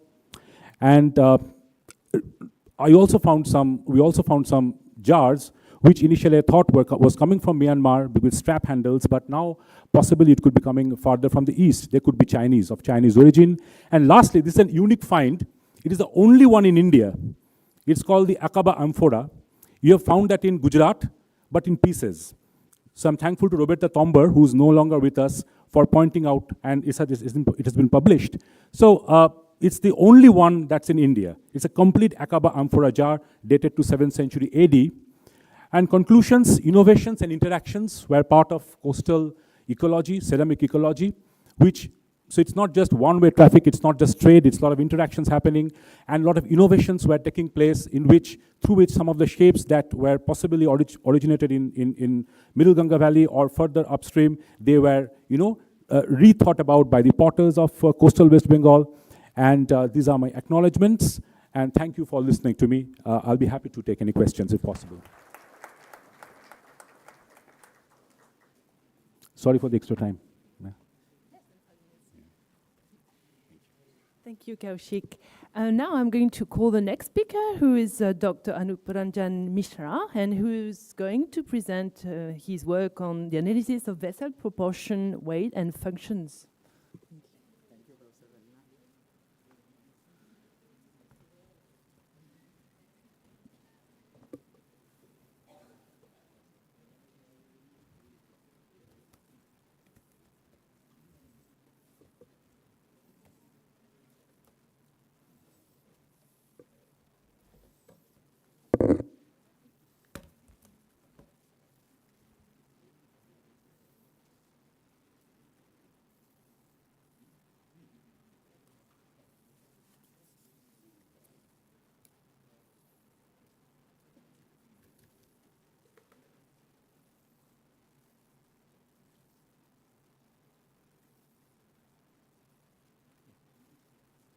Good afternoon, everyone. And after Kaushik's presentation, I will just present my paper, which deals with basal proportion, weight, and function of Chalcolithic and early Iron Age ceramics. Actually, this is a very simple topic, and the whole exercise revolves around some of the basic questions which I always face, and I think most of us we face. And for example, if you suppose just now Dr. Kaushik presented some of the bowls and dishes you have seen, particularly for the students this is. And sometimes I think I get confused whether it is a shallow bowl, or you can call it a dish, or it is a deep dish, or it can be a basin. Some of these questions are always in the mind. And also, why there were so many types of wares we discover in the Chalcolithic and early. Why not 1 or 2 wares? What were the purpose of making n number of some 8 or 10 types of pottery in the Chalcolithic culture? So, basing on all these simple questions, I have just tinkered around my data. I love to do that. I have played with the data and tried to find out how the basal proportion can be utilized to understand various things like typology and technology, and also socioeconomic changes, and also how we can understand different functions of the wares and different composition of functional groups and all. So that is all I base on my today's discussion. And these are some of the assumptions I make before presenting my data. I would like to present this, that this basal proportion and weight are directly related to the function of vessels, and change in vessel proportion weight within an assemblage underlines technological reshuffling, that is improvement or degeneration. Then identical vessel proportions in 2 sets of variables may indicate generic relationship. I will be dealing with Chalcolithic and earlier as ceramics, particularly the bowls. And then I will show you how they are different in the different sets of variables, are how they are different in our analysis. Then identical vessel proportions in 2 sets of variables indicate generic relationship. If they are identical, they are overlapping, how they can be related to each other. And if they are spaced out and there are differences, how they can be different in the different origin they can have. Then every ware was manufactured with specific function. That is why there were n number of wares we discover. Then radical change in composition of functional groups reflects socioeconomic makeover owing to migration, interaction, that is cultural contact, or maybe some natural constraint. So this I keep as my assumptions. And the methodology which I have utilized, the vessel proportion, finding out the ratio of throat, maximum body diameter, internal height, and the weight, calculation of average weight of wares in every layer. Then the function, classification of archaeological vessels into different functional groups. And that is based on the functions of analogous modern day vessels. And there are also various other methods we can employ for identifying the functions. And the functional groups are like dining, cooking, storing, and other purposes. So this is a figure I have shown that how to calculate the different dimensions. So first let us try with discuss the vessel proportion. So as I told you, I have this basic problem. Always I face, if I see in some report somebody has said this is a bowl, I think this could be a dish, and like that. So for that only this exercise I have made to find out exactly how we can understand and what are the ranges of these different types of shapes, and through analyzing their throat diameter, maximum body diameter, and internal height. And this is not the first work of finding out the morphometric analysis, but I'll go a little beyond than what we have seen or so far people have done. And analysis of basal proportion helps in better understanding of ceramic typology. You can understand the typology, the range of different wares and their forms in better way, and their metamorphosis through time and space. Also, you can understand different functional groups, how they are sharing the entire assemblage. Then you have also different ceramic traditions you can understand through this vessel proportion analysis. So in the present paper, I have particularly taken the bowls, and I have tried to identify the proportional ranges of bowls in Chalcolithic as well as early Iron Age cultures. And the main objectives are identifying proportion ranges, structural types of bowls within an assemblage in different assemblages, and nature of changes in proportion range of bowls in an assemblage, and factor behind the change. So these are some of the things I have taken, and the assumption here in vessel proportion analysis is different proportion ranges of bowls present in different ceramic traditions, and bowls with identical or overlapping proportion ranges may have generic relationship. So I have taken two groups, blackened redware and thin redware of Chalcolithic Balathal, and also I have compared them with the blackened redware culture of Upper Ganga Valley, and two sites I have chosen here, Abhaypur and Atranjikheda. And you know the Balathal, where it is located, the Balathal. And here in this region also, in this region, Ganga Valley, I have two more sites. That is Abhaypur I have taken. Oh, sorry.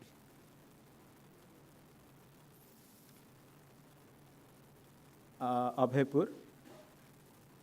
This is the Ramganga River, a major tributary of Ganga, and this is a branch of Ramganga. It's another big river. It's called Dewa River, and we excavated this site, and I have taken that also. So Balathal is very well known, and there are three phases we have identified through ceramics here, and the early phase, transitional, and mature phase. I'll be trying to understand how those bowls are different in these three phases. So this picture was also shown by Professor Ajit Prasad, and this is the blackened redware, everyone knows, and blackened redware is a pottery which continues right from the beginning of Chalcolithic culture at Balathal and continues till the end. So that's why I have chosen this. So some of the figures, you can mark the different shapes and sizes in this. And the statistics. So lots of statistics will come on now. So here, what you see is this coefficient of variation. It means how the variables are spaced out around the mean value. So if they are small, the range is small, then they are very closely related. And if they are spaced out, then the range will be more in this. So here you can see the different phases. Three phases are there, and this is the ratio of throat to internal height and body diameter to internal height. So you have the values here in phase A, B, and C. This is early, and this is transitional, and this is mature phase. So you can see from early phase to late phase, it increases, means they are little bit spaced out. So by that, then I have plotted them, the mean value of the ratios, and in different phases. So you can see A1, A2, B, C1, C2, and you can see the changes in them. Okay, so what I see is when I look at the throat to maximum body diameter, they are almost in and around 1, and not much change I see. But these two, throat to internal height and maximum body diameter to internal height, they have been adjusted very in every phase. So these two things I have picked up to further analysis. So here I have plotted again them and the medium maximum body diameter and throat to internal height. And you see that initially they are here, this point, and the bowls are bigger, and they become still bigger here, and gradually they become smaller and narrower in the C2. We'll go to the further analysis. So what does it mean? When I say throat to internal height ratio and maximum body diameter to internal height ratio, what do they mean? The throat to internal height, if they are more, indicates shallow and wide mouth bowls. And less value stands for deep and narrow mouth values. And when I talk about maximum body diameter and internal height ratio, the more value stands for shallow bowls and less value denotes deep bowls. So again, in combination with each other, they will represent structural types. Structural types, like two types of structural types we have, dependent, restricted, and unrestricted. Unrestricted bowls are open mouth, and when you talk about dependent restricted bowls, they will be little bit closed inside. The mouth will be closed and the maximum body diameter will be more.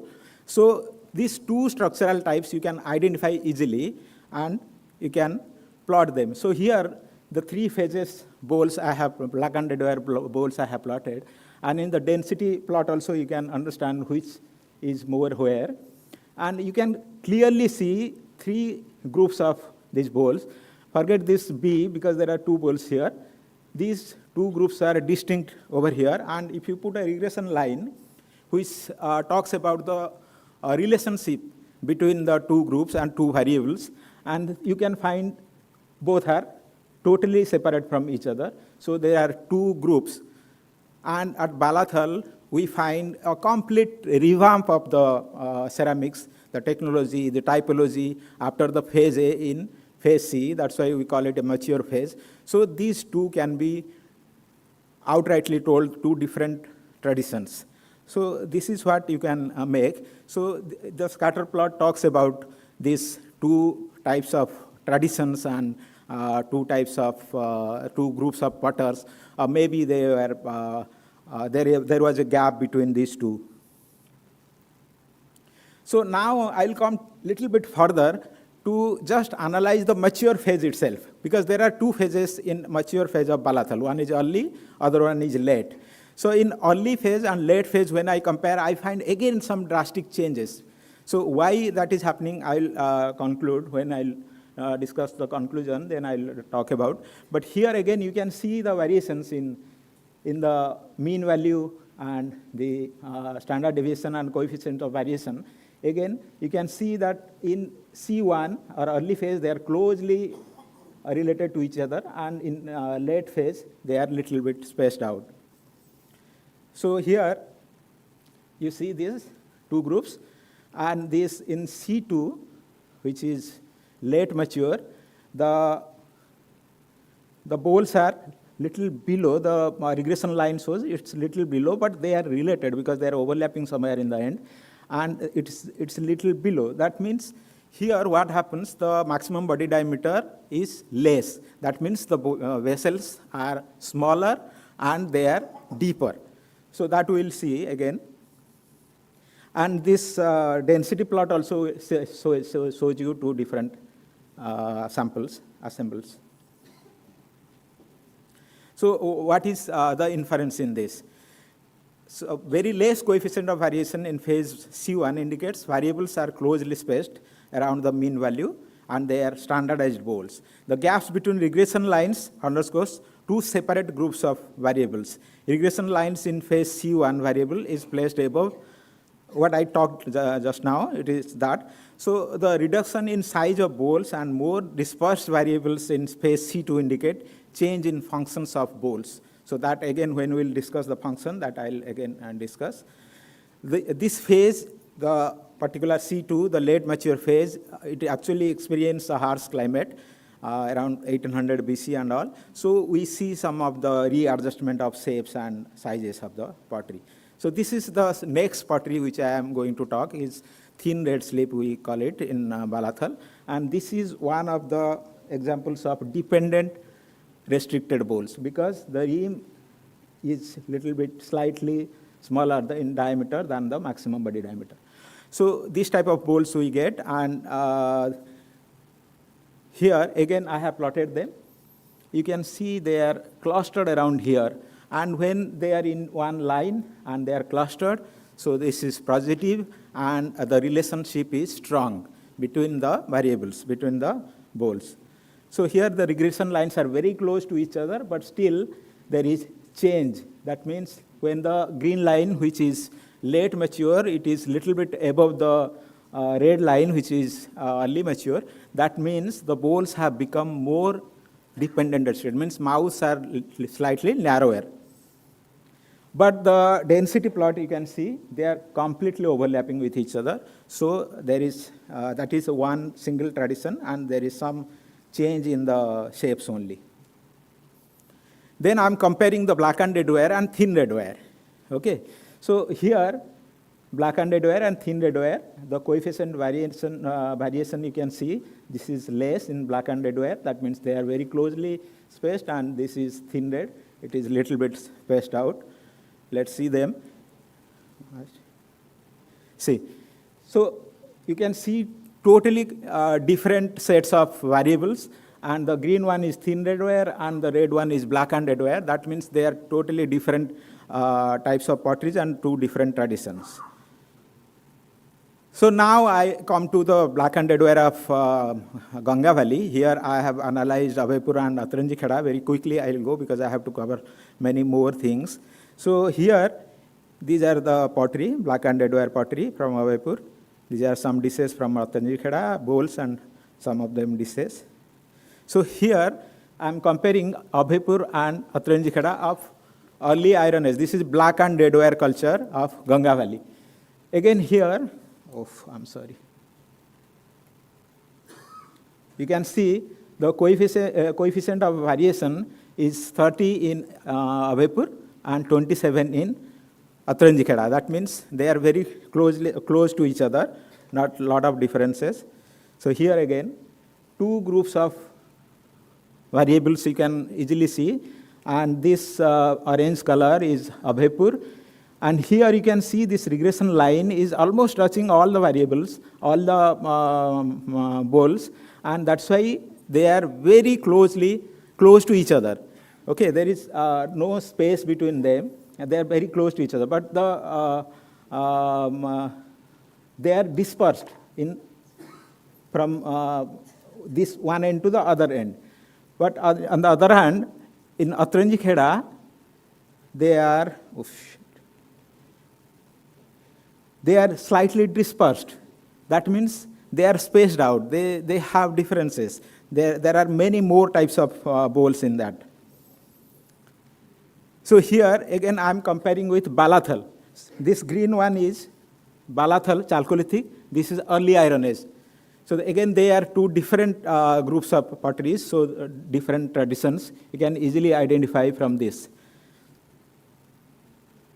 This is, this is again, Atranji Kheda and Balathal. The same thing, what you saw in the Abhaipur, you can see the same thing, two different groups you can see. So this is three of them, okay? The regression, with regression lines. So three of them, you can identify three groups of them. So they are different traditions. In Chalcolithic, they occupy a different space in a scattergram, and in early Iron Age, they also occupy some different spaces. And these density plots can also tell you this side or that side. Then coming to the weight, time, and space. See, most of us, we weigh our ceramics when we excavate out. But what we do after that? We don't do anything. We just leave that. But I just wanted to, out of curiosity, what happens to this if I have taken weight, so much of exercise I have done. So let us do something further analysis.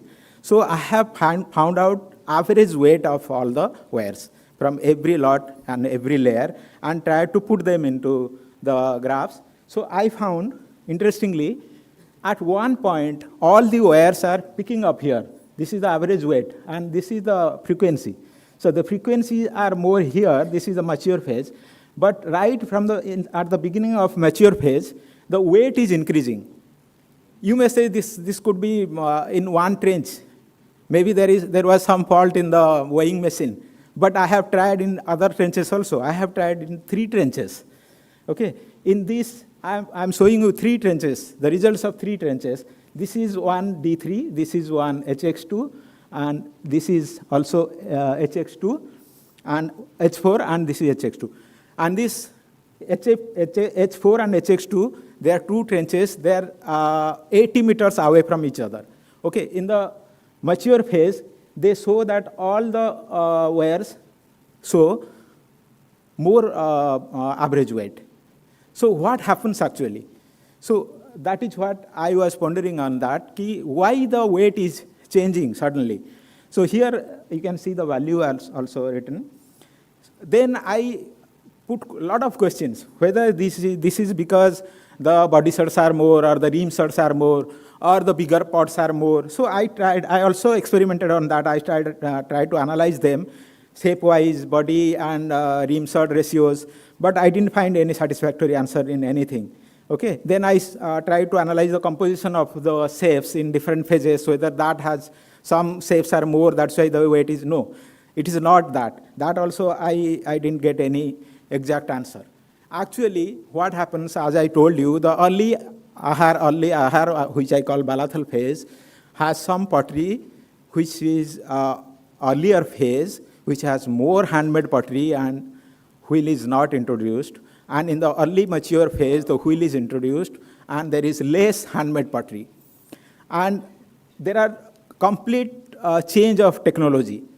You can see, I'll show you some of the figures. You can understand the entire gamut of ceramics in early phase and in mature phase, they are totally different. So there is a total change in ceramics, in ceramic manufacturing technology.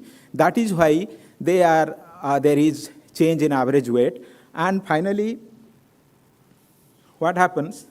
Oh, why did I go?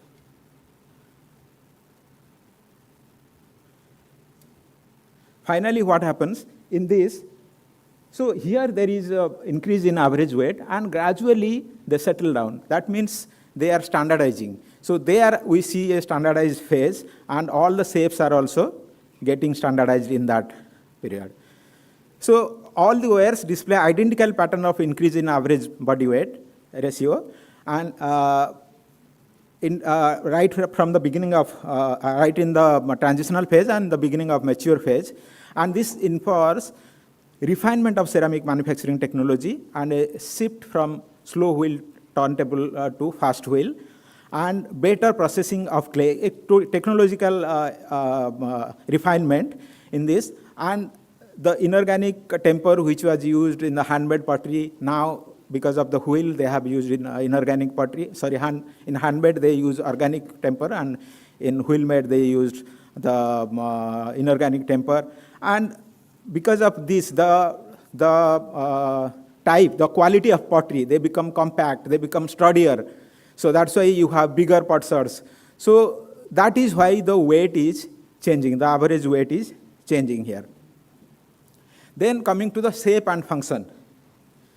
So here I have tried to understand why there are several wares in a culture and what were the functions of each ware and what were the functional groups and what can we deduce from analyzing them if the functional groups, the ratio of functional groups, the ratio of vessels change. So that is what I'm trying to understand here.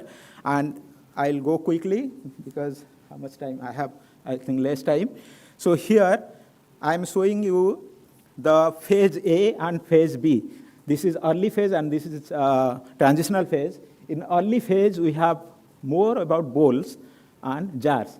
But in transitional phase, again, they vary and some more pots like dishes, basins, jar pots, handies, pans, they come up. Then ware-wise, I have tried to understand why several wares were there. The thin red ware, there are bowls and some other pots. Then black and red ware, more bowls and some other pots. Okay, so this could be dining and some other. So that's how I have tried to understand understand the function of different wares. So this is, I have tried in all the wares, what could be the functions of the wares, even in tan red ware, gray ware, thick red slipped ware, everywhere. So in composition, you can see, this is early mature.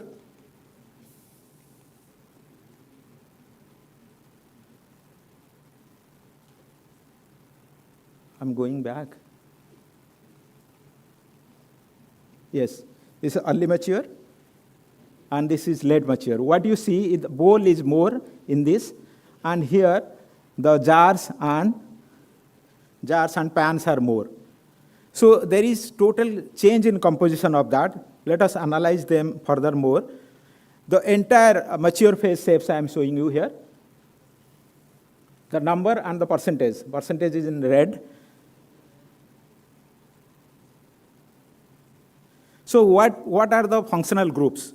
I have categorized them into 4 types: dining, cooking, storing, and other. Okay.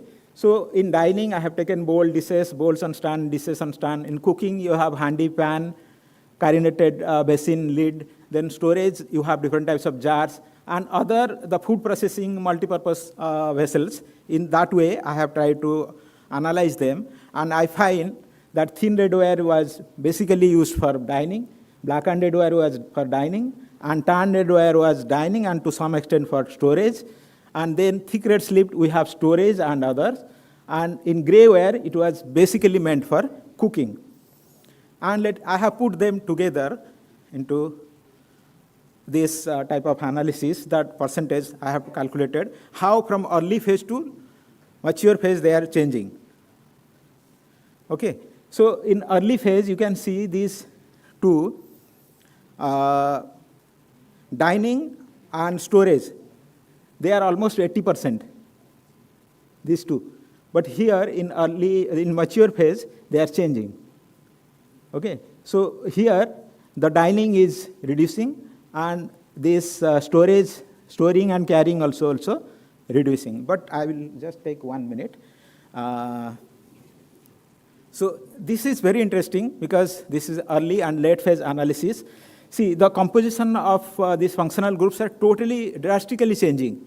See, this is extremely interesting and important here. See, people are going for selective production because there is a harsh climate and the functional groups show exactly the same.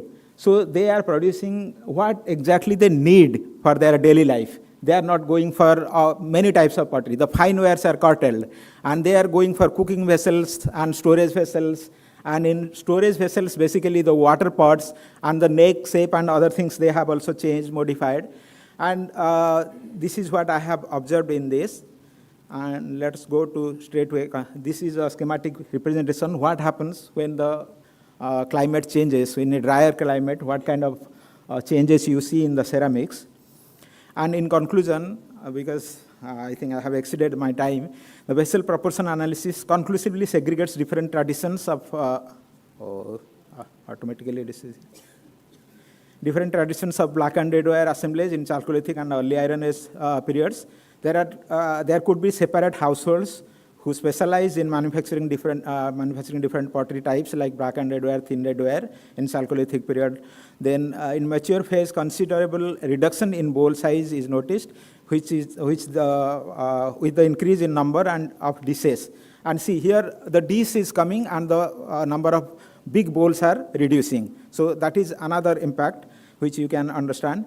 Then changes of vessel proportion underlines amendment in manufacturing technology and also food habits of the people. The increase of average weight in the beginning of early mature phase endorses transformation of ceramic manufacturing technology, which is deduced from the average weight increase. Then this also underlines two different ceramic traditions in phase A and C at Balathal, with introduction of new types like thin red and tan ware, and all overall change in the entire gamut of ceramic repertoire. The study of functional groups demonstrates changing patterns of food habits of people in conjunction with technological and economic amendments in different phases. So this is early phase ceramics, and this is mature phase ceramics. So a total change you can see in them. Thank you.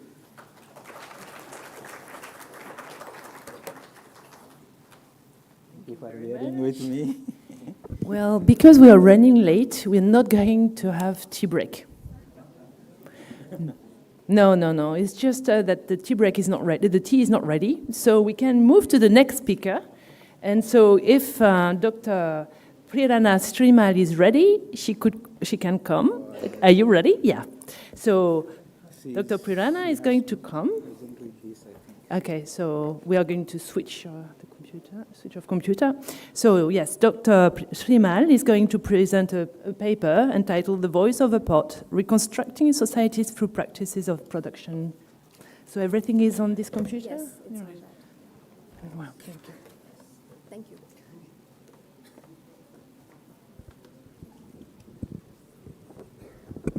I can't promise it, but I'll try to be a little entertaining since we all wanted a tea break and we couldn't get it.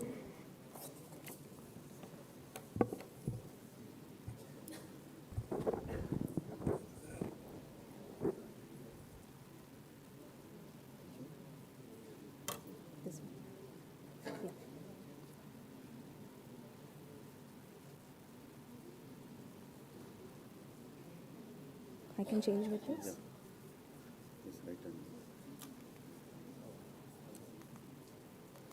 Right, and oh, it's not connected, is it?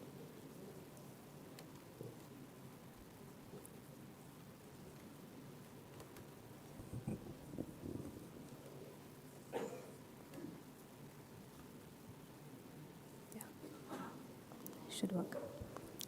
Good evening, everyone. So, Dr. Kaushik's work and Dr. Mishra's work made my work much easier. So there are a lot of things that I thought I have to theorize, but I am going to skip those and maybe talk about my work in greater detail. But to start off, I think I would like to make a little point about why do I name this particular paper Voice of a Pot. Now, the thing is, pot is also an artifact. It does not speak for itself. We do give it a voice. And that's exactly where my theoretical perspective also comes from, that in the ways and in the patterns that we are looking at, recording it, analyzing it, different kinds of questions can be asked. And through those questions, we can reconstruct social relationships and social fabric of the times too. And that's the attempt that I'm going to try and make as part of this work.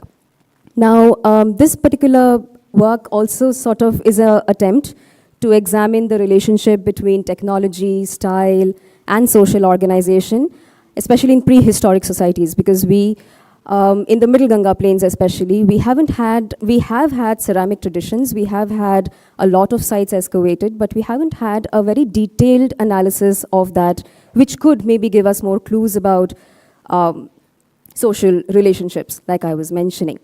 But I also want to start with a note of caution, because I'll probably explain why I'm starting with a note of caution during my presentation a little more, but I think it is very profitable to recognize right at the outset that uncertainty is unavoidable and is sort of permanent, and I will try to look for a theoretical base, but we have to make sure that the nature of evidence is such that we also possibly have to make alterations and limitations and talk about limitations in our own body of work as well. So moving on, I'm going to talk a little about why I think looking at the voice of a pot is so important. One of the reasons being that our perceptions of the Middle Ganga Plains, I think ceramic traditions can add a lot more to it, because one of the largest assemblages that we find in any excavations are ceramics. And if we can give it a little more attention, even if they're not decorated or anything, just the basic ceramics that we find at a site can actually give us a very rich picture. And I also feel that ceramic studies are also very suited to an inquiry where we look at how continuity and change can also be reflected. Because if we question and if we clarify what kind of choices that we are making to produce any artifact, and in this case, a pot, and at what levels, at which form, this framework can also help us what choices at which point become relevant, and what choices at which point do not show up any further as well. And that's exactly why this is something that we must interrogate in greater detail. And by analyzing ceramics, I also feel that it is interesting to see how social relationships are maintained through material culture, like especially production practices, because it's possible to see patterns in technological choices, especially selected for a key number of issues. And if these technological choices show consistency and are reproduced through time within each examined cultural group, then it can be a particular style that we are talking about. And then again, that particular style can give rise to further questions that we can ask the assemblage and by default the society as well. that we are examining. So I'll just talk a little bit about theorizing because before embarking on any full-scale discussion on methodologies or research questions and so on and so forth, I always feel it's good to have a slight discussion on theory to just see exactly where we are putting our work across.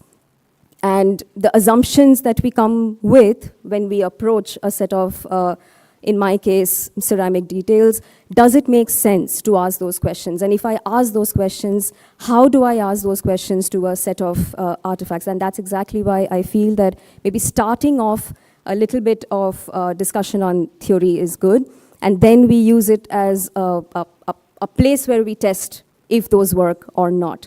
So, of course, I had a lot of, it is a work that took me some time. I mean, of course, it started with reading a lot of other people's work. How have they worked with the technological style? And when I talk about technological style, I am not just referring to looking at it from ceramic production per se, but any kind of technology. How do we situate it? Where do we come from?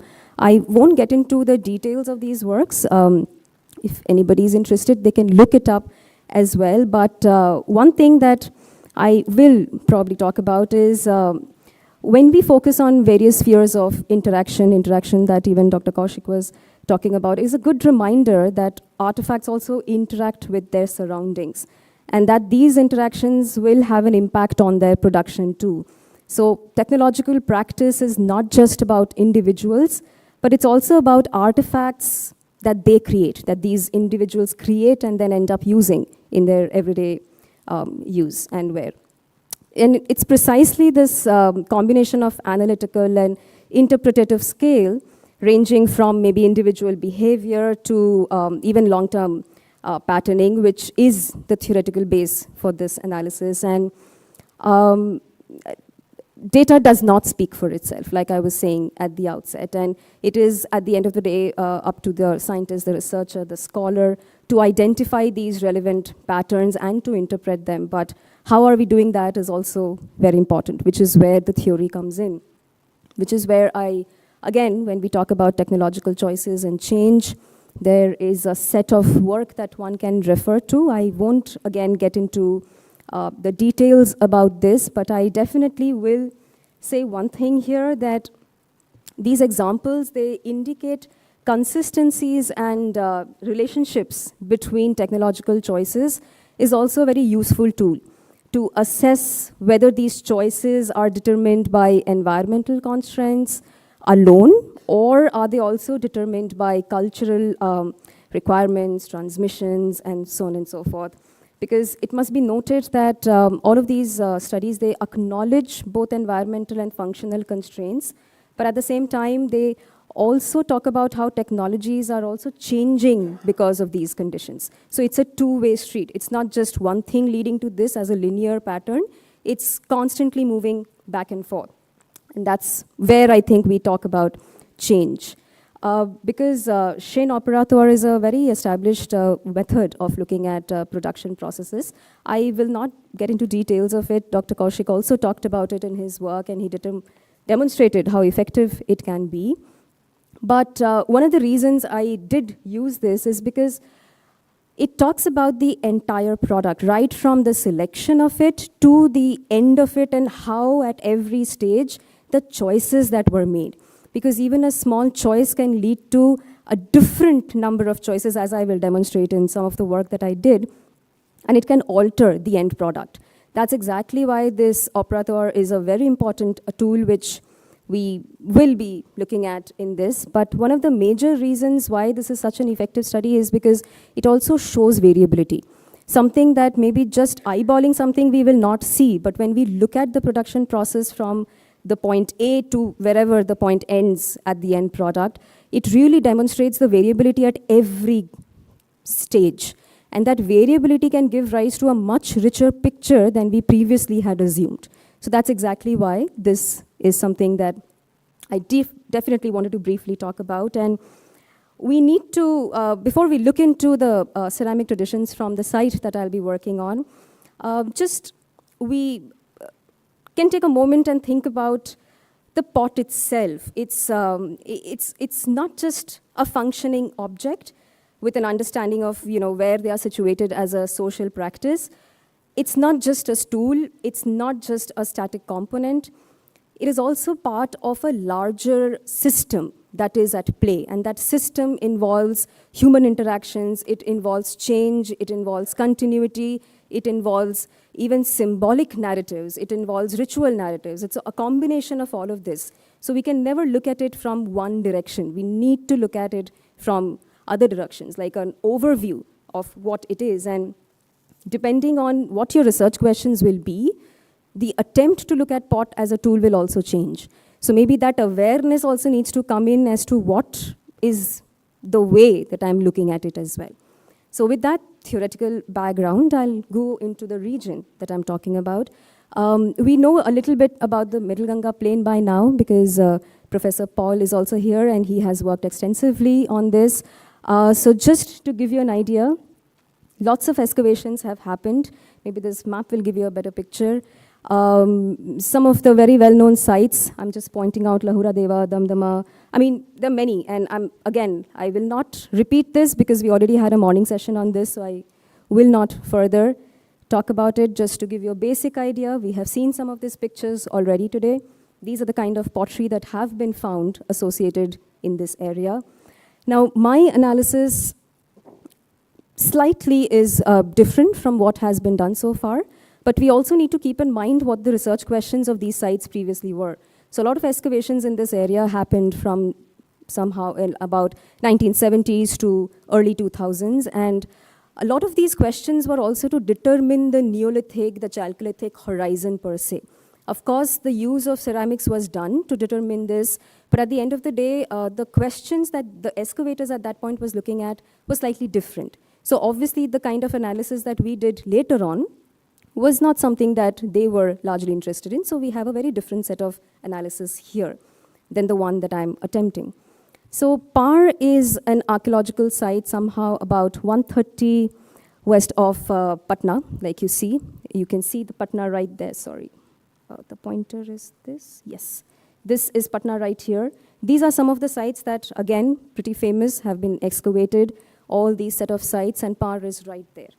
So it's seen to be, the excavators themselves, when they were excavating, seemed to claim that it has the Neolithic horizon at Par is somehow slightly similar to the one in Chirand. But those are questions that I'm not going to be delving much into. That's not my area, that's not what I'm going to be talking about today.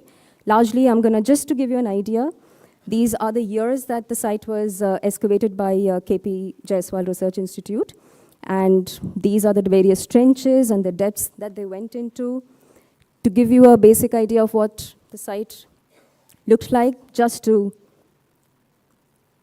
So what I'm going to be talking about is mostly period 1 and 2 pottery. That's the analysis that I'm going to be presenting here today. And these are the various set of attributes that I recorded for each diagnostic sherd. It's a lot of attributes. It took some time to do it, even though when I started out, I didn't think it will take that much time, but it did. So in total, about almost 10,000 sherds, a little less than 10,000 sherds, some about 3,000 from period 1 and about 7,000, 6,500 from period 2. We had sat down to record all those attributes from each of these periods. But before I get into the pottery types and what they are and the attributes, what they mean, I'm just gonna put in one caution here again. At no point this work is trying to demonstrate that I, based on this analysis, can make sweeping statements about the culture in that area, because that is the exact sort of thing that this work will attempt to do, that maybe sweeping statements are sometimes not reflective of the variability that you see in a site. And also at the same time, I did not excavate the site. So obviously when you are not the one excavating, there are certain contextual information that you will end up missing because you were not present. I am looking at the excavator's notes and I'm looking at these pot sherds, but we all must remember that this is where caution comes from. So I will not attempt to make a very generalized statement. I'm simply going to show you what these kind of analysis can bring forth, the variability that it can bring forth. So just to give you an idea what the different sherds, different types from this site particularly looks like, you can take a look at them and different. Now, the reason I'm also showing you, this is a combination from period 1 and 2. I've not divided it here. I'm going to show you the division in a bit. But I'm also trying to show you that there are different types that you would see in period 1. And of course, there's a lot of changes that happens in period 2.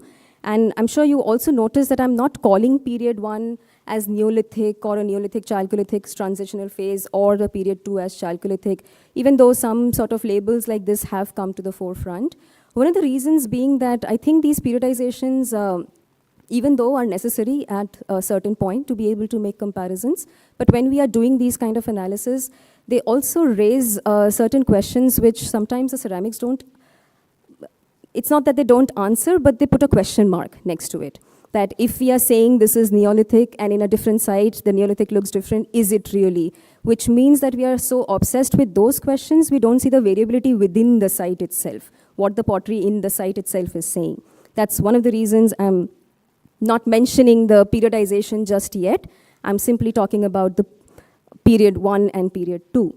So now period 1, these are the distribution that we have. I also have a column on non-diagnostic sherds that we had recorded at that time.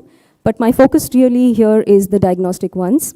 And I'm also giving a percentage right there at the bottom to just show you how they align, what kind of, whether it is a red ware, how much do we have in the assemblage, whether it is a black and red ware, whether it is a black slipped ware. They had that kind as well. So different kinds of ware and how much would they be as part of the entire thing. And these are the basic vessel forms that you will see from period 1. And now there was a category that we created, like when I was doing the analysis, again, inspired by Dr. Mishra's work, we did look at the height and the width of the vessel to determine what kind of forms, what kind of shapes, something that we also attempted to do, which I'll show you for period 2 and also maybe here.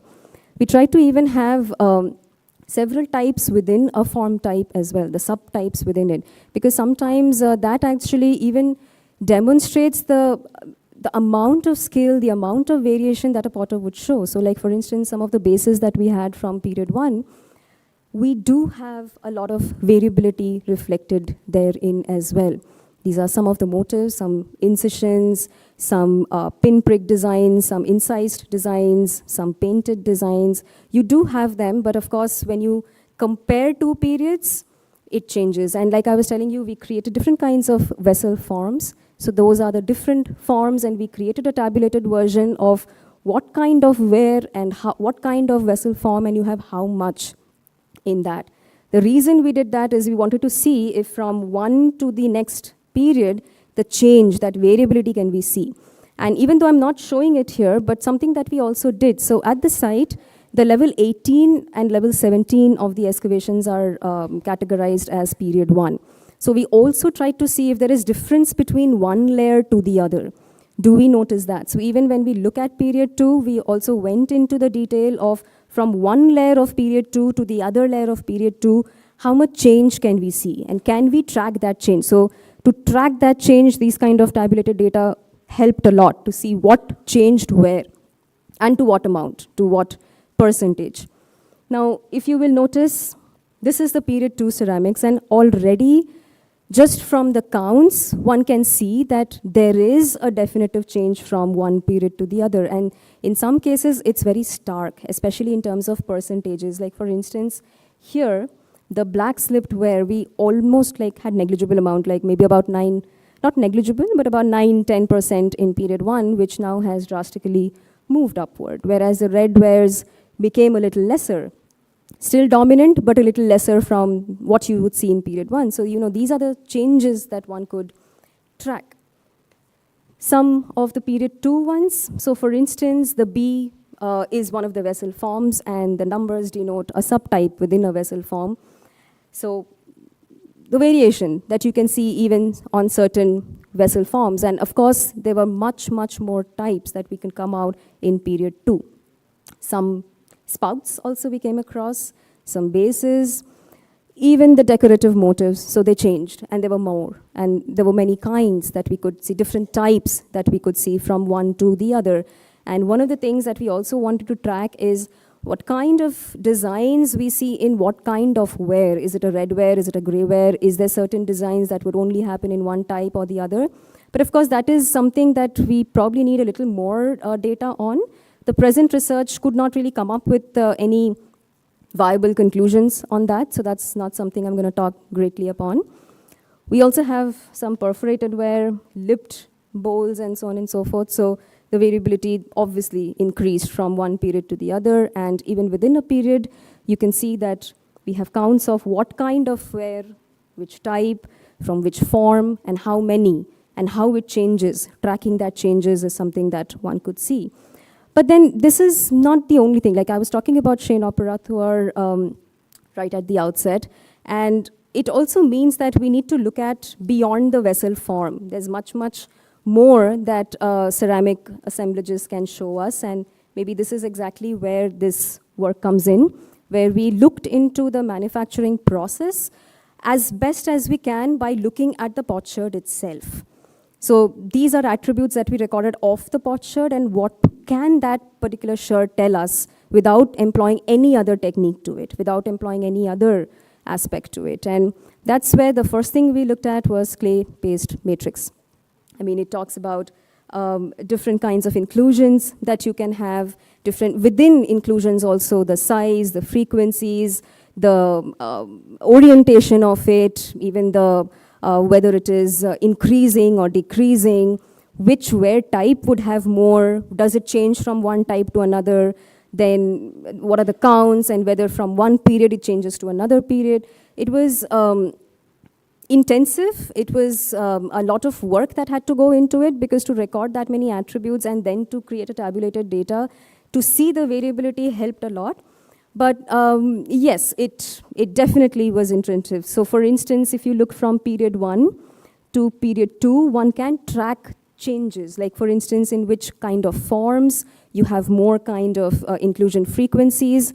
Like for instance, one of the things that we had seen was the frequency increases in black slipped ware from one point to another. Then we even tracked it from period to period. Yes. And saw that the frequencies constantly change, all right? So just to give you a basic idea, we did this with clay paste matrix to give an example of how different the inclusions can look when we look at the pottery.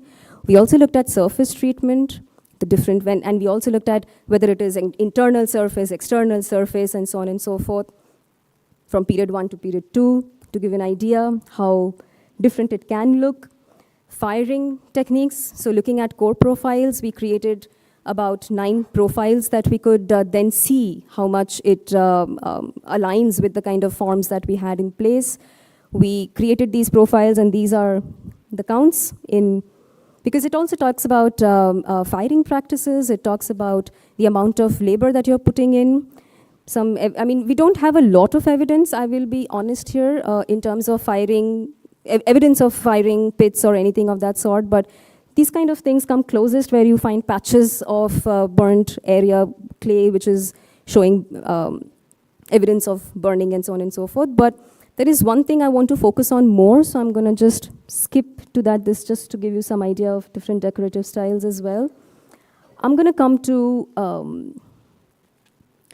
okay, I'm sorry, but I'd rather talk about the production task index than this, so I'm going to skip this part and bring you to production task index, which was analysis that we tried to do to see if all these attributes that we recorded really talk about something or not. So what we do here is the method of chain operatoire, when you assign these values to them based on the table that you see, the task points that you see, it ultimately tells you the amount of labor and time investment would have gone into one pot. And that talks about how much one pot is important, or how much changes one can track within one pot in response to another pot. So this is something that we attempted to do for both period 1 and period 2 pottery.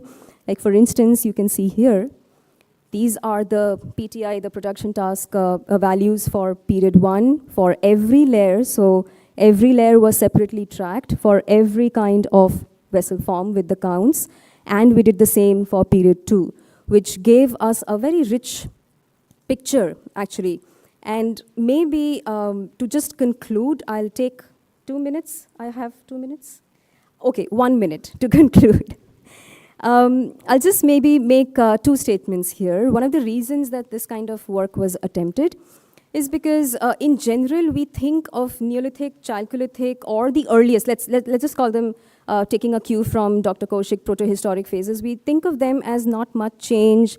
They are largely, the only few types are there, and when you go into Chalcolithic, you can see the drastic change. So the attempt was to see, can that changes be tracked earlier on?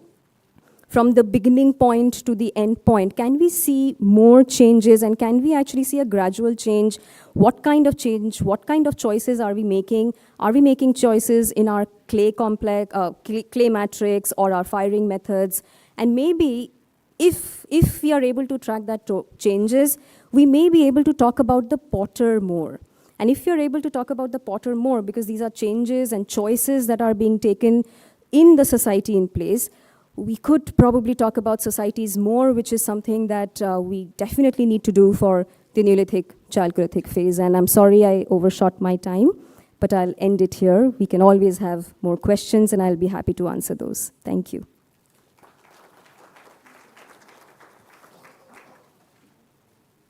Thank you very much. So I've been told that tea was ready, so I suggest that we go and have a 15-minute tea break, and then we come back and we complete the panel, and at the end, the session, and then at the end, we will have all the questions and the discussion at the end. Thank you.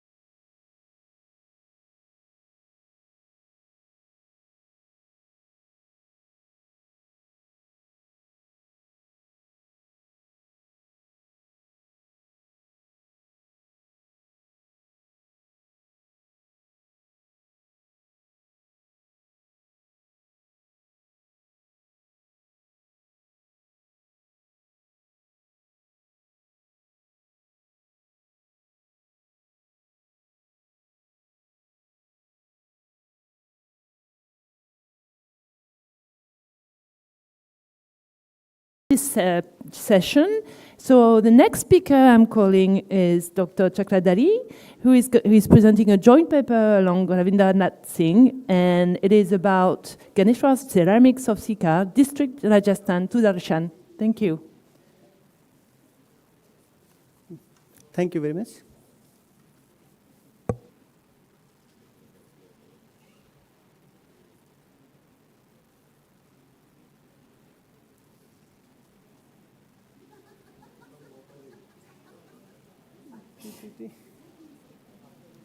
Afternoon session, okay. Yes.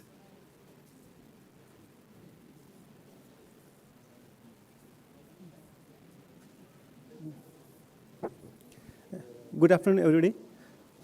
Today, I'm going to talk about Ganeshwar ceramics of Sikar district, Rajasthan. If we talk about the typology of Ganeshwar, the Ganeshwar is basically located on the foothills of Aravali River. And Kantali River flows nearby the Ganeshwar. And as we know, Kantali is very famous river of that particular area. This river used to join the Drashavati River near Sothibhadra on the north. It indicates the connectivity between Harappans to Ganeshwar, because we have some evidences like copper artifacts and potteries, which potteries which indicates the interaction between Ganeshwar and Harappans. The location of the site of Ganeshwar is located about 10 kilometers southeast to the Nimka Thana in district Sikar, Rajasthan. Highlights the earlier work. If we see, the site was first discovered in late 1707 when archaeologists from Rajasthan Department of Archaeology examined the Nimka Thana treasury hoard.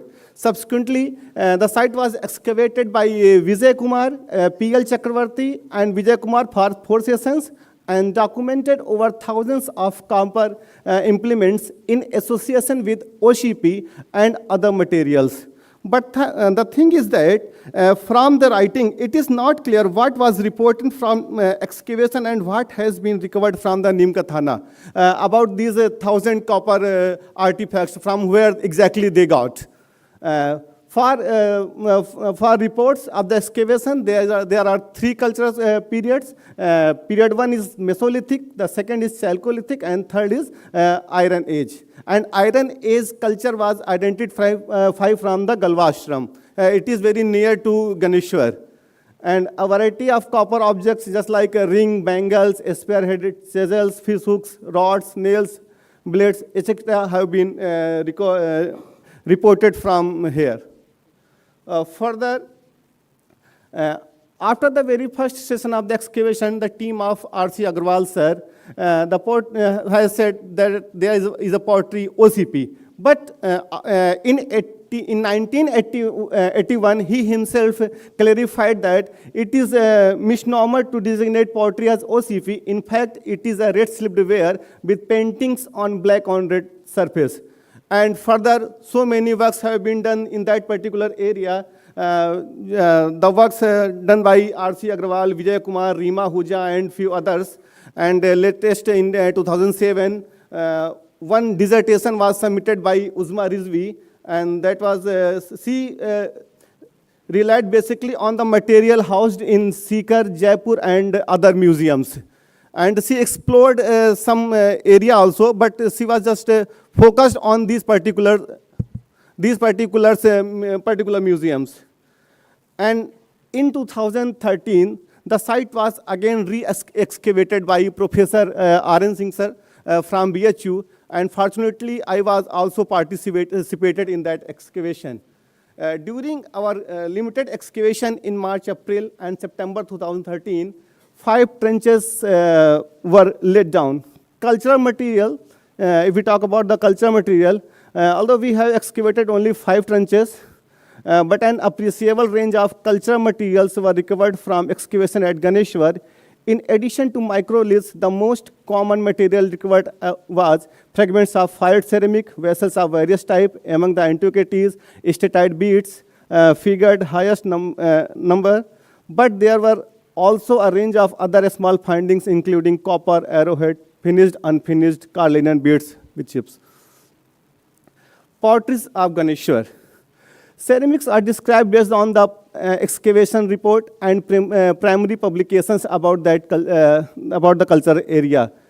Earlier, it was published that there are three categories. The pottery was divided in three categories: coarse, medium, and fine. And it was published in IR 1987. And the fine category is divided into three categories: dull redware, fine redware, and reserve slipware. But in our excavation, when excavation was completed, there is a variety: redware, greyware, reserve slipware, and further, redware can be divided into 5 parts as a black on red variety, red slip variety, red untreated, chocolate variety, and parallel state variety.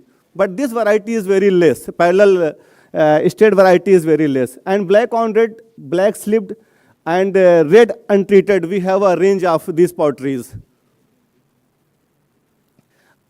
And greyware is divided into 2 categories: painted greywares and slip varieties. The reserve slipware has 2 distinct varieties of slip, such as red and gray. This ware has a red color slip applied externally and up to the throat of vessel internally in the case of closed vessel, and on both sides in case of open vessel. This ware was decorated by bands of black over which the reserve slip technique has been applied. The black band applied is removed, resulting in the exposing of the red slip beneath. Apart from this, plain black band have also been applied. It produce wavy lines, semicircles, curvilinear lines, and horizontal lines, etc. These are the black on red varieties, which are, and these are the red slip varieties. This is red untreated and Ganesha reserve slipware. This is greyware, and that is a black on red varieties. This is a black on red variety, black on red. Reserve slip, red slip, and geometric graffiti from Ganeshwar. These are very interesting because a few sites of Harappan, just like Harappa, Mohenjo-daro, Farmana, we have comparative study of this, and we identified the graffiti marks of Ganeshwar are related with Farmana, Mohenjo-daro, and Harappa. We have some examples here. This is the chart of comparative study of this. Kalibanga, Mohenjo-daro, and Farmana. This is one more chart of graffiti. This is one more chart. And now we have a detailed of pottery. These are the potteries which we can see here. Different type of potteries are here.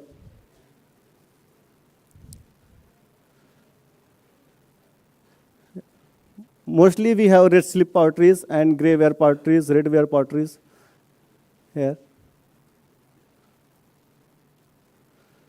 These are the potteries. And designs and paintings, these are the design and paintings on the different type of potteries. We have a good range of collection regarding the potteries. And if we talk about the designs, which type of designs we have, then we have thick band on the neck, thin parallel lines on the shoulders, horizontal band between 2 wavy lines, obliquely parallel lines, a crescent comb patterns. And if we talk about the incised pottery, then we have also a good range of designs, just like oblique stroke on the cord, crescent-like notes, deep dashes, oblique straight lines, check patterns, group of parallel bands, herringbone patterns, crisscross, and many others, which so many designs are here in Ganeshwar. And these are the principal shapes of the ware, which I just got. Maybe some more are there. Globe blade, beakers, tumblers, handled bowl, elliptical vases, cylindrical vases, lids, jars, offering stands, dishes, basin, vase, dish on stand, legged bowl, miniature pots, globular pot, etc. And what was the manufacturing technique? Actually, in Ganeshwar, they, for clay preparation, they used the digging and wedging. And technique of pottery making, they generally use 3 types. We have 4 types of pottery making techniques, but they use here generally 3, hand building or pinching and coaling. And 1 more, throwing on wheel. And 2 more techniques which were not used here, slab and casting.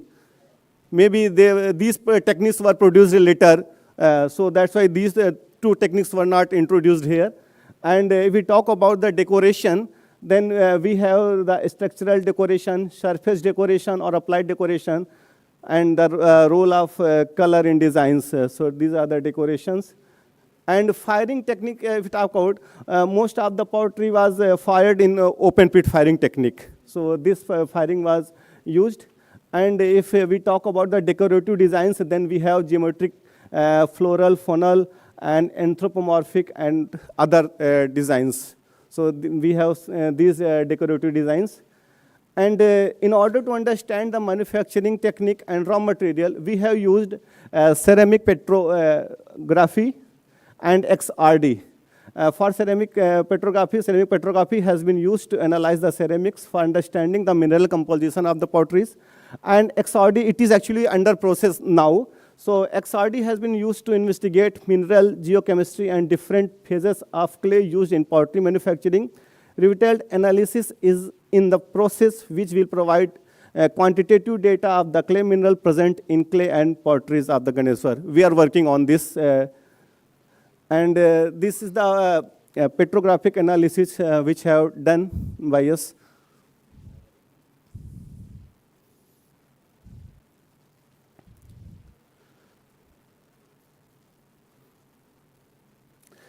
In summary, it can be stated that analyzed fragments were probably locally produced because their chemical and mineral composition resembles that of the local clay sediment of their respective areas. Also, the microstructural features of all analyzed samples were of similar chemical composition, both qualitative and quantitative. All analyzed potsherds were composed of mica, muscovite, biotite, mica, feldspar, etc. And the presence of elite diffraction peak shows that the potsherds were fired above 600 degrees centigrade. So observation and future work, the potteries were largely wheel-made and few hand-made as well. Isolated and small bits of coarse redware was recovered from the upper layer of Mesolithic level, but too small to identify any shape. Potteries from Chalcolithic or Ganeshwar culture includes redware, which I already talked with you, and shapes include, I have talked with 16 shapes already there. In addition to painting, incised designs, about 20% of the total includes groups of parallel bands, chevrons, herringbone pattern, crisscross, short stroke, nail, and thick wavy lines, etc. Among the incised potteries, a large number with deep incisions. The reserve slipware is very unique in the way it has been prepared and has no parallel in other cultures. In previous report, floral and funnel motifs such as circle, peacocks, people, banana leaves, trees, deer, fish, and flowers have been mentioned. But from the recent excavation from 2013, the pottery is devoid of such representation. We don't have any such type of mark on the potteries. The documentation of Ganeshwar ceramics proves that approximately 90% pottery is indigenous. Our primary observation suggested more close relation with the Harappans than preserved earlier. It is, I'm saying, because of the graffiti marks and some copper artifacts which we have noticed there. And all these things were already published by R.C. Agrawal and others. And Ganeshwar copper metallurgy tradition perhaps began from the late 4th millennium BCE. As there is no direct date from the Ganeshwar, the above mentioned date is based on the stratigraphy of Jodhpura. Thank you. We are waiting for date. Thank you.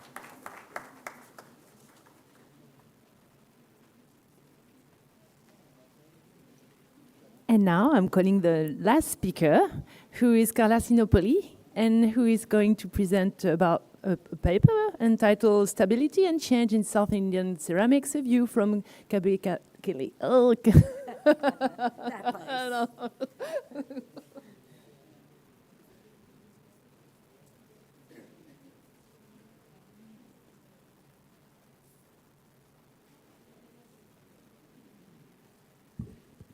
Well, thank you all for your patience and for this inspiring set of papers today.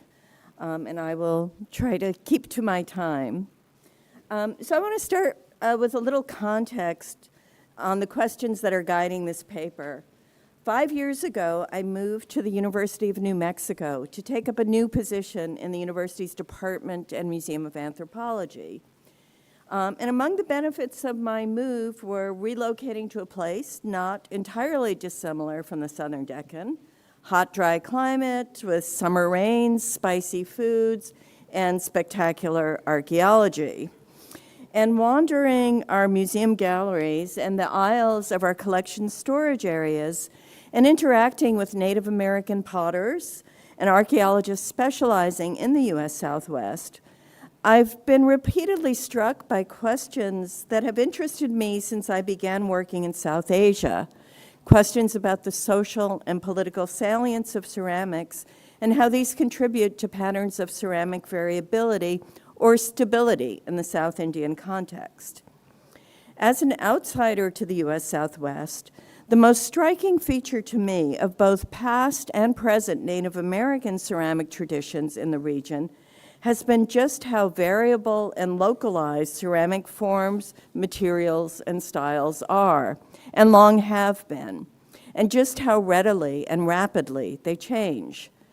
Today, contemporary potters and collectors alike are easily able to identify pots to the tribal affiliation of the potter and to the pueblo or village where they were made. And archaeologists have identified extremely fine-scale spatial patterns and their shifting distributions over more than 1,000 years at chronological resolutions on the scale of a half century or less.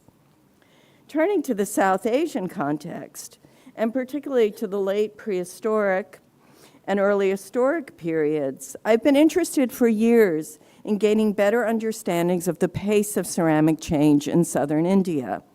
Specifically, and at a pan-regional scale, this pace seems to be, and I will argue in fact is, characterized by remarkably long periods of stability and widespread ceramic homogeneity, followed by briefer, punctuated periods of more rapid change. And it's these periods of punctuation that have long been used to mark major transitions, such as between the South Indian Neolithic and Iron Age, or the Iron Age and early historic, and so on. Such changes have been historically attributed by earlier generations of archaeologists to migration and population replacement, but we now know that's not the case. The population movements and intra-regional interactions were almost certainly at play. But processes of change and the factors that led to stability were certainly more complicated. But complicated how and complicated why remain my questions. Complementing this interest in the rates, paces, and reasons for ceramic change, I've also been interested in trying to understand the widespread spatial distributions of very similar ceramic forms. And I've elsewhere referred to this geographic breadth as broad ceramic horizons, following terminology from the Americas, to consider contexts where we see very large-scale spatial homogeneity in ceramic wares and vessel forms. And at least for the first millennium BCE Iron Age period that I'll mostly focus on today, vessel forms and wares appear to be virtually identical across broad swaths of the peninsula, encompassing what were undoubtedly a very broad range of linguistic, social, political, environmental, and territorial boundaries and groups. So unlike in the U.S. Southwest, where ceramics were extremely important in making and defining social boundaries and social identities at very fine temporal and spatial resolution, In southern India, ceramic variability may potentially have served to elide the tremendous social, cultural, religious, and political distinctions that no doubt existed. Or to frame this another way, South Indian ceramics, along with a variety of other practices, appear to have played a role in the creation and expression of pan-South Indian identities in the face of considerable social and cultural diversity. Now, I'm the first to admit that the questions I'm raising may be naive and simplistic, or as I think more likely, at least for now, they may be unanswerable. And I acknowledge that this perception of long-term stability and spatial uniformity may be at least in part an artifact of our archaeological resolution rather than a reality. And that's part of what I want to look at today. And even if these are interesting questions, and I'm not sure of that, the explanations may be as straightforward as the specialist nature of production that I believe began in the late 2nd to early 1st millennium BCE in this region, or the result of high mobility and our kinship relations among potters that contributed to the creation of widespread, widely shared communities of practice. Or the answer may lie in the presence or preference for other material media that played greater roles in marking social differences, thus putting less weight on ceramics to perform these functions. Nonetheless, these questions have been troubling me for a while, so I'm going to hope they will trouble you and raise them here, even if answering them no doubt requires larger scale, more systematically organized and quantified data than I at least currently have access to.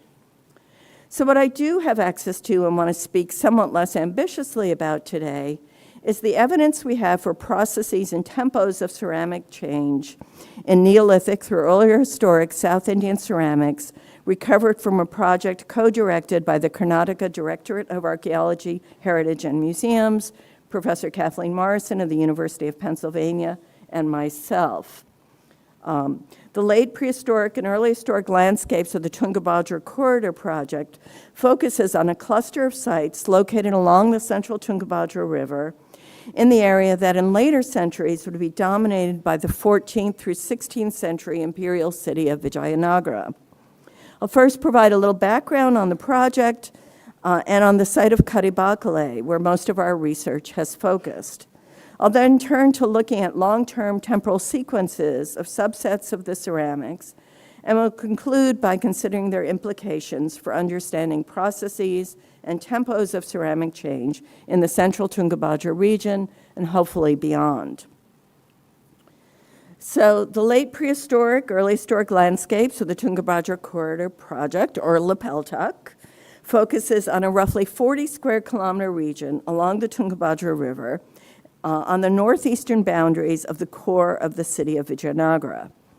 While the archaeological record of this region is now dominated by the remains of South India's largest historic imperial capital, this area was also very densely populated throughout the 2nd and 1st millennia BCE, and into at least the first half of the 1st millennium CE. Numerous sites of these periods have no doubt been destroyed or buried under the subsequent expansion of Vijayanagara, as well as by more recent activities. However, high densities of these earlier sites survive in the rugged hills north of the capital, and in other areas where Vijayanagara's urban imprint was less pervasive. Systematic survey by the Vijayanagara Metropolitan Survey in the 1980s and 90s, and by Dr. Andrew Bauer in the early 2000s, has documented more than 100 Neolithic through early historic sites in a roughly 80 square kilometer region to the north and east of Vijayanagara's urban core. And a portion of that region, in the rectangle in the lower right, became the focus of our project. And my focus today is on the largest and most thoroughly documented site, Kadibakale. So located on the southern bank of the Tungabhadra River, Kadibakale is an extensive 60-hectare plus settlement with evidence for continuous occupation from at least the mid-2nd millennium BCE through the early 1st millennium CE, as well as later remains, including a temple complex of the late Chalukya period and massive fortifications of the Vijayanagara period, from which the site and contemporary village located there today get the name of Karibakale, or Last Gate. Areas of prehistoric to early historic settlement at Karibakale extend from the river floodplain to the south, up and over the base of a large granitic Inselberg hill and on its many flat, open terraces. The distribution of settlement at Karibakale changed over time as the centers of gravity for domestic and other activities shifted across different areas of this dissected hilly site. Thus, the major focus for Neolithic and Iron Age settlement was atop the high protected upper terrace of Karibakale, which lies about 100 meters above the river floodplain to its south. In the later centuries BCE, the upper terrace area became the focus of commemorative and occasional domestic activities as major habitation shifted downslope to the extensive, flat, open, roughly 20-hectare area along the Tungabhadra River, and it's there where early historic and possibly late Iron Age settlement was centered. Beyond these two main areas, Iron Age and early historic materials are evident across the entire site area, on terraces in the contemporary village and in the fill of the Vijayanagara period fortification. However, it's on the upper and river terraces, and here you see the river terrace from the upper terrace, where deposits were, at the time of our research, the least disturbed, and where we focused most of our excavation efforts. Excavations in domestic, midden, and ritual contexts took place in 2003, 5, 9, and 10, interspersed by lab and analytical work that is still ongoing. The data that are my focus for today come from two main areas of Karibakale, and mainly focus on ceramics from contexts that are best understood as primarily residential and domestic. Ceramics from the late Neolithic and the entire Iron Age sequence come from a 4 by 4 meter excavation unit dug over 4 seasons on Karibakale's upper terrace. This area in blue, enclosed in blue on this map, which we've designated as Block B, is located in the north central portion of the upper terrace and was for more than 1,300 years an area of intensive and continuous occupation, with deposits spanning from at least 1600 BCE to the mid to late 4th century BCE. And I note that we never reached sterile deposits in this unit. Over this lengthy span, excavations revealed evidence for more than a dozen sequential major plaster and packed earth surfaces, most with evidence for multiple replasterings and numerous modifications. Several superimposed wattle and daub and stone-walled residential structures, and more than 36 additional features were associated with these surfaces, with features including small and large storage and cooking pits, post holes, hearths, and so on. So this was an area of intensive and enduring domestic occupation. A series of 21 radiocarbon dates were run from Block B, and combined with stratigraphic data, I've used these to subdivide the unit into 4 provisional chronological stages. Late Neolithic deposits were encountered in a small unit we punched into the corner of the larger excavations and yielded calibrated radiocarbon dates of roughly 1600 to 1200 BCE.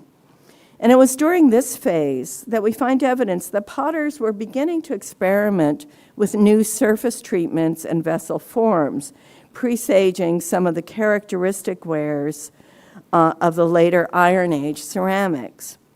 So as you see in this slide, the first polished blackwares began to be made around 1400 BCE, though still on relatively thick-walled vessels. By 1200 BC,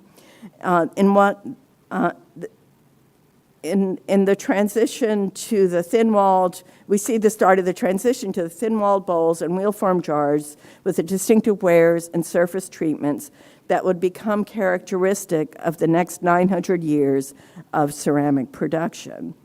I'm referring to this period of around 1200 to 950 or so BCE as the early Iron Age. Morrison et al. Recently referenced this as a transitional period when many of the most distinctive, commemorative, and other practices that would come to characterize the Iron Age were becoming institutionalized. Though, as I've suggested, the ceramic transitions actually start a few centuries earlier. Iron Age occupation continued in this area through the mid to late 4th century BC, and for the purposes of this analysis, I'm subdividing this roughly 600-year span into two roughly equivalent periods that I'm referring to as the Middle and Late Iron Age subphases. As I've noted, residential areas in this part of Kadibakale's upper terrace largely ceased in the late 4th century as settlement shifted down to the river terrace. And excavation in 3 test units there yielded radiocarbon dates for early historic period deposits from the early 3rd through the end of the 1st century BCE. So vast quantities of ceramics were recovered from all excavated areas, and we've taken a hierarchical approach to their analysis. At the highest level, we've sorted sherds into broad shaped categories of bowls and jars, and then into some 20 different provisional ware categories based on color, surface treatment, decoration, paste, and thickness. In all, we've sorted approximately 500,000 sherds from 240 distinct archaeological contexts by broad ware and form category. And although we've identified a large number of ware categories, and I have some of them, dominant wares throughout the sequence are 5: slipped and polished red wares, slipped and polished black wares, black and red wares, unpolished plain wares, and russet-coated painted ware, which appears near the end of the Iron Age and into the early historic. In discussing ware frequencies, I'm going to separate out bowls and jars as their patterns are quite distinctive. Starting with jar forms, throughout the Iron Age and into the early historic, red was clearly the preferred color for jars, and red polish wares dominate the assemblage, accounting for 70 to nearly 90% of all jar sherds. They reach their highest frequencies in the early historic periods when redware vessels become increasingly preferred across all vessel forms. In contrast, polished black wares and plain wares are most frequent in the late Neolithic and generally decline in frequency over time. Turning to bowls, ware frequency patterns are quite different. Highly polished, visually distinctive black, and to a lesser extent, black and red wares, were the preferred wares for serving and food consumption bowls throughout the Iron Age. Polished black wares occur in roughly equivalent high frequencies throughout the 3 Iron Age subphases. I have to get my numbers right here. Ranging from 57 to 63% of all bowl sherds. Next are black and redware bowls, and these are also relatively consistent, ranging from 29 to 34% of all identifiable bowl sherds throughout the 3 Iron Age subphases. This ware first appeared in low frequencies during the period of experimentation in the late Neolithic and continued into the early historic period, again at lower frequencies. And during the early historic, these wares declined as redware bowls increased dramatically, accounting for nearly 40% of the bowl assemblage. So in keeping with the general pattern of long-term stability and punctuated change I started with, ware frequencies throughout the Iron Age show high levels of consistency over the nearly 900-year sequence that our data encompass. And I do want to note that while these numbers are consistent across our data set, black and redware is certainly underrepresented because on the majority of our vessels, black was the dominant color and was therefore overcounted in sorting fragments, which were generally much smaller than these.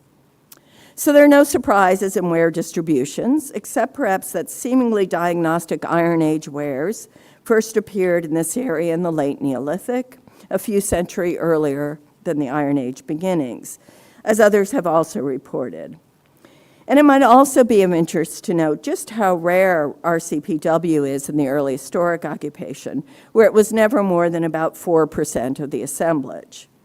And as I noted above and reiterate here, not a whole lot was changing over the nearly millennium-long Iron Age sequence. Turning to the more detailed level of analysis, metric and morphological information was recorded on more than 3,000 rims and other diagnostic sherds, including information on such variables as dimensions, thicknesses, orientations, inclusions, color, surface treatments, and the like. These quantitative grouping data, as well as visual groupings of the profile drawings, are being used to organize the ceramics into finer vessel form categories to enable us to examine their distributions over time and space. And in the remainder of my time today, I want to narrow my focus further to look only at bowl forms, and these mainly from the lengthy Iron Age sequence. So we've identified a number of bowl form variants based primarily on morphology, size, and rim form. In general, we see expected broad patterns of change from the Neolithic, where we have relatively few bowls in our small sample. These include this interesting spouted vessel with a distinctive scraped interior, scraping being a feature of our earliest late Neolithic levels. In general, these bowls are on plain gray and black wares, lightly polished black wares, and they have relatively thick walls, simple rims, and open shapes. Bowls from the early historic period also have fairly thick walls, simple rims, and rounded or open or slightly inturning forms. Some 40% are red wares, 29% black wares, and 23% black and red wares. It is in the Iron Age that we see the greatest diversity of bowl forms. The vast majority are made of fine, well-prepared paste. They are thin-walled, significantly thinner than earlier or later bowls, with a mean wall thickness of 0.42 centimeters as compared to 0.52 in the early historic sample.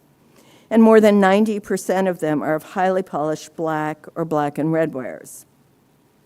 I also want to note that these are highly labor-intensive vessels to produce, from the clay and paste preparation through the labor of coiling, shaping, and thinning the walls.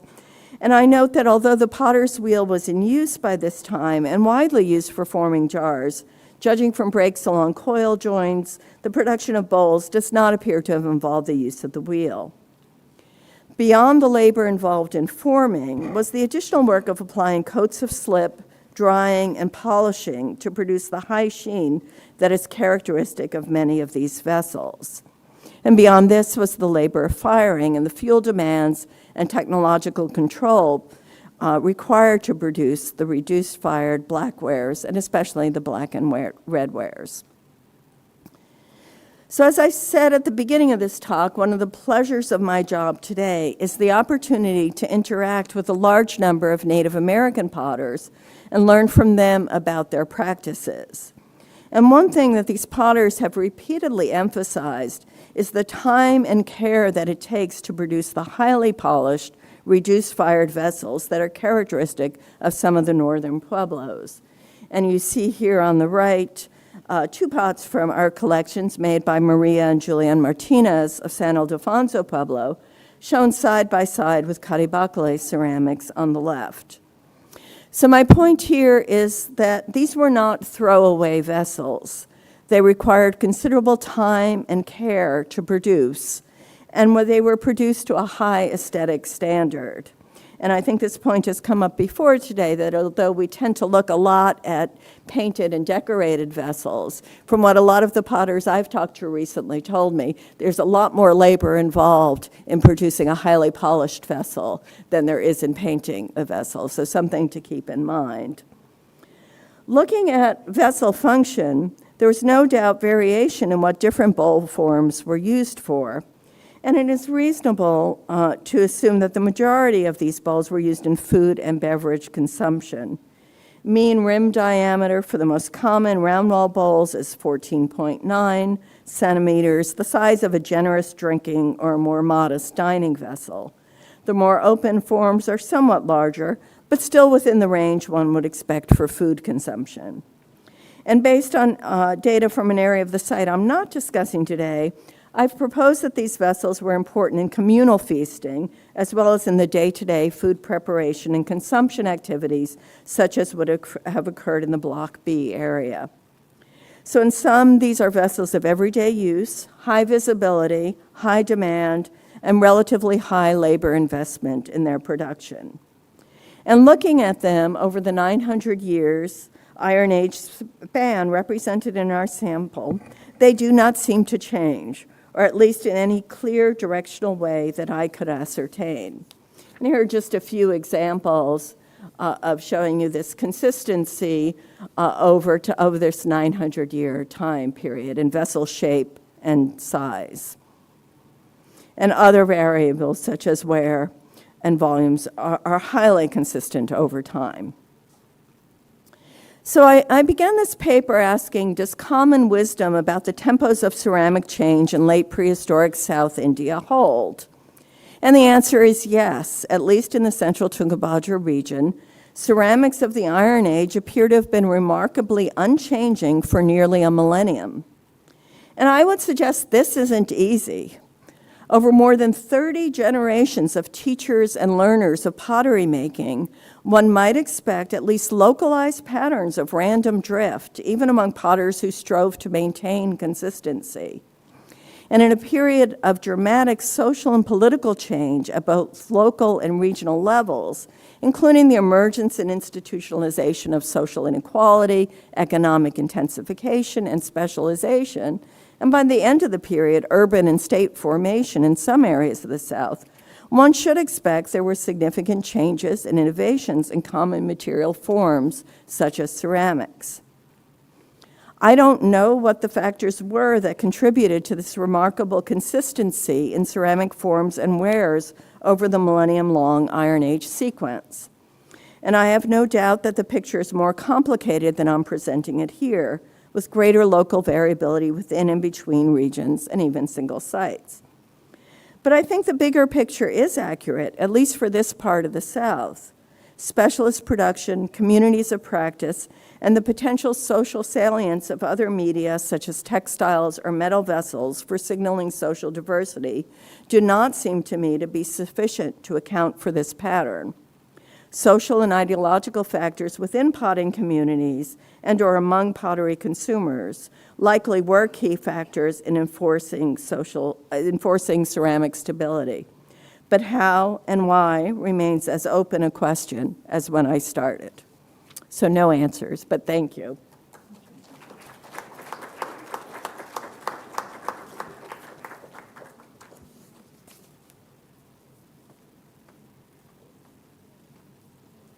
So this is the end of the session. So now we have room for discussions and questions. Are there questions now? Comments? Hi, Carla, I have a question for you, actually.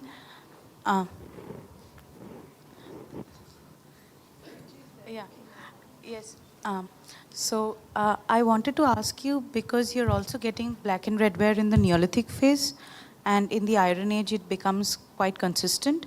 So do you see a technological change happening between the Neolithic and the Iron Age? And apart from the black and red ware between the Neolithic and the Iron Age, do you see any other new introduction of pottery types or ware?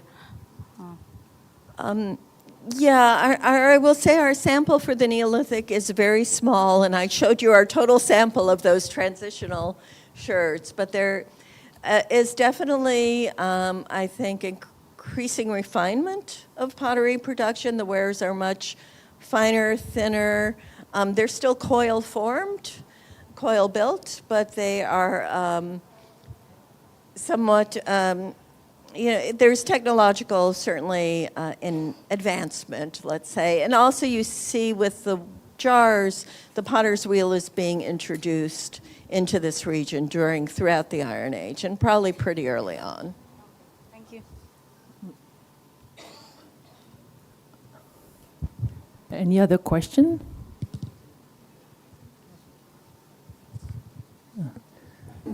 Thank you, Carla. That was really wonderful to see. And also, I wanted to just comment on the issue of the pan-South Indian pattern that you were mentioning. And I'm wondering if that might also be applied to the discussion that we had, the paper that we had earlier about so-called painted grayware or grayware, and whether or not that kind of similar pattern for grayware for a long period of time might not have been happening in the Upper Ganga region too. What your comment would be, and whatever the painted grayware scholar who would, where did he go already or not? Is he here? Bhuvan, back there. if you would like to comment on that. I'll let him come.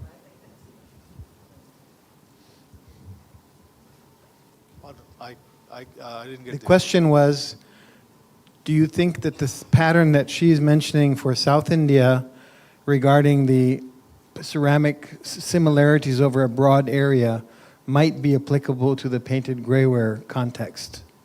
Because it's a similarly large area. Yes, that can be. And that is one thing that we can all try to see. That is because it's also in a wide range. And there is plenty of variety in that. And that can be, we can test it there also. I also would like to commend the paper on Ganeshwar pottery. I think you guys did a wonderful job with the documentation of a site that has been very confused for a long time. So thank you for your contributions and for the detailed documentation and analysis. I think this will help really connect the area of the Upper Aravalli and then the region of the Upper Punjab to see what kinds of links were there, because we know that there were links. And I think we should work together, and I'll send you some of our material from Harappa that you can compare. Thank you.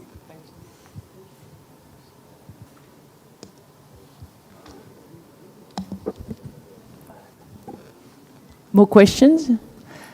No? Yeah. Colleen Lefranc would like to ask a question. Thank you. Yeah, I had a question, but first of all, I want to thank you again for your presentation on Vandanagar pottery. It was really interesting, and I was wondering if you have been able to connect the changes, the major changes in the pottery sequence with historical overview. I mean, if all those changes, can be related to a broader historical patterns. So sometimes you have continuities in the shapes and the productions, but sometimes you have a clear difference. So, yeah, can you connect? I mean, I know that it can take times because it's a very long chronology, but you can start from the 5th century CE. I don't know. Yeah, we did compare it with the historical sites of Gujarat, that is Vadodara, True Ages, and Nagara. And also we have Adam and Bokardan. So these were some excavated sites, and Akota as well. So overall, we did refer to these historical sites, and we do get similar shapes and ways occurring. And for the changes, for instance, that are happening during the 11th century CE or something, I mean, do you have any, I don't know, do you notice any changes in the settlement patterns, for instance, or, arrival of, different organizations, or it's maybe a large question we can discuss, I mean, it's later if you want. Just to explain, the changes that we have in the pottery chronology, if we can connect that with the bigger story of the site. If you have changes also in the technical constructions of, for instance, of the buildings, if you can connect those, cultural periods with some other cultural evidences, for instance. In terms of the structural evidence,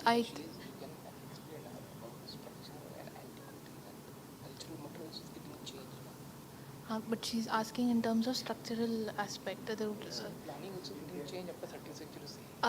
For the structural one, I think Dr. Abhijit Ambega, who has done excavation, he'll give more insight on it. But on the ceramic part, we do find much more finer potteries coming up, and also in terms of sub-varieties, we do see an increase. channel-like grooves in terms of black and red ware, which I said in the lower the periods, they were crude and gritty, whereas the black and red ware in the Solanki period is much more finer, and the surface treatment is much more of the finer quality. And also in the varieties, in terms of everywhere, where we do see an increase. So yeah, in terms of structural. No, in terms of change in the pottery, we can see some change in cultural material also, along with some structural pattern also. We can find the changes in our entire cultural material and structural remains. So everything we can correlate with each other. Besides that, we can correlate with the environment also and agriculture pattern also. If you correlate agriculture pattern, after 13th century CE, complete agriculture they have changed. They used to grow rice there. They started agriculture for the millet-based drought-resistant crop. They try to they adopt the drought-resistant crop pattern there. The entire cultural material, all the field we have seen the change with the change in the in the period. We have seen the changes there. Thank you very much, and again, congratulations. There is another question. Yes, this is again for the ceramic sequence of Varnagar, Grace and Avarke. So the density of pottery that you have almost in all the layers is very high. I hope I'm right as far as the size of the site is concerned. Right. Do you have any special observation on that, the density of the pottery? And the other is also about, was the pottery manufactured on the site, or you have evidence of it coming from outside? And of course, there are different varieties, but any idea about its provenance? So firstly, on the density part, we have taken, account and quantification of it. However, this is something that we will take up in the next phase, because already we have so many attributes and elements that we covered in the first phase. As I said, we have just taken 5 index trends. We have another 5 more sites. So this would be taken up. And secondly, second part was the pottery, or rather some simple, like was it manufactured on the site, or you have some evidence of where it came from? Or we do have imported ware, that is torpedo jar, and a single specimen of classic RPW. Otherwise, and also celadon ware, again that is a single specimen. But overall, it is more of an indigenous, or maybe they were manufactured there itself. Okay, yeah, thank you so much. Mark Kinnear has a question. Sorry if I'm asking too many questions, but I wanted to ask Kaushik and also you in Vadnagar. I think both of the studies were very good, but it would be nice to have some neutron activation analysis of pottery from the different clay sources in the area, and then try to correlate that with selected sherds. And I'm going to talk a bit about this tomorrow, what we're doing at Harappa. But the idea of sites along the coastal region, they're also trade sites. There's going to be pottery coming from different areas. It should be visibly different, but there are also some that are going to be visibly somewhat similar, and it may be possible to show movement of ceramics, which can then be linked to communities. The same with Vadnagar, because Vadnagar is a central site. I mean, if Wensang comes from China to here and breaks his cup, you can see that it's from China.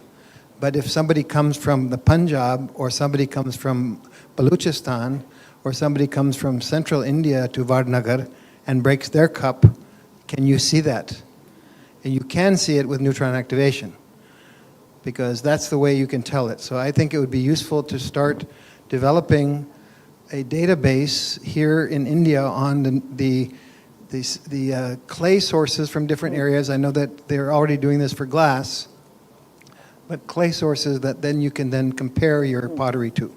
And it's a large sample, but it's something that we need to start building at this time so that in the future it will be easier to source pottery. Thank you. A small request from organizer side. Student, please kindly ask your questions because it is meant for you people, senior people are here. So you can ask in any language. We are here to translate. So first we are expecting a lot of questions has to come from the student side. Anybody is there now? Any student want to ask? Yes. Hi. One of the, it's not like a question, I would just like the scholars who have gathered here to comment on this, but thank you so much for all of the presentations that happened today. So there were points of discussion where we were talking about terminologies, because this session is on documentation and typology. We had discussion on painted greyware being greyware sometimes without being painted, sometimes on the context, and where one of the speakers clarified that she was not the excavator, but the person who analyzed the ceramics. So being a non-excavator of the site and trying to go through the ceramics, and also Professor Kenoyer talking about the people motive. So I was thinking whether well-established terminologies or typologies in pottery classification can in some way influence upcoming evidence in future sites and evidences, and how to deal with this or go about handling this issue of dealing with evidence at the same time trying to classify it with well-established, previously classified terminologies. Thank you.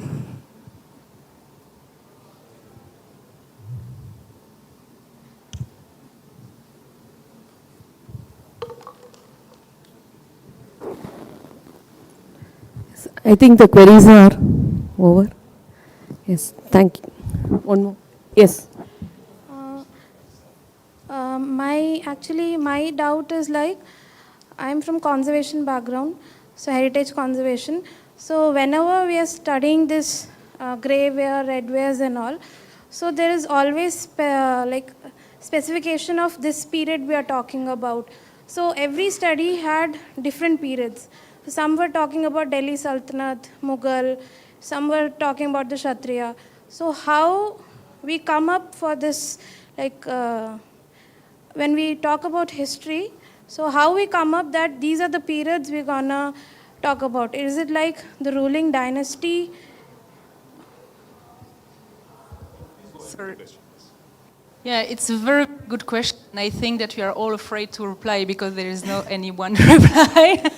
So nobody wants to take the risk, but it's a good question. And first of all, yeah, you have to understand what are the attributes, what are the characteristics of what you have in front of you. The potters, what are the variabilities, is the principle, basic principles of the typology. You have to group organize according to some criteria. But it's also based on which the methodology will find, and it depends on the assemblage you have in front of you.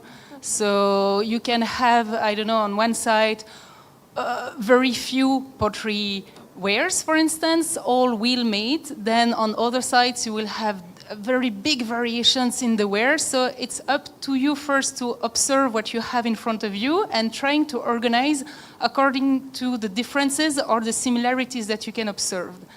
And only, I mean, you only after when you try to understand what are the variables, the variabilities, what is really meaningful, relevant. I mean, it's only that after that you can give a name or a group or a classification, and you can try to correlate with what you have on the other sides. And but first of all, you have to understand what you have in front of you.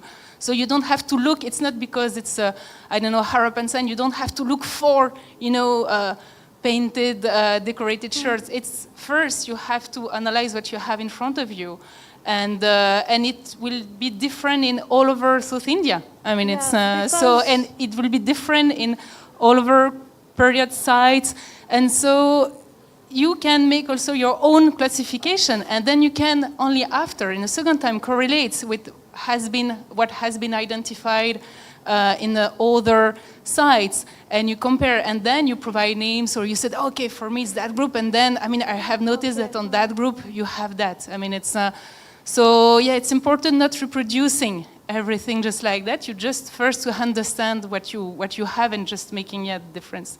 Okay.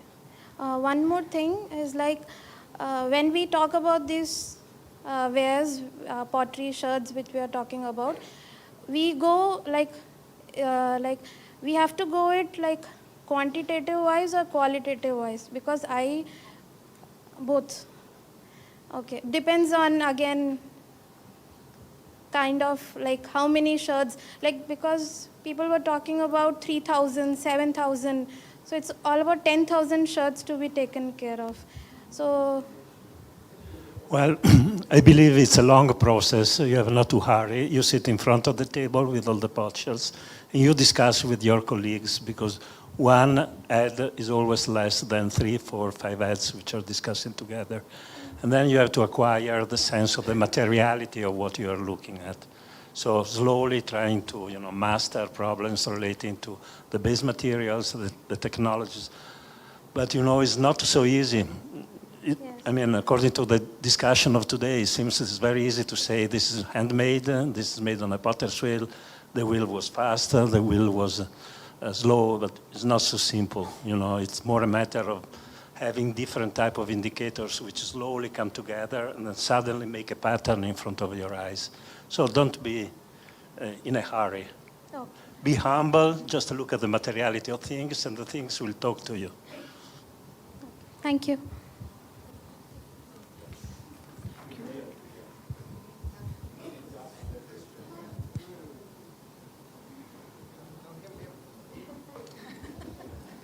Yeah, hi. So there was this first question, I think. You asked about, I think you wanted to know whether we should follow the existing terminologies or, yeah, I didn't get your question, yeah.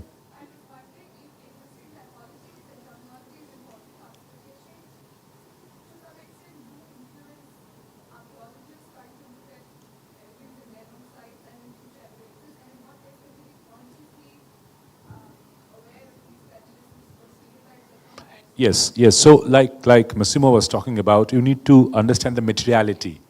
And I think it's a good thing, because in India, like anywhere else, there is a tradition of more than 100 years now of pottery studies. So as a student, you can begin with, Wheeler's report and, talking about, say, type 42, type 2, type. So begin with that. Once you have a grip on the existing knowledge, then you can slowly start deviating.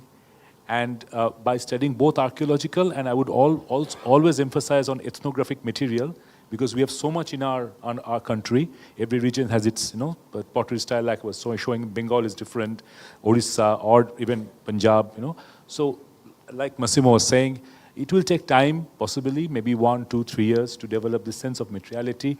And then I think you would be able to understand that what Willard called, say, type 1, and we call it roulated dish, and then in Tissa Maharama, and those areas they're calling it fineware group, this, group that.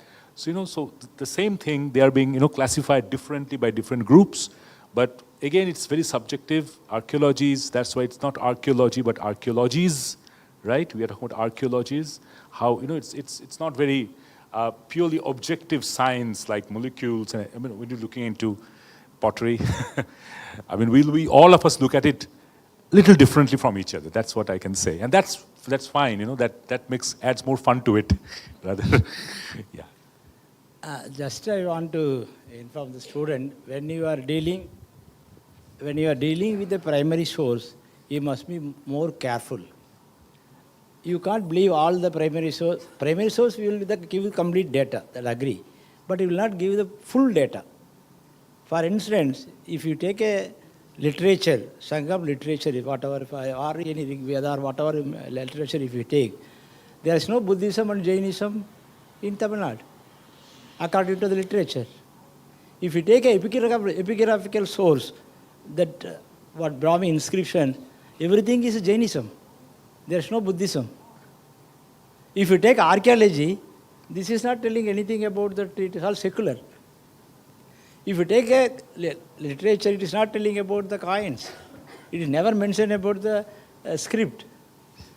So if you are if you are an epigraphist, then you will say there is only Jainism in Tamil Nadu. The literary man will say there is no Buddhism or Jainism in Tamil Nadu. So archaeology will say secular. So unless otherwise you integrate all the primary source for you, then only you can able to reconstruct the history. So relying on one particular primary source is true, but that alone will not speak the complete picture of the society. So sometimes it will speak only on elite. If we say history, we say from the beginning of written documents, history begins. Then Buddha and Mahavira, they are not historical figures. Because you don't have the script, according to you, the 3rd century BC, if you count it. So we must be very careful. You observe all the data from all the scholars, then put it together and you get a picture, complete picture. Otherwise it is very difficult to have a complete picture on any subject. Historical linguistics is having their own way of dealing the things. Thank you.